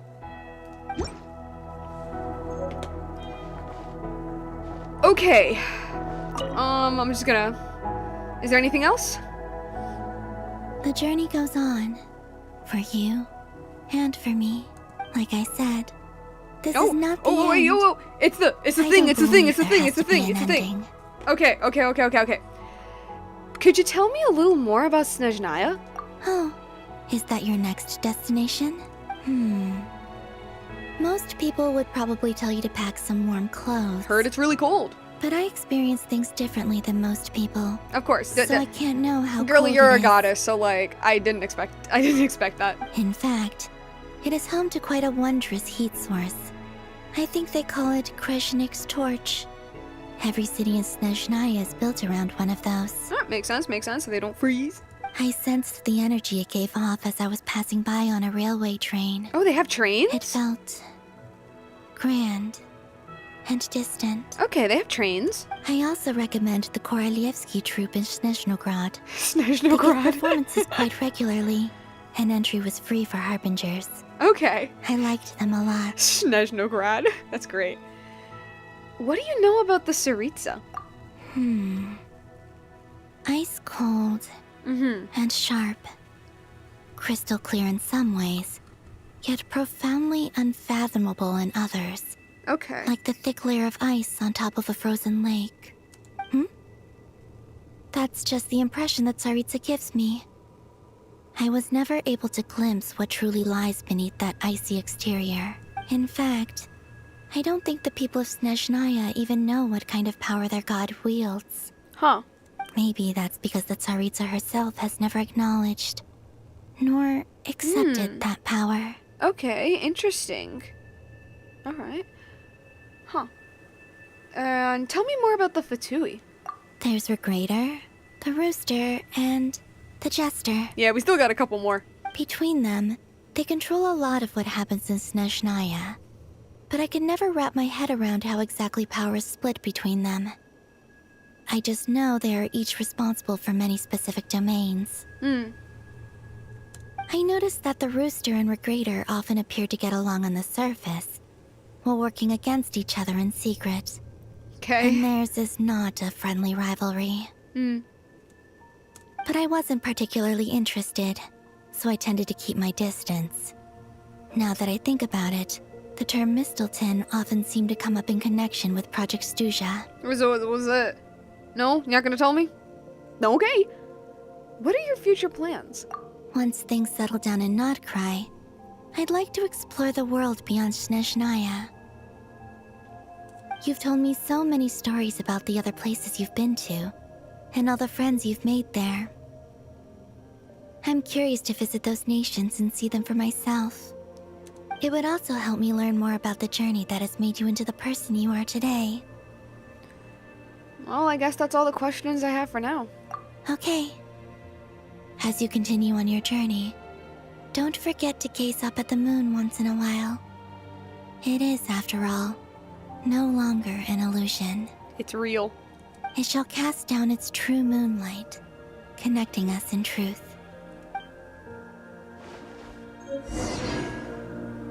Return to Tevat. Yeah, because apparently we're not done yet. Oh. Is there any way I can, like... No, I don't think I can get inside, can I? Oh, I have no glider. Okay. No glider. No, I don't think I can get inside. No, I don't think I can. Will return to Tevat, because I want to finish this. Yeah, I need to finish this. I'm getting really tired, and it's getting really, really late. This is a very long stream. I don't know. I figured that I would reach the end, but like, oh my god, they're epilogues. To Jean, acting Grand Master of the Knights of Favonius. Ugh, this preamble is such a pain to write. It's probably high time we got rid of this acting business. I trust that Dern has updated you all on recent events. Oh, quite a bit Hope we happened. didn't worry you too much. There wasn't a waypoint? I don't think there was. The good news is, we managed to come together and put a stop to the Doctor's evil schemes. With that, I think it's safe to say that Nod-Krai is finally out of the woods. As for the Fatui, not counting the Damselette, aka the Moon Goddess, who has left their organization, we found ourselves allied in this instance with both the Knave and Marionette. May she rest in peace. Damn. As ever, we find ourselves better off for making friends rather than enemies. But until we can ascertain the Tsaritsa's true intentions, the future remains uncertain. I don't need sleep, I need answers. In a short while... Wait. How am I meant to surprise everyone if I tell them in a letter that I'm heading home? Well, that would be a huge waste. Fair enough. Okay, got it. I will begin sending the expeditionary team back home in waves. I'm sure they'll be able to answer any questions you still have. I hope they won't gloss over the details of my many heroic deeds. But if they do, I'm sure it'll be because they're just too exhausted from the long journey. I think of Mondstadt daily. Please give everyone my best regards. P.S. The honorary knight went above and beyond this time. Are there any other honors we can give her? I'll leave it with you. P.P.S. Please be extra nice to Klee for the foreseeable future. I cashed in on the last favor that the Hexen Circle owed us, so we need to earn some more goodwill. Makes sense. If there's any serious problems, feel free to stick me in solitary confinement when I get back. Okay. I'll do the time for her. Whew. And that, as they say, is all she wrote. End of an era. And with the moon shining down brighter than ever, I think everyone is going to sleep well tonight. Oh yeah, it is a little bit different. Kind of, sort of. I like to stare at it.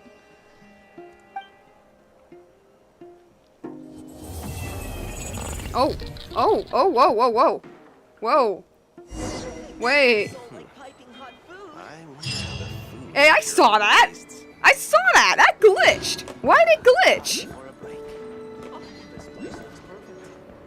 Oh, that was weird. Okay. Yeah. Totally not creepy at all. Yeah, let me get my 500 gems. 60 gems. Thank you. What else? Oh, this, thanks. There is a message, you didn't stop me. Varka will be in jail at the moment he goes to Mondstadt. Yeah, there's the others. Hey, Aoife's here. It sucks that he sucks, because his design slaps. Okay. Yeah, I think I'm just gonna, like, talk to Catherine and... Wait, see if we have, like, the book that Arlecchino talked about. See if we have that. Hold up. And then after that, like, I'm going to sleep, guys. Like, I don't know if I'm gonna do, like, a whole discussion thing, I'm gonna be honest, because I'm a bit... right now. Okay, okay. Where's Katarina? Over here. I wonder how things will be in the other nations now that they know that, like... First of all, the moon's been, like, replaced. And the whole Dotori thing. Alright, give me my shit. Thank you for complete. Oh, hey, I got the little outfit. Alright. Actually, yeah, about the expedition thing. Okay. Alright, is there anything else? Anything else this damn game wants me to do? Okay, give me that. I got like a slew of achievements, I'm sure. Indeed. Oh my god, okay. A heretic's utopia. Moonlight from ages long past. When the new moon returns. Sailing towards tomorrow. To the moon. True moon. Okay. Anything else? Anything else? No? What's in the mail? I want to finish everything off. Lantern Rite gifts? We got Lantern Rite stuff? Oh damn. 300 gems? Don't mind if I do. Next stream we'll be yapping about this one, most likely. Sure, okay. I'll play you another tune. But Okay. it'll cost you an apple. I'm just gonna see if like we actually got something like new or if I was tripping. What's this? This is for the teapot thing. Right, what the heck? Gadget. Oh, is it the thing that Aino gave us? What's here? Yeah, it's the little flower thingy. Cute, cute, cute. What's this? Rhine-Daughter's gift. Okay. Pamphlet. Oh wait, these are not the books, are they? Wait, these are books. These are books. This is the candy. Oh, okay. It was that. It was that. The book is in your room? What? Oh, okay. I see. Alright. Alright, it was in her room. What is... Yeah. Use? Use? Oh! Oh! Sweet! What the hell? I'm using all of this for Varka, guys. I'm using all this for Varka. Alright. Alright. Alright. Let's go to our room, read this book because it feels important. And then I sleep. I'm a bit tired. Varka C6? No. Wait, where the heck is this, the heck is this,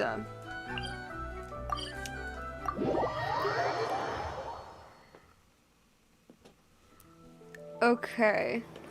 Where's the... Bro, where is this place? Is it, like...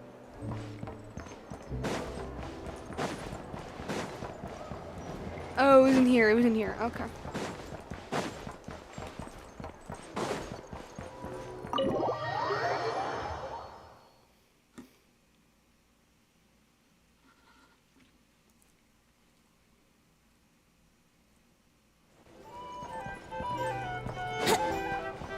Alright, let's go into the room, let's read this.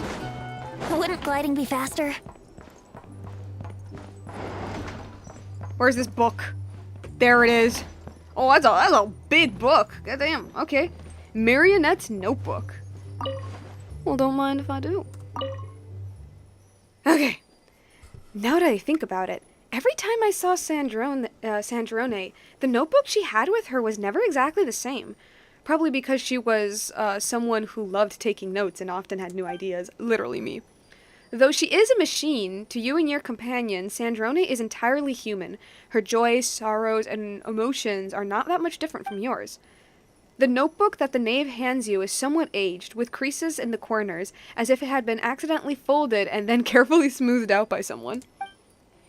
Sandrone has a lot of stories about her Sandrone has a lot of stories about her recorded in it. You're not sure if the knave has read them. But judging from the expression on her face when she gave you the notebook, she seemed to know Sandrone very well without it, and is even responsible for carrying out her last wishes. Alright, let's read these. Ahem.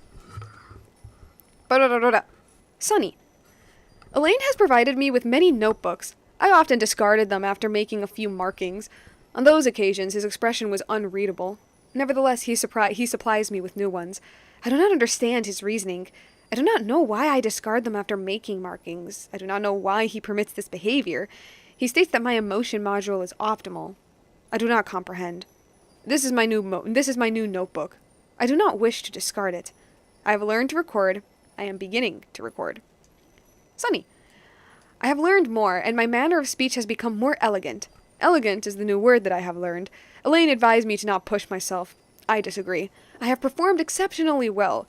We conversed this afternoon. We have drawn several conclusions. 1, Elaine created me. 2, he modeled me after the memories of his deceased sister. Whoa, I'm so shocked. And now he feels guilt. 3, my learning ability exceeds his expectations. Elaine Guillotine's younger sister was named Marianne Guillotine. She passed away long ago. Elaine finalized my creation on his 65th birthday. He stated that I am a friend, a family member. He expressed happiness after gaining a companion. Elaine has not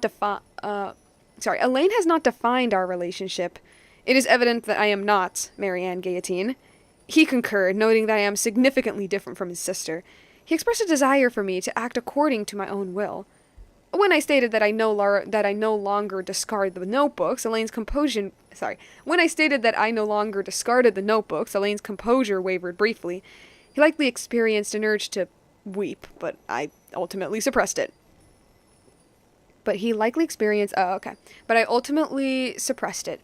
Elaine say I could choose a birthday if I wish. I will consider this proposal seriously. He mentioned that most people cannot choose their birth date, but I can. I am free. Overcast. Elaine's physical condition continues to deteriorate. Doctors have visited frequently. Each time he closes the door, I am excluded from the process. I sense something unfamiliar. Later, Elaine identified the sensations as anger and sadness. He expressed satisfaction with how I was learning to recognize them. However, he noted that I do not yet understand guilt. He explained that the social mechanisms behind this emotion are too complex for animals or machines to acquire easily. I have concluded that understanding guilt is not a necessary function for me. That explains a lot. Elaine inquired about my desires. My response was, I want you to be healthy. Also, Elaine presented me with a new invention to me. He has named it Polonia. I cannot classify Polonia as family, kin, or friend. Its architecture lacks an emotion module comparable to mine. The reason for Elaine's design choice to create it with different specifications is unclear to me. He asserted that both Polonia and I are unique and cannot be replicated. He clarified that I am myself, whereas Polonia is purely a mechanical construct. Overcast. Sorted through the warehouse and cleaned the room. Debugged Polonia's basic functions. Okay, so most of these are just... Okay, they're shorter. What if I, speed through this, guys? Okay. I did it before. I can do it again. Rainy. Elaine has passed out. His condition is deteriorating. The doctor examined him with a grim expression. The doctor examined him with a grim expression. Elaine's subordinate came over to visit him, bringing a brand new tea set and some expensive tea leaves. Elaine does not like to drink tea, nor is he used to using luxurious things. So the tea set is mine. Sunny. All my potted plants are thriving. This is simple, and it seems almost too straightforward to claim any credit for myself. When conditions are right, they simply grow on their own, independent of any gardener. I see a parallel in myself. I, too, don't rely on anything to grow. Overcast. Today I helped Elaine with Polonia's final test. He is unable to walk, so I transported him there with a wheelchair. Elaine displayed little emotion. Despite Polonia's stable performance, he wasn't satisfied. He explained that Polonia is, in essence, merely an algorithm designed to calculate the unknown. As for what the unknown is, he himself is uncertain. The scope of the unknown is too vast to quantify. I find it difficult to process that I find it difficult to process that even he lacks an answer and that this realization causes him sorrow. I don't understand. Elaine asked, how shall we view the fate of this world? Use a detector, I responded. Sunny, Elaine has entrusted me with his old notebooks. It brings me genuine joy, and I feel great value in the knowledge he imparted. Lately, I've been contemplating the fate of this world. I quickly concluded that it is an inquiry without answer. If people cannot even grasp their own destinies, how can they presume to meddle with the world? Truly a foolish notion. Elaine remarked that there are quite a few fools who hold such ideas. I laughed and gave him a disbelieving look. Then he began to laugh as well, though I cannot comprehend what he finds amusing. Sunny, I brought new bed sheets, pillowcases, and curtains. My room is now refreshingly tidy. I must say, it was a clever decision. Sunny, I've been too modest in my recent records. I'm not just smart, I'm brilliant. I'm a quick learner. Even Elaine agrees. Sunny, Elaine's body won't hold on for much longer. He sat by the fireplace and told me some stories. He created me, in the beginning, to honor the memory of the years he spent with his sister. He hadn't even decided what to do with me when he first brought me into being. Later, he hoped I would travel on his behalf, to see the world and broaden my own horizons. One problem. Elaine and I are now colleagues, both tied down by a long-term professional commitments. It seems true freedom to travel is for those unburdened by work. As he puts it, that dream lies in ruins now, a complete and utter failure. He mentioned that he once had another wish, but abandoned it long ago. I pressed him for details, and he admitted with some awkwardness that he once dreamed of saving the world when he was young. Wait, he mentioned that he had another... Oh, okay. I asked if this was a wish I needed to inherit. He was taken aback and firmly told me no. He said I could do anything I like, and that he had no expectations of me. Elaine asked if there was anything I wanted to do. Well, I haven't found that yet. Parents are responsible for bringing children into the world, and children are responsible for their future. This is a social rule. I believe the final unspoken tenet of this rule is that children are also responsible for their parents' final years. Elaine's final years have reached their end. He left a will concerning his remains possessions, a small sum of savings, Polonias, and some notebooks. He asked me to burn the notebooks after his death to avoid theft. Honestly, given the sheer volume, Polonia is probably the only one who could steal them. Polonia was Elaine's final pursuit in life. Okay, yeah, I read that right. They're too employed for adventure, literally. Polonia was Elaine's final pursuit in life. It is a pity that he did not live to see it produce a definite answer. He told me not to worry about it and that I could leave Polonia to the Fontaine Research Institute. His only regret was that those people wouldn't know how to maintain it as well as I do. I disagree with his plan. Polonia will remain with me. However, I'm not sure what I should use it for. Rainy. Today was Elaine's funeral. Heavy rain fell through the ceremony as if someone was crying in the sky. Ugh, annoying. Dang, even Nicolette was sad. Heavy rain fell through the sky throughout the ceremony as if someone was crying in the sky. Ugh, annoying. Holding an umbrella in the rain was so inconvenient. Elaine was laid to rest, and everything proceeded smoothly. I was the one who stepped forward to bid him farewell, while Polonia stayed behind to look after the house. The weather didn't clear up until midnight. I sat by the grave for a while, keeping Elaine company, with the moon in the sky keeping me company in return. The night was very quiet. No more the sounds of labored breathing. It feels as if the only companion I have left in the world is the moon. Sunny. I'm leaving now. Farewell. Overcast. Update log. Upgraded Polonia's tea brewing functions, Polonia's meal delivery functions, Polonia's book search functions. Corrected a malfunction where Polonia could not hang laundry. To the outside, I'll claim that Polonia is my attendant. That should turn some curious stares away. I have to protect it. It's Elaine's secret and his wish. Overcast. Snezhnaya is so cold. Though it has nothing to do with me. Overcast. I found a new job, and the pay is pretty good. My boss is a woman with an icy demeanor, and I do mean icy.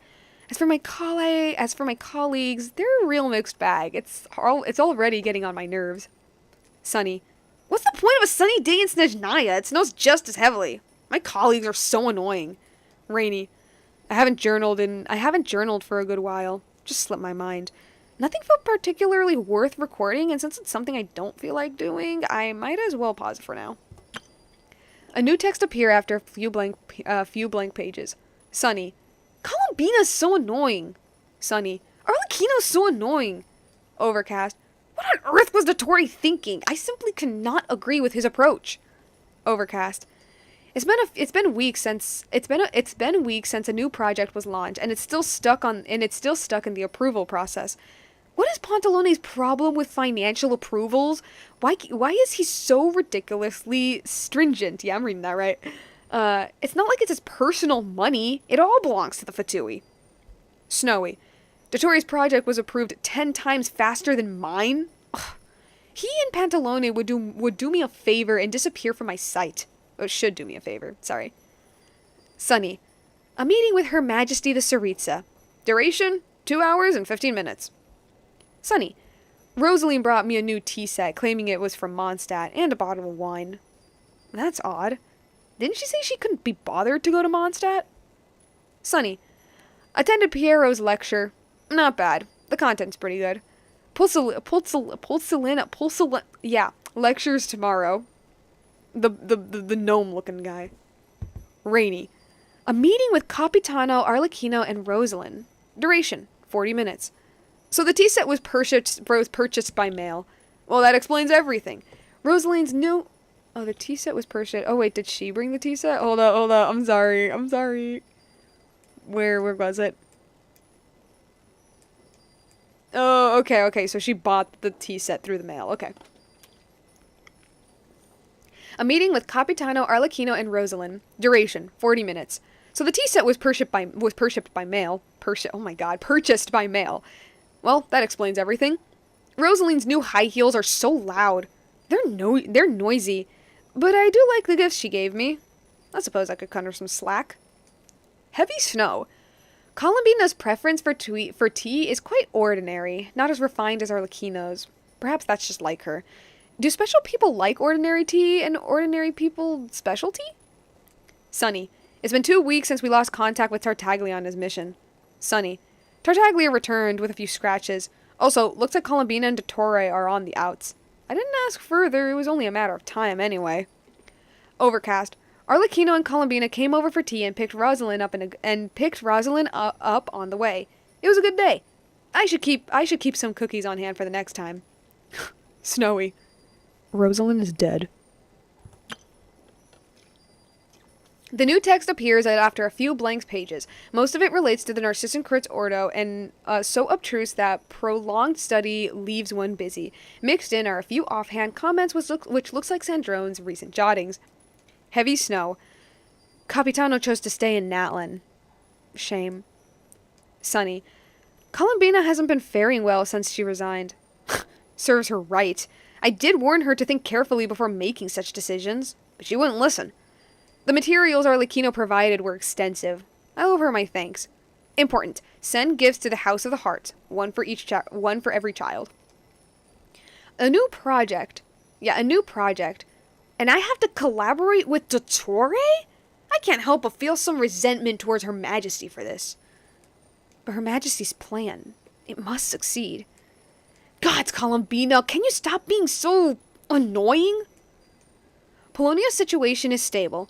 Optimizing algorithmic logic, expecting several hours of downtime. A meeting with Arlecchino, duration 20 minutes. Tea break with Arlecchino, duration 1 hour. That's great. Scattered among vast volumes of data are a few terms. Calculations, orthons. The probability of Columbina being alive is definitely higher than any other outcome. Absolutely. Also, today is Elaine's birthday. Well, that's depressing. I do hope the Traveler is safe. It would be a great hassle otherwise.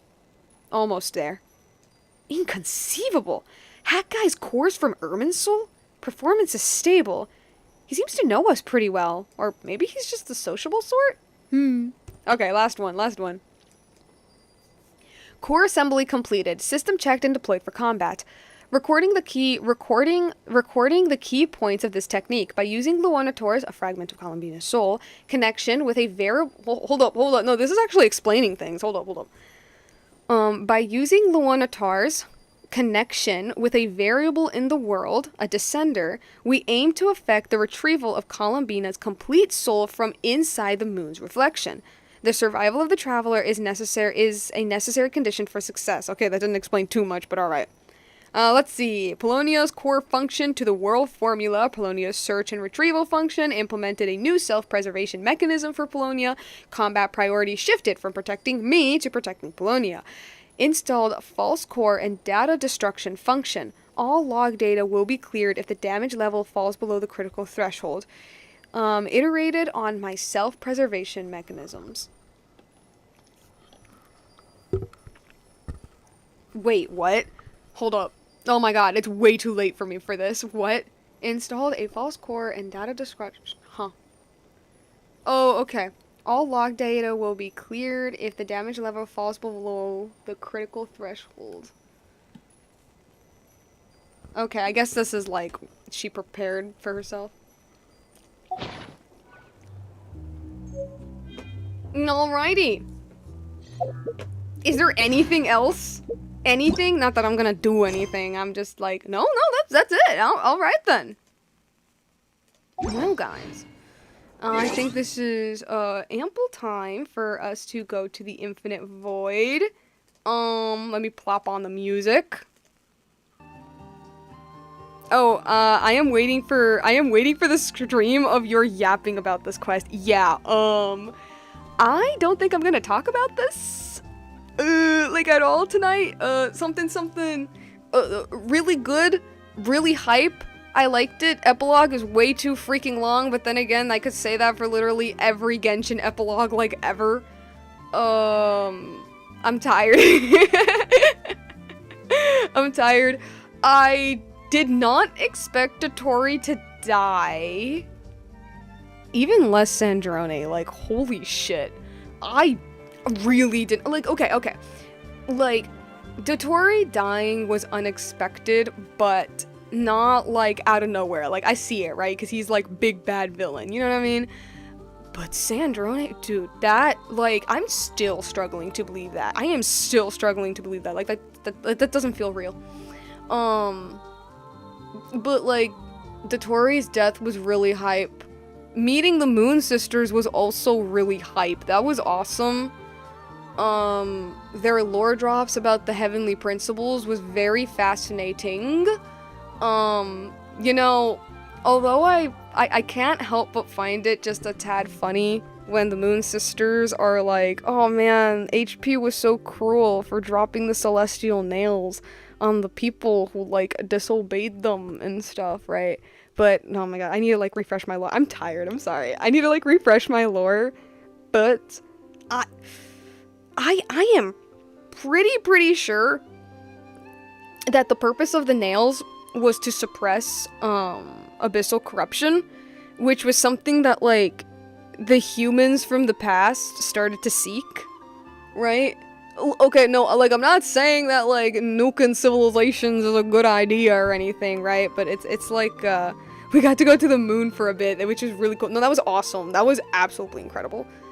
But what I mean is, like, I guess it's kind of like Conria, kinda, where, like, what happened to Conria was obviously awful, but at the same time, like, what was going on in Conria was literally, like, destroying the world, you know what I mean? Like, it was literally poisoning the other nations, and so it's like, was it a good idea? No, but, like, I can see why they would come to that conclusion, but again, I'm gonna ramble about that for, like, the next stream. But it's a thing that I think about. Like, it makes sense for, like, the moon goddesses to be like, oh, that's awful, because, you know, they're very, you know, they're very, like, they seem to be very, like, kind and loving and all of that, but, yo, I don't know, man, like, but if you, like, read the lore on, you know, Deshret, Remus, hell, even the lore in Natlan, like, you'll quickly notice that, like, bro, humans suck. Like, humanity sucks, bro. Oh my god, even, like, Havria, the salt god, who, like, tried her best to protect her people, and yet they still, like, killed her anyway. Urabashi, where it's hinted, although not fully confirmed, but it's hinted that they, like, begged him to invade Inazuma, which caused his death. basically what I'm saying is that, like, there is this obvious, like, trend of, like, humans just kind of being the worst. Hell, even the Frost Moon Scions are an example of this, that they were just, like, at least initially, they were just really shitty towards Columbina. You know what I mean?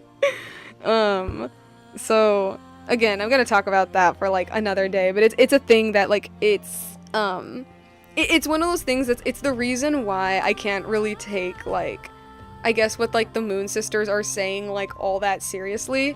At the same time, one of them did mention, like, oh, I wish that I could, like, meet people, you know, like, down on the surface, which, you know, could imply that the Moons, although their job was to, like, love and protect the world, they weren't really, like, a part of it. Meanwhile, you know, your average Archon or Columbina was literally living among these people and seeing all of the amazing things about humanity, but also seeing the worst of it. You know. So, but again, I'll ramble about that. The moon was pretty cool.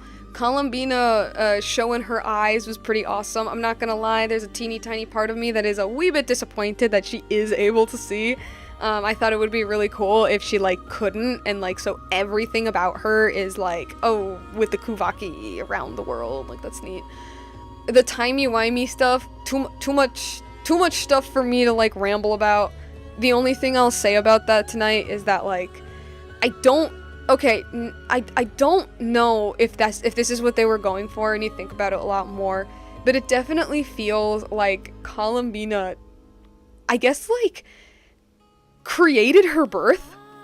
There's some weird, like, time loop thing going on, where for her to be born, her from the future went to the past to cause it. That's how it felt. So that was awesome. That was pretty neat. Overall, I don't really have much to say. Again, right now in my tired ass state, I'll ramble about everything later. But it was good. I liked it. Glitch at the end was definitely pretty creepy. Sandrone's death didn't make me cry because I literally couldn't believe that what I was looking at was, like, legit, but now it is, and I'm just like, oh no. That's really sad because I really liked her character. She's her own mom.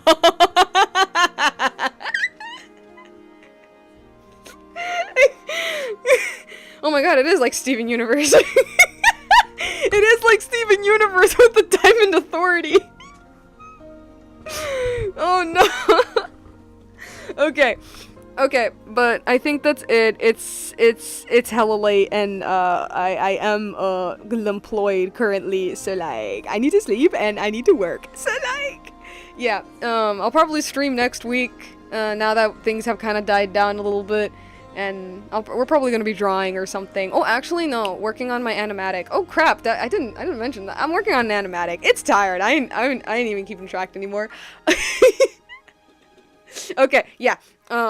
Next week I'll probably be, like, animating and definitely talking about all of the cool stuff we learned. Right now, I'm bleh. Thank you all for joining this very long stream. This stream was very, very long. I had a feeling we would finish the quest, but Genshin and their way too long cutscenes. But yeah, no, that's it. I need to finish, or else I never will. Thank you all so much for the stream. This was a lot of fun. I hope you guys had a lot of fun too. And animatic? Yes, an animatic. Yeah. No, that's basically it. I had a lot of fun. Hope you guys had a lot of fun, and see you guys next time. Bye!